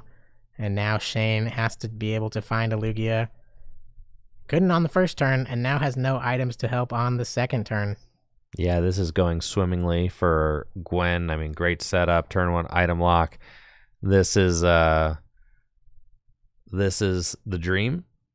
And now it's going to be up to Shane to see if he can set up without items. Yeah, just has a Jacques, and that bench of the Regigigas tells me that we're probably not going to see a Lugia again. We'll probably see a Cinccino hit the board, and which can knock out the Badoo with just another attachment. But missing another turn of Lugia. Yeah, not what you want. And this is going to give Gwen time to just continue setting up and evolve into Kirlia and really just get the whole thing going. I mean, part of the sketchiest things about this matchup is if Lugia just pops off too fast and the Guardy deck, can't get set up, and the Badoo just going to give Gwen the perfect amount of time to do that. I mean, even if the Lugia deck could have a Lugia in the active spot, oh well, this is a way. Yeah, I mean, it's gonna take a knockout, but still no Lugia. Yeah. But with no Kirlia in play yet either, Gwen will not really be threatening a KO back. Well, no Kirlia yet. But there is the TM Evo, and we're gonna see TM Evo used right away, so no supporter on Gwen's side either. But we're going to get into those two Kirlias. I'm going back over to Shane's side. And now this turn, can we find a Lugia is the question. It looks like an Ultra Ball was top decked. Doi. Here we go. Ultra Ball away, double chops. That's what you want to see. And so now Shane's actually going to be able to get Lugia and go down to only 4 prize cards remaining. It's true. I mean, Shane is in a fine spot, all things considered. That's right. I believe has boss in hand as well. Can knock out a Curlia. Is that a Pokeball reverse? Regigigas. No, the Monkey Dory. Oh, is it? The Pokeball reverse Monkey Dory on Gwen's board. Nice. Dang, the Plasma Freeze Gold Ultra Balls too? That's crazy, dude. Yeah, this Lugia deck is blinged out. Yeah, Shane going for the boss on the Curlia. Okay. I mean, this is honestly, now it's kind of flipping over to Shane's favor. Yeah, I mean, Shane going on the aggro here, just saying, okay, I've got Ultra Ball double chops, get the Lugia V, boss your Curlia. Yeah. Your go. Yeah, Gwen's lack of Arven is hurting a little bit right now. Yeah, and those 2 cards were not great, Ben. They were not. No. Night Stretcher might just have to put down the Ralts that was just discarded.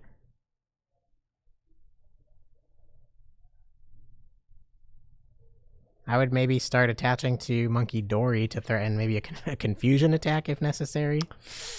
This is sketch. Yeah, this is very sketch. Yeah. No, we did not have Arven in our starting hand. It was just raw double Poffin. Yeah, that's gonna be a pass.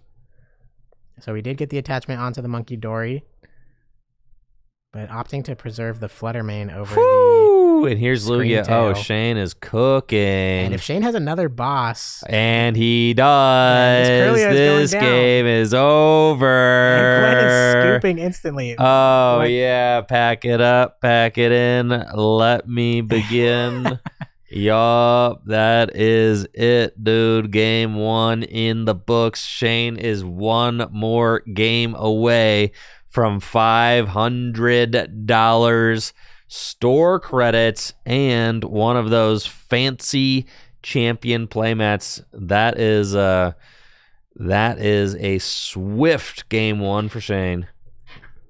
That was the biggest "it's so over" to "we're so back" start of a game I've ever seen. Crazy. The reverse. I was like, oh yeah, Gwen's got this in the bag, and then Shane was just like, nope. What if I just had the Chinchino off the supporter? What if I just had boss and you're done? Yeah, double boss off of a nothing draw. Crazy. Yeah, didn't even need Lugia. Who needs Lugia? Who needs Poogia anyway? Yeah, so that was a very quick game 1 of our finals. We'll see if Gwen can't claw it back in game 2 to get a win, send this to game 3. But that was only 6 minutes passed in that game, so still plenty of time. 70 minutes remaining in the set.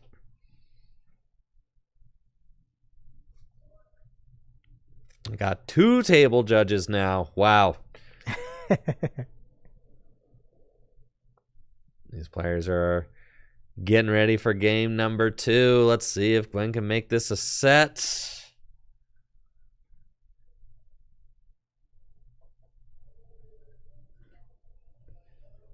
Here we go. Squawk v. Ralts. Gwen going to go first. Hisuian Heavy Ball. And did we prize anybody? There's Fluttermane. The A-Spec is prized, I see. That's right. I do see at least 1 more Ralts in Gwen's hand, though. I think I see another Ralts prized as well. Fluttermane is a decent switch in here since the Squawk is active. It would prevent the Squawk from using its ability unless it retreated to the bench. But we get a second Ralts down. Yeah, and there's the retreat into the Fluttermane. And buddy. Okay, it's pretty good.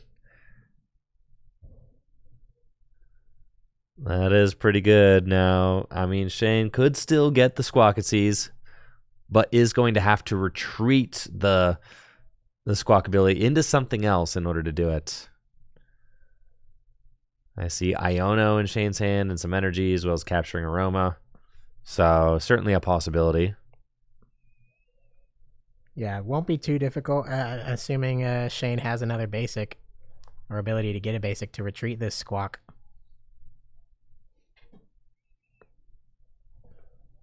Gwen opting to go 3 routes. This game only had 2 the previous game. That's a pretty solid turn 1. I mean, about as good as it's going to get. Going first, Klefki. It's kind of funny. Capturing Aroma. And it's a heads, so not a basic. Can get an Archeops to discard off of Squawk, though. Right? No. Because what? You retreat into Klefki? If you retreat into Klefki, then you can't use your own Squawk. Yeah, because Klefki. Well, and then Fluttermane. I think Fluttermane takes precedence because Fluttermane's there first. Well, then they could use Squawk if that's the case. Because only Klefki shuts off the Squawk. Fluttermane only shuts off the active. Oh yeah. So if Klefki. Oh, so then yeah, I guess so, huh? So Fluttermane might could bite. That's true. That's kind of funny, actually. Yeah. So I guess Shane could retreat into his own Klefki if he's aware that that's how that works, right? But is that a going for a Cinccino? Yep. Which is interesting. Not the Archeops, which tells me he might not be discarding his hand. Nah, I think he's gonna Iono here. Oh, okay, he's gonna Iono. Yeah, he's got Iono at the end of the hand there. Yeah, still attach this energy so you can retreat if necessary. You don't want that. You don't want that Klefki in play.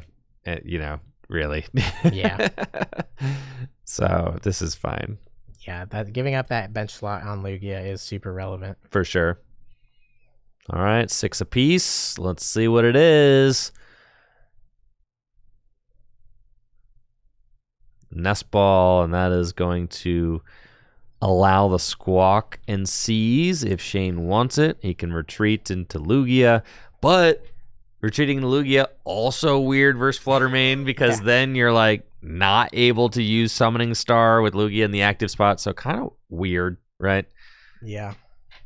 Opting to choose a Wellspring Mask Ogerpon.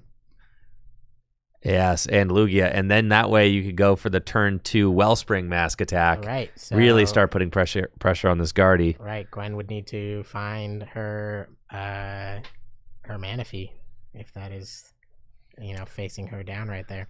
For sure.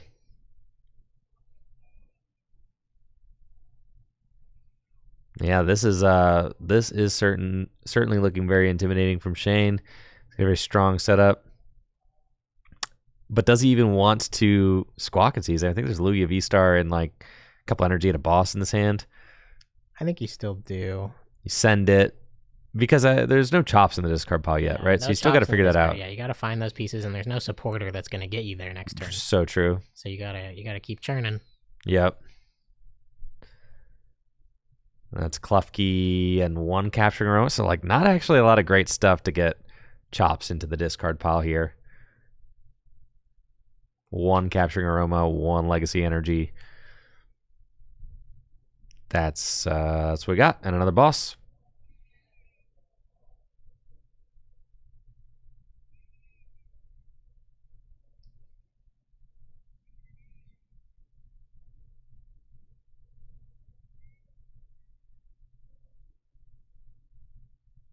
All right, and it's on to Gwen.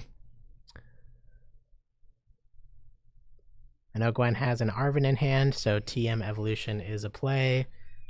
Could also go for the item lock to try and, stop, make it even more difficult to get double Archeops into the discard pile by, turning off Ultra Balls. We'll see what direction Gwen goes for.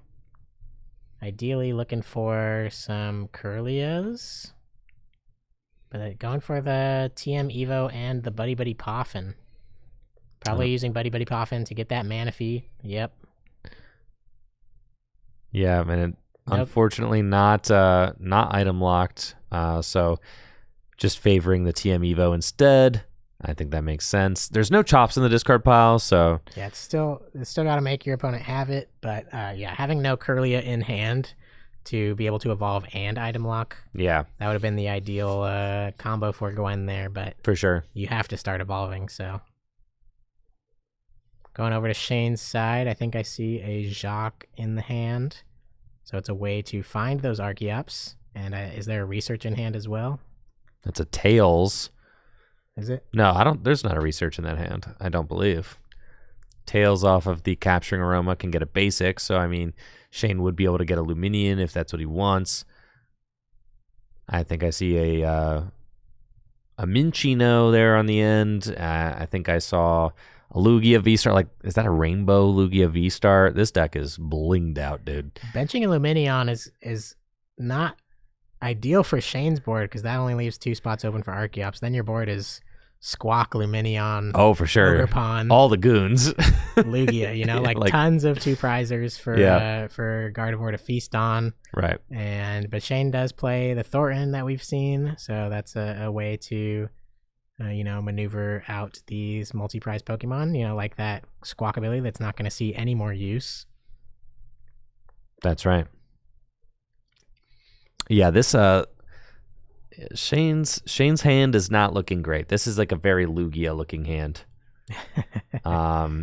There's like a Jet energy, there's a Boss, there's like the Legacy energy is there.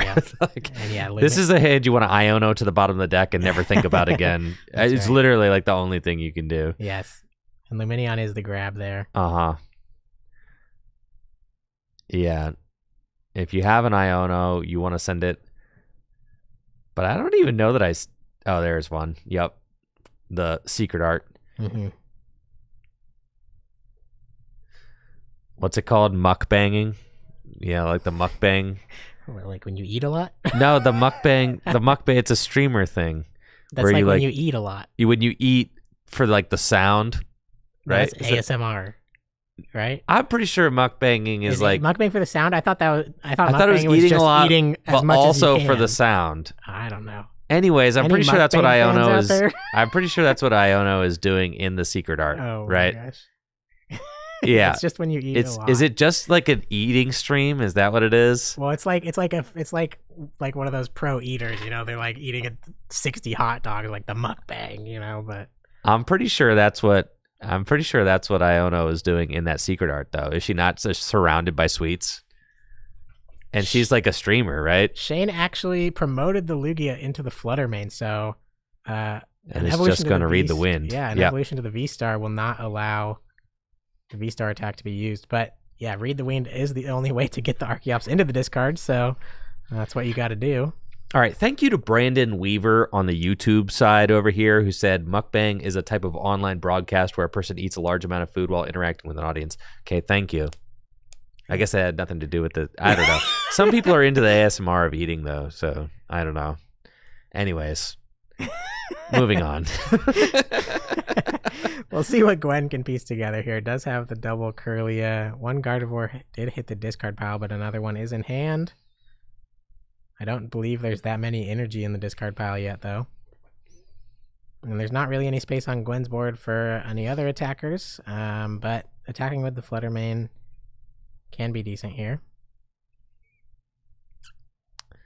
Unfortunately, no way to KO this active Lugia V that was served up to Gwen unless there was a Turo being played. Mm-hmm. Yeah, the Badoo is starting to feel not great. Right. Being in play right now. Yeah, Badoo and Manaphy both taking up a spot on the bench is a little rough. Yeah, for sure. Couple of refinements. And what are we into? I mean, honestly, just keeping the Fluttermane here I think and attacking with it is like great. Or even going up with Badoo and item locking for a turn and hope, freeing up that space. I really like attacking. There's still only one Archeops in the discard pile. Yeah, I like this play from Gwen. Yeah. Attacking with the Fluttermane. This is great. Yeah, now if there is an evolution, it is set up for a Gardevoir EX KO later on as well, so. Exactly. 90, and then you get 2 onto the onto the Wellspring Mask. Feels good. Right. Messy Goza. Is it a heads? It is not. It's a lot of energy in that hand. Definitely no room to bench a fourth. Second Luminion, you know? The vibes are looking strong. Yeah. Yeah. And now does Shane bench a second Lugia if he doesn't V-Star power this turn? Kind of have to.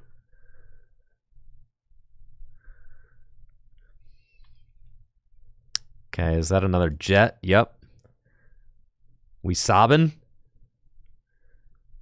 Yeah, I don't think there's any supporters. Or you go is Ultra Ball? You could Ultra Ball.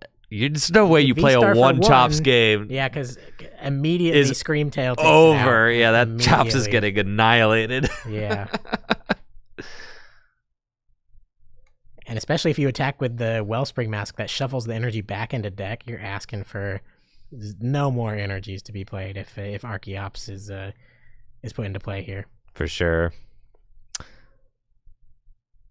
Ay, ay, ay. All right, here's the Lugia.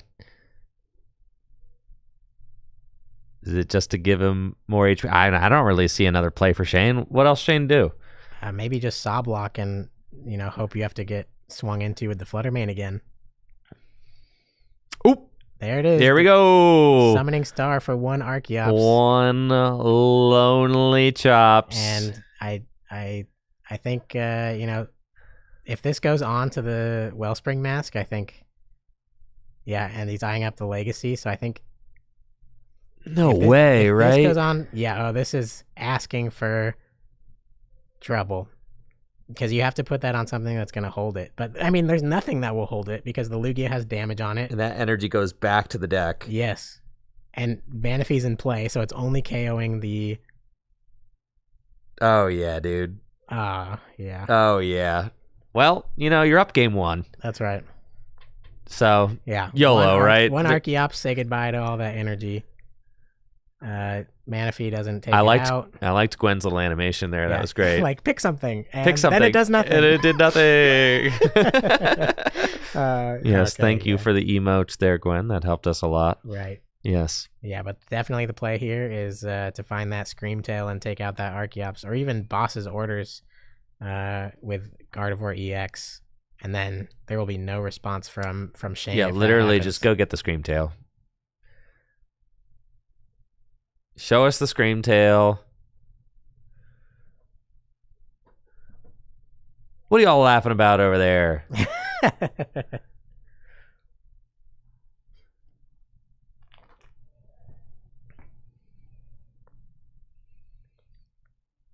Earthen Vessel and a Bravery Charm selected there off of the Arven. You could also, counter catcher the Archeops. There's so many ways to do this. Yeah, just anything that knocks out the Archeops pretty much seals this game, and I wouldn't be surprised if Shane just scoops. I would. Oh yeah, like it's been a long day. No Archeops, no energy in play. Like, I'm gonna be completely honest with you guys. If this was a best of 3 cup, I would not have survived up until this point. They'd have to cart me off at the end of the day. And Messagoza heads flip does find the Screamtail, so let's go. We are gonna see that Archeops get KO'd immediately. Yup. I already feel like I'm starting to go cross-eyed. I've been locked in for so long. That's right. You know that the 4K is a best of 3 Swiss. I know that. So you better be prepped for that. I know that. Oh yeah, I'm ready. That's gonna be a long day. I'm gonna need multiple energy drinks. Yeah, that's gonna be like 7 rounds. I know, dude. It's gonna be a lot. 7 rounds and top 8. It's gonna be a lot, man. We're gonna make it happen, though. It's gonna be sick. That's right.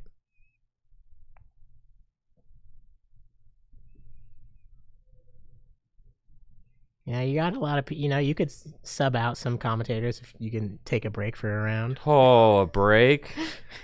That'd be crazy. Never been done. Gwen also counter-catchered up the Iron Hands. I mean, insult to injury, right? Just to make sure that nothing silly is going to happen. Yep. There's the double Psychic Embrace to the Gardevoir. And the Psychic Embrace to the Screamtail. Should be 2 more damage counters on that Gardevoir. Unless there was an attach for turn. There was. Okay. Yep, going up the full 8 damage counters on the Screamtail to be able to Roaring Scream for 160 damage onto that Archeops. Blam! It is KO'd. That's no right. more Archeops this game for Shane. Only 1 energy attached to that Lugia V-Star. Does Shane scoop, or is Shane just going to keep trucking? Keep trucking, it is! Next turn, this Roaring Scream can KO the... you can KO the... Dude, yeah, Shane's got to get rid of that Messagoza. That's the most cursed Messagoza I ever did see. Yeah.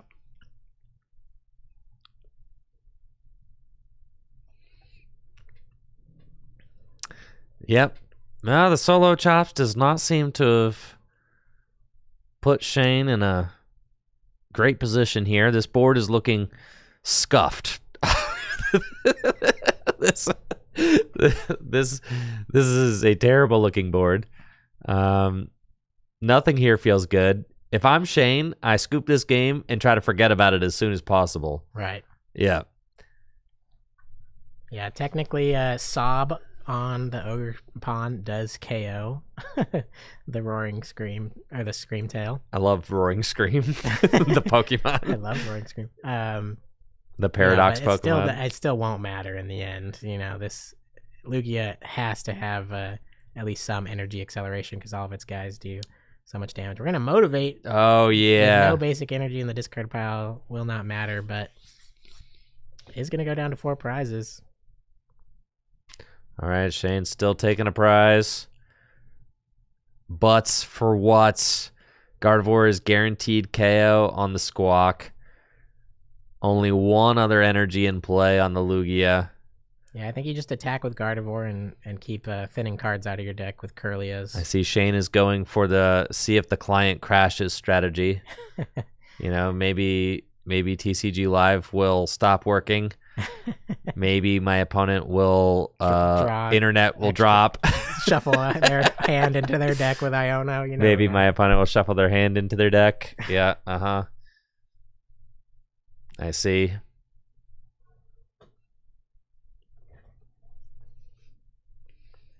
We're going to see the Psychic Embrace onto the Gardevoir, doing more than enough damage to KO the Squawkabilly. Oh, yeah. Adrenabrain will move 3 damage onto the Iron Hands EX sitting over there.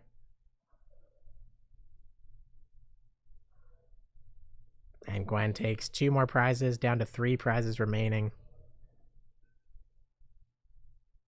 Yep. Shane's still playing it out. Maybe thinking he can use Sob to lock Manaphy in play indefinitely, not knowing Gwen has 2 Turos. Right.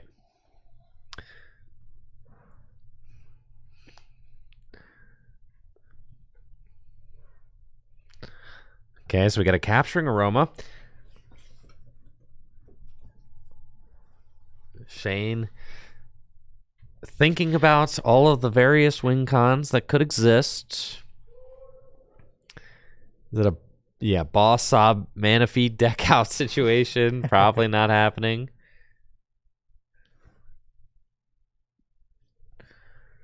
Yeah, we're going to go Luminion for boss here. Uh-huh. You know, Shane, play to your outs and, you know, get some knowledge for game 3. See what Gwen has to deal with it. That's right. There's plenty of time to finish a game 3 still, so there's not really a reason for, you know, it is best practice to kind of see what your opponent can do. Have your opponent reveal the cards in their deck to beat you. You know, I'm not a best practices kind of guy, Ben. I know you're not. You know, but this is a $200 money match. No, I'm a see, all right. You're a vibes guy. No, I'm a momentum guy. I'm a momentum guy. All right?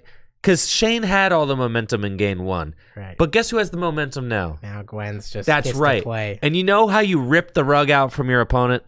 You scoop. You scoop and you say, I'm going to decide who goes first. No more of this parading around making me look like an idiot. Yes, I'm a momentum guy. It's all about momentum. I don't believe in momentum because you might have the momentum and then you start the next game and you attach pass. And there's nothing that momentum can do about that. No, the momentum doesn't let you just attach pass. Yes, dude. Maybe Gwen prized both Turo. You know? There's there's nothing that says this game isn't over.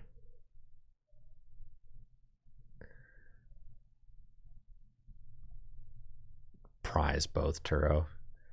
I mean, that would be so sad. I actually would There's be. a There's Turo. I was gonna say I'd be livid if Gwen had prized. Do not rebench the mana fee. Do not rebench the mana. Yes, you see. KO the sobbing guy. I would actually, just do that. Yep. Just refinement away the mana fee. Absolutely. Get that sucker out of there. Yep, take him out. And boom. Didn't even use Adrenabrain. Nope. Just keep the momentum. Momentum. I'm telling you, I'm a momentum guy. All right, here we go. He's scooping. Yeah, we've got ourselves a game 3 in the finals. Let's go.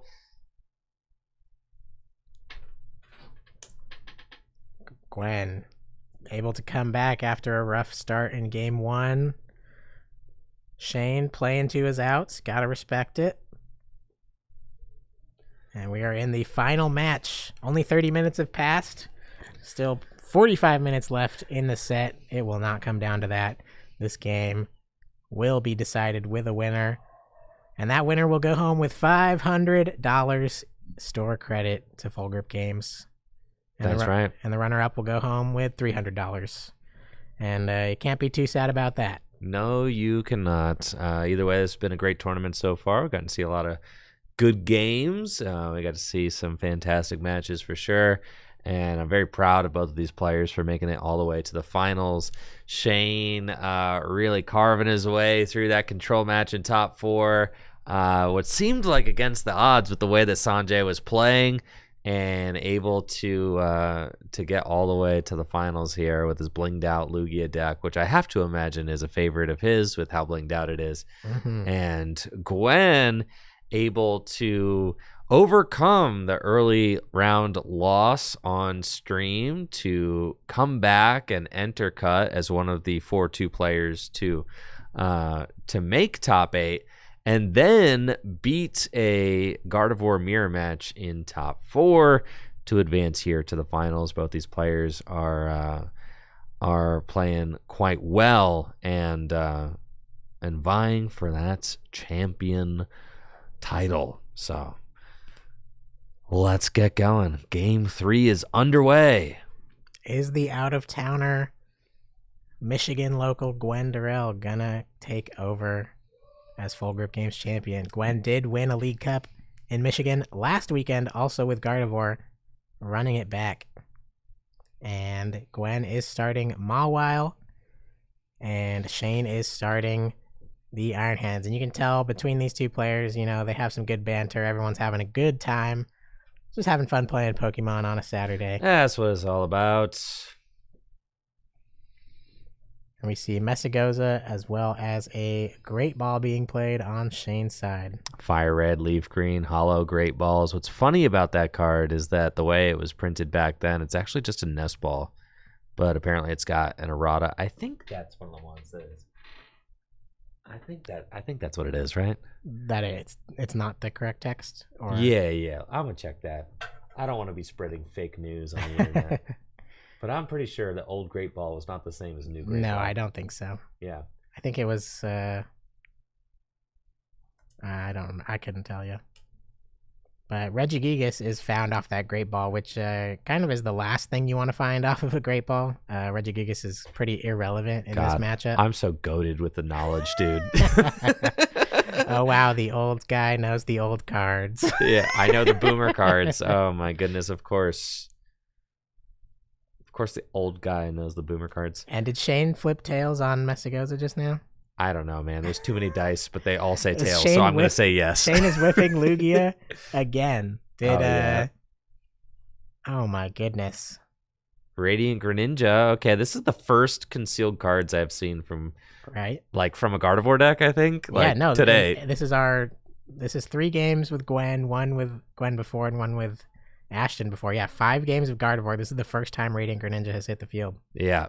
Radiant Greninja is starting to feel a little bit like it has been in the Gardevoir deck. It doesn't really actually play a lot of energy anymore. And then once they're in the discard pile, they're just there, right? So Radiant Greninja definitely kind of fizzles over time in the Gardevoir deck. It's kind of like just a helpful turn 1 card. If you don't got anything else going and you have Greninja, at least you can see a few more cards. Right. So in that sense, it's really strong. But yeah, if you don't have to put it into play, I think often it's kind of smart not to. Gwen low-key popping off right now, That's Ben. right. Not gonna lie, this turn 1 from Gwen is looking a lot better than Shane's turn 1. Yeah, this is ideal. And I think the Greninja is actually going to be helping a lot in the next turn as well, to allow Gwen to potentially threaten a KO on a Lugia. Holy smokes, wait. Shane is has just... nothing? It's going to pass? No, he's got 2 Lugia V-Stars in this hand. Okay, Messagoza has to flip heads. Oh, it's a Tails! Oh no, could this be Look at the this, look at end? this, look at this. 2 Lugia V-Stars. There's nothing. Regigigas is in hand. He has to bench Regigigas now. Oh my gosh, this is it! Has Shane's luck finally run dry? Oh my god! Is he going to pass or is he going to bench the Reggie? He's got to bench the Reggie. Iono. Yep. Okay, there is an Iono. I didn't see that Iono. Doesn't bench the Reggie, so has to find some basics here. Would you like to cut my hand? All right, Shane throws a couple Lugia V-Star to the bottom of the deck. What do we got? There's a gold Plasma Freeze Ultra Ball. That's like a $300 Ultra Ball to go get your Lugia V. But at least the Lugia will hit the bench, so not the worst thing that you could see there. Gonna discard that Ogerpon, as well as one other card. Don't have the best angle on it, but doing that first search through the deck, and it's got to be a Lugia V hitting the board. But if there's only one Lugia V, it can still be a target for Gwen.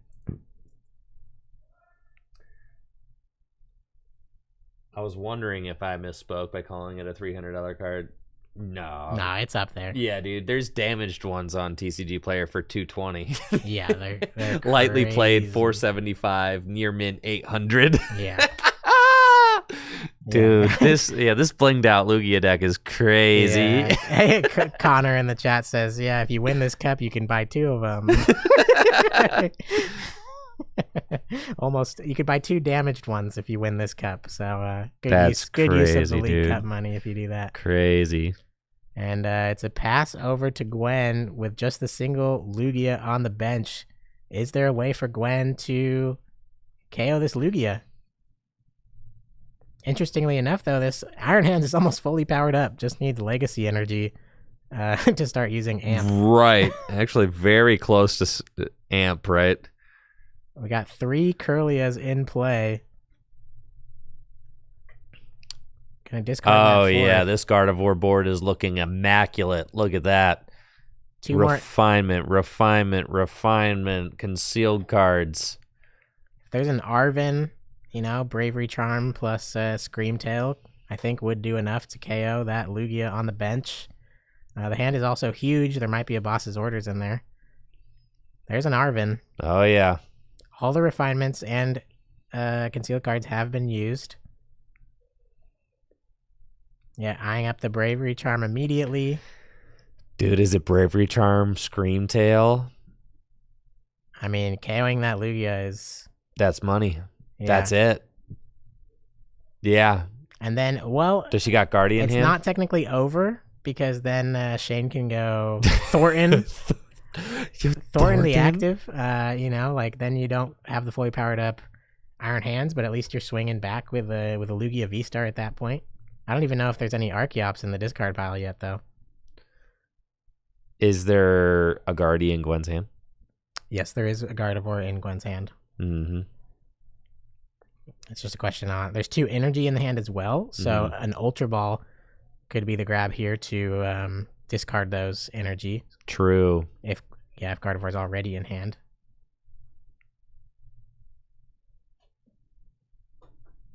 What's up? What the heck? Sometimes it's just funny to say hi, you know? Yep. Buddy Buddy Poffin is going to be the grab there. So, I mean, Gwen's hand is huge. There could also be an Ultra Ball still in hand to discard any energy necessary. Opting to go for the Drifloon, though. So, since Arven was played and Drifloon was grabbed, I think that Lugia is going to survive this turn. Gwen's just going to knock out the active Iron Hands and prevent any 2-prize KO shenanigans if Lugia V-Star is found or if Legacy Energy is found, getting rid of all those energies that have been attached.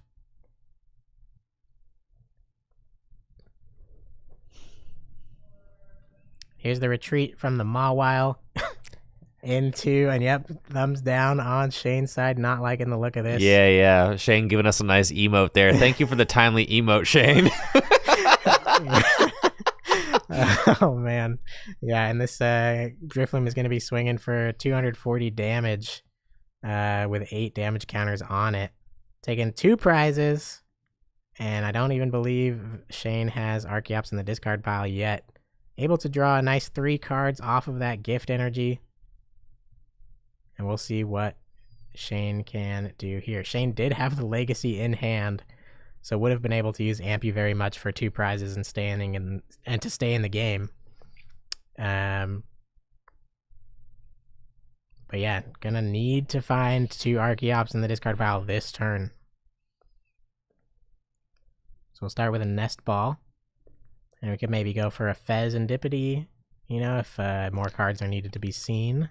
I'm going to see. No. The thumb needs to be facing. Okay. I tried to tell. You got a thumbs up on the table. Yeah, on the table. Thumbs up towards Natalie. Yeah. Yeah, I was trying to. Yeah, I tried to text Natalie to have Gwen emote for us, but she emoted the wrong way. It's hard to get. I know. It's all right, girl. No worries. It's all right, girl. It was worth the effort. Oh, yeah. Close. It just... How terrible is this function on the computer that it works when you don't want it to work? I can't believe it works with like your OBS. I don't know how it's working through OBS. That's the crazy thing. Yeah, it's like, why would you want that at all?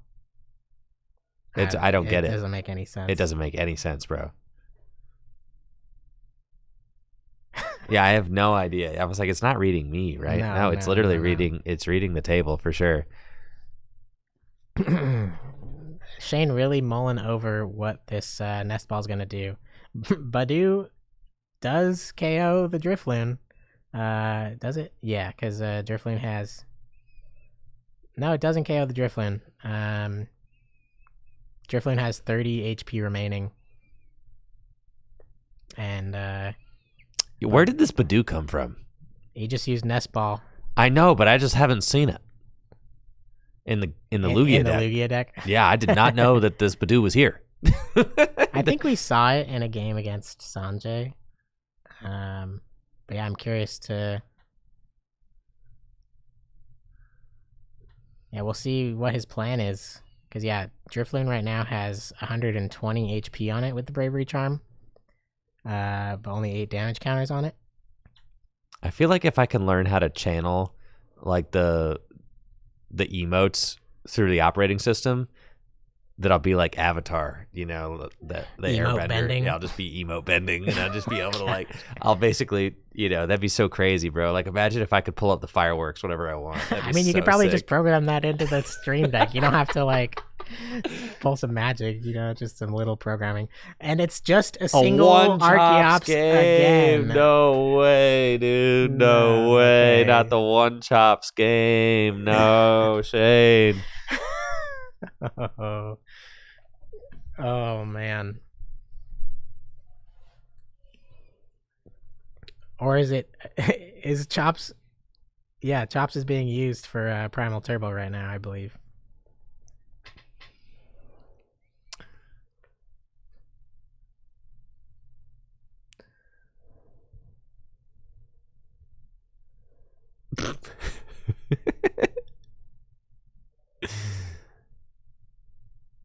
think they're debating on potentially Whether extra or not cards being Shane drawn. drew an extra card for turn. Listen, on YouTube, you could go back and watch it. I'm over it at this point. Yeah, there's so, one Archeops in play. Yeah, this Archeops is here. It's not disappearing.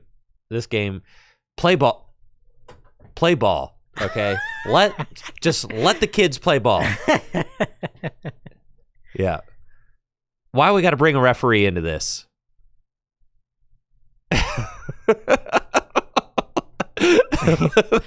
Why do we have to have judges? Yeah, let the kids play. Let the kids play. Let the kids play. Let them cook. Free for all. Just Yeah, for do sure. what you want. The momentum. Draw an extra card if you need it. Yeah, momentum, dude. And you know what?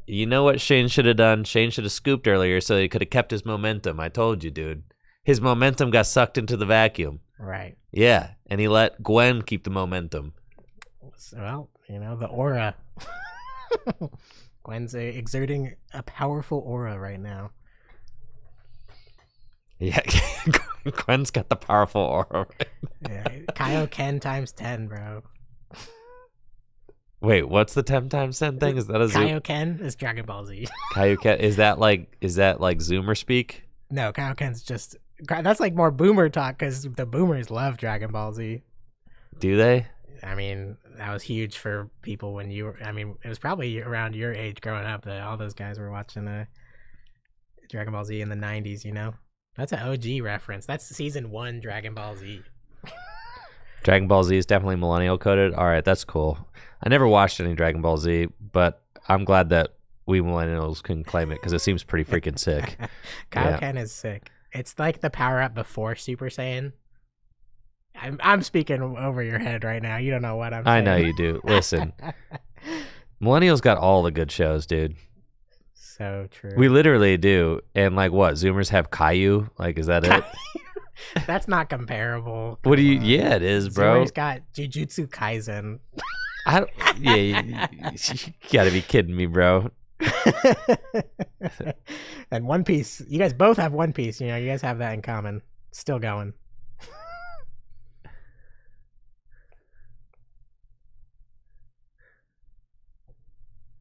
Anyways, I think we've got it solved. Rewind. Oh man, we're getting what is being rewound? I told you we just need to let the kids play ball, and now we're getting rewind. What is going on? Is this? Let Shane attack and let Gwen use Screamtail? And this is like when they have the instant review on football games, bro. Like just let the call stand.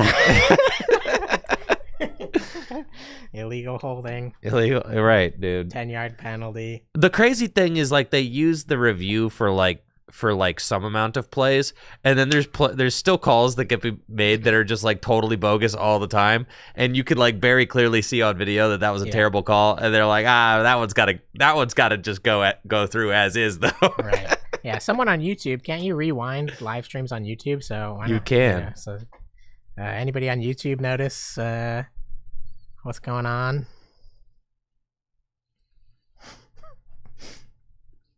You're telling me they're gonna enforce rules for this $500 cash game? Oh man, yeah. Rules. Talk about a momentum killer. Talk about a momentum killer, yo. Call. Yeah, boring ad game. Let's get some Family Guy clips going.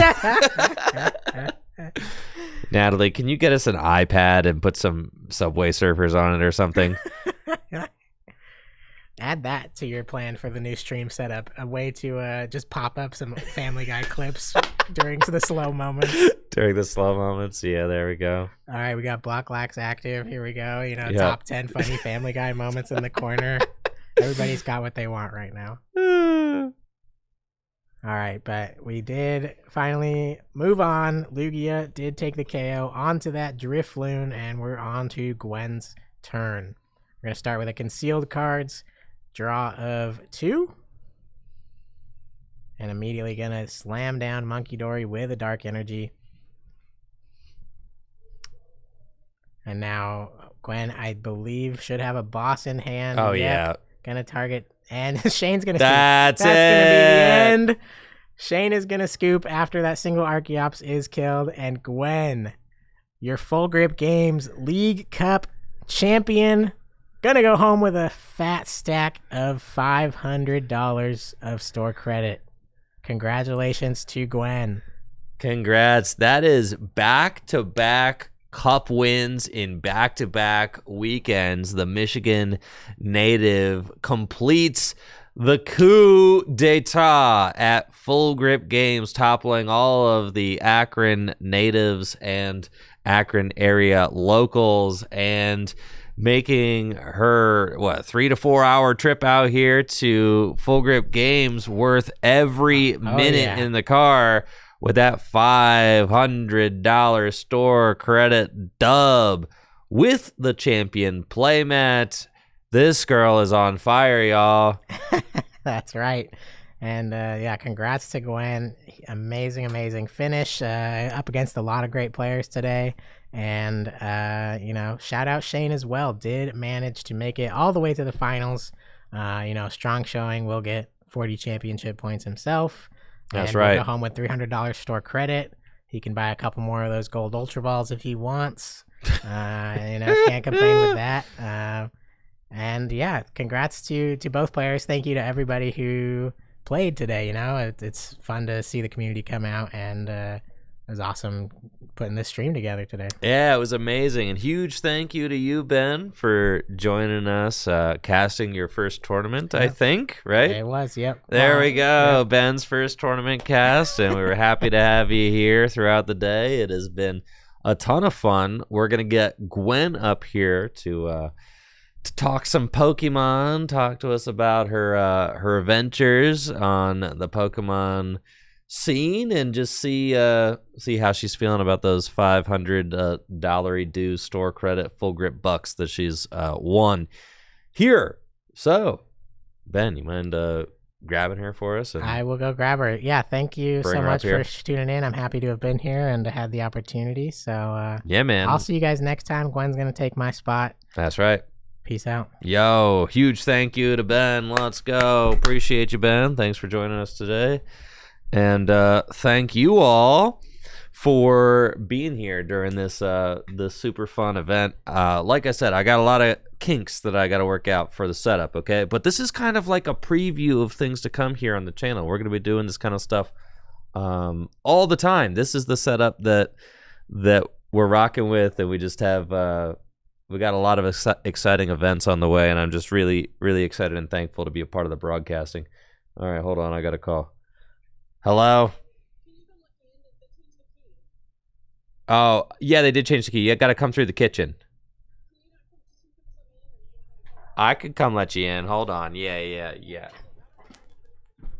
All right. Hold on, chatters. Hold on. I'll be right back, okay?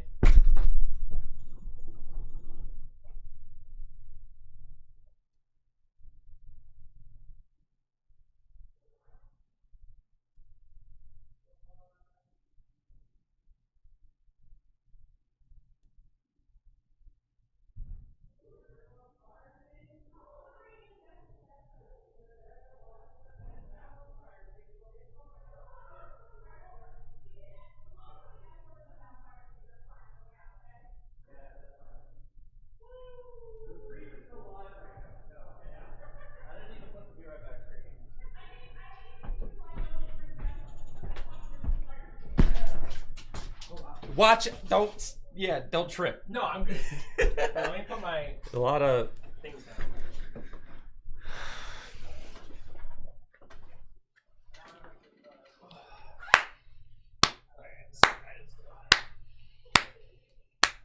chatters. We're being joined by the champion right now. Here she is, Gwen. Welcome. Hello, gamers. Thank you so much for joining us, and Yes, congratulations. thank you. Huge dub. Congratulations, Gwen. Thank you. You've been tearing it up lately. I heard that you won not only this $500 League Cup here, first place out of over 30 players, but you also won a League Cup last weekend with Gardevoir. Yeah, like this past Sunday. Okay. So over my So you're kind of on a tear right now. Yeah, I think Gardevoir, it's pretty good deck. pretty crazy. Yeah, just so many options every turn, and so many different pathways you can take in lines. So For sure. yeah, definitely. Yeah, just feeling a lot right now. Great. Now you have been attending quite a bit of tournaments lately, right? And are you in the hunt for a Worlds invite? Is that something that's on your radar? I know you've kind of been up and coming throughout the last couple of years as a competitive player, but now as someone who's kind of destroying it on the local scene, where do you kind of see yourself in the mix with all of that? Well, I definitely am going for my Worlds invite. Okay. I still have to finish my locals. I think after this, I'll have just like a 4th place left or something. But the Worlds was always sort of like a dream. And then I top 16 Louisville. I was like, oh. Top 16'd it? Yeah. Yeah. It got me. Yeah. That like, I already had local points, and then that 160 from that, like, I was like 70th on the leaderboard because it was kind of still near the beginning. So unfortunately, all the majors that I missed and like LAIC bumped me down a bunch and all that stuff. But I'm definitely, I still got to grind out my locals. I would like to go to more regionals, but busy, and some of them are a bit farther away. But that definitely is. I'm going for the Worlds invite this year for sure. Cool. So, and you haven't ever gotten one before? No, this is only like my 3rd year playing like super seriously. Okay. So okay. this season has been my season for sure. Let's so. freaking go. That's what I'm saying. She's on the up. This is sick. And tearing it up with all these League Cup wins. It's really exciting to watch. Now, what are you going to spend your $500 store credit on? Do you have anything that's on your mind? Do you have anything in the Pokemon sphere? Are you a collector at all? What interests you? Do you like to bling out your decks? Do you just want to use it practically to build meta decks and stuff like that? I tend to flip-flop. I'm glad that top 4 was my goal, because the 150, that's at least a prismatic ETB. Listen, okay, so you do like to open product. Well, yeah, I do like to open product. Listen, I can't deny that maybe there's some cards in there that, might be nice to open. I generally am a player first. I'm not really a collector. Okay. I would say my only kind of collection is like my retro decks. So maybe if Natalie's got some special cards back somewhere for me, I can procure those for my. Oh yeah, there's a lot. Like, I'm like. All right. So then, what year? Retro. What's your cup of tea? I really like 2010. 2010 Okay. is probably my like baby. That's the only deck I have actually fully completed with no proxies. Is Pramawatt's Gardevoir list. Okay. I know Gardevoir. I know. That She likes Gardevoir. That deck is so fun. But I've also been getting into 06. Oh yeah. And 06 is I'm like. Oh yeah. I have like one friend that I do retro with, and he's like an abhorrent hater, absolute hater energy for 2010. But 06, he's like, yeah, I'm pulling out LBS. Yep, going right to it. And Infinite 06. Oh yeah, no, 100%. Yeah, I'm kind of maybe RSPK, but 06 is like I don't know. Maybe with this prize money, I can get some of those fancy EXs that I need. Yes, So you could. That's kind of what I'm thinking. But I'm definitely getting one prismatic ETB for sure.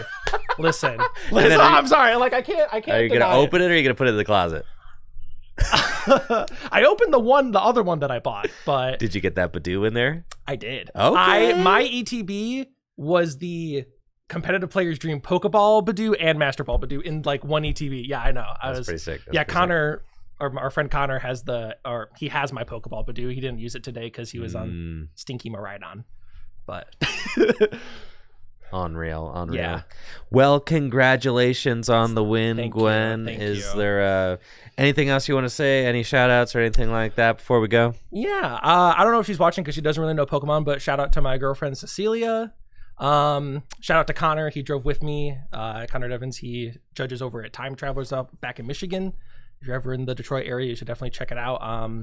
Shout out to my friends Amy and Tristan. They're my Pokemon pals. They always, push me to be the best that I can, and we always play and I like hanging out with them. So yeah, that's all I got. Shout out to everyone in the chat. I appreciate everyone cheering me on, especially in all that. Actually, also shout out to my opponent Shane. We had a really awesome set. Like it was the banter very seemed great. Yeah, it was. Oh, the banter was so funny. Like we were. Oh, it was so good. I mean, it's like what you want in a cup finals. For like sure. So yeah. Shout out to also everyone at Folkert for running this awesome event. I'm very glad I made the trip down. For sure. We love to have you, Gwen. Yeah, thank you all so much for watching the stream today. With that, I am going to bow I'm going to bow out and leave you all to enjoy the rest of your weekend, but I will be back next week with some more streams. You can check the schedule on Discord, discord.gg/trickygym. If you haven't joined already, definitely make sure to do so. I know Gwen is a member in the Discord for sure. Discord is the place to be for sure, 100%. Yes. I'm looking at you, chatters. We've got over 18,000 members there now, and we'd love to have you a part of it if you are not already. That's discord.gg/trickygym. And always make sure to check out fullgripgames.com for all the best Pokemon trading card game singles and sealed product. And dragonshield.com for all the best sleeves and accessories for your favorite tabletop games. That's it. We're getting out of here. Y'all have a great one.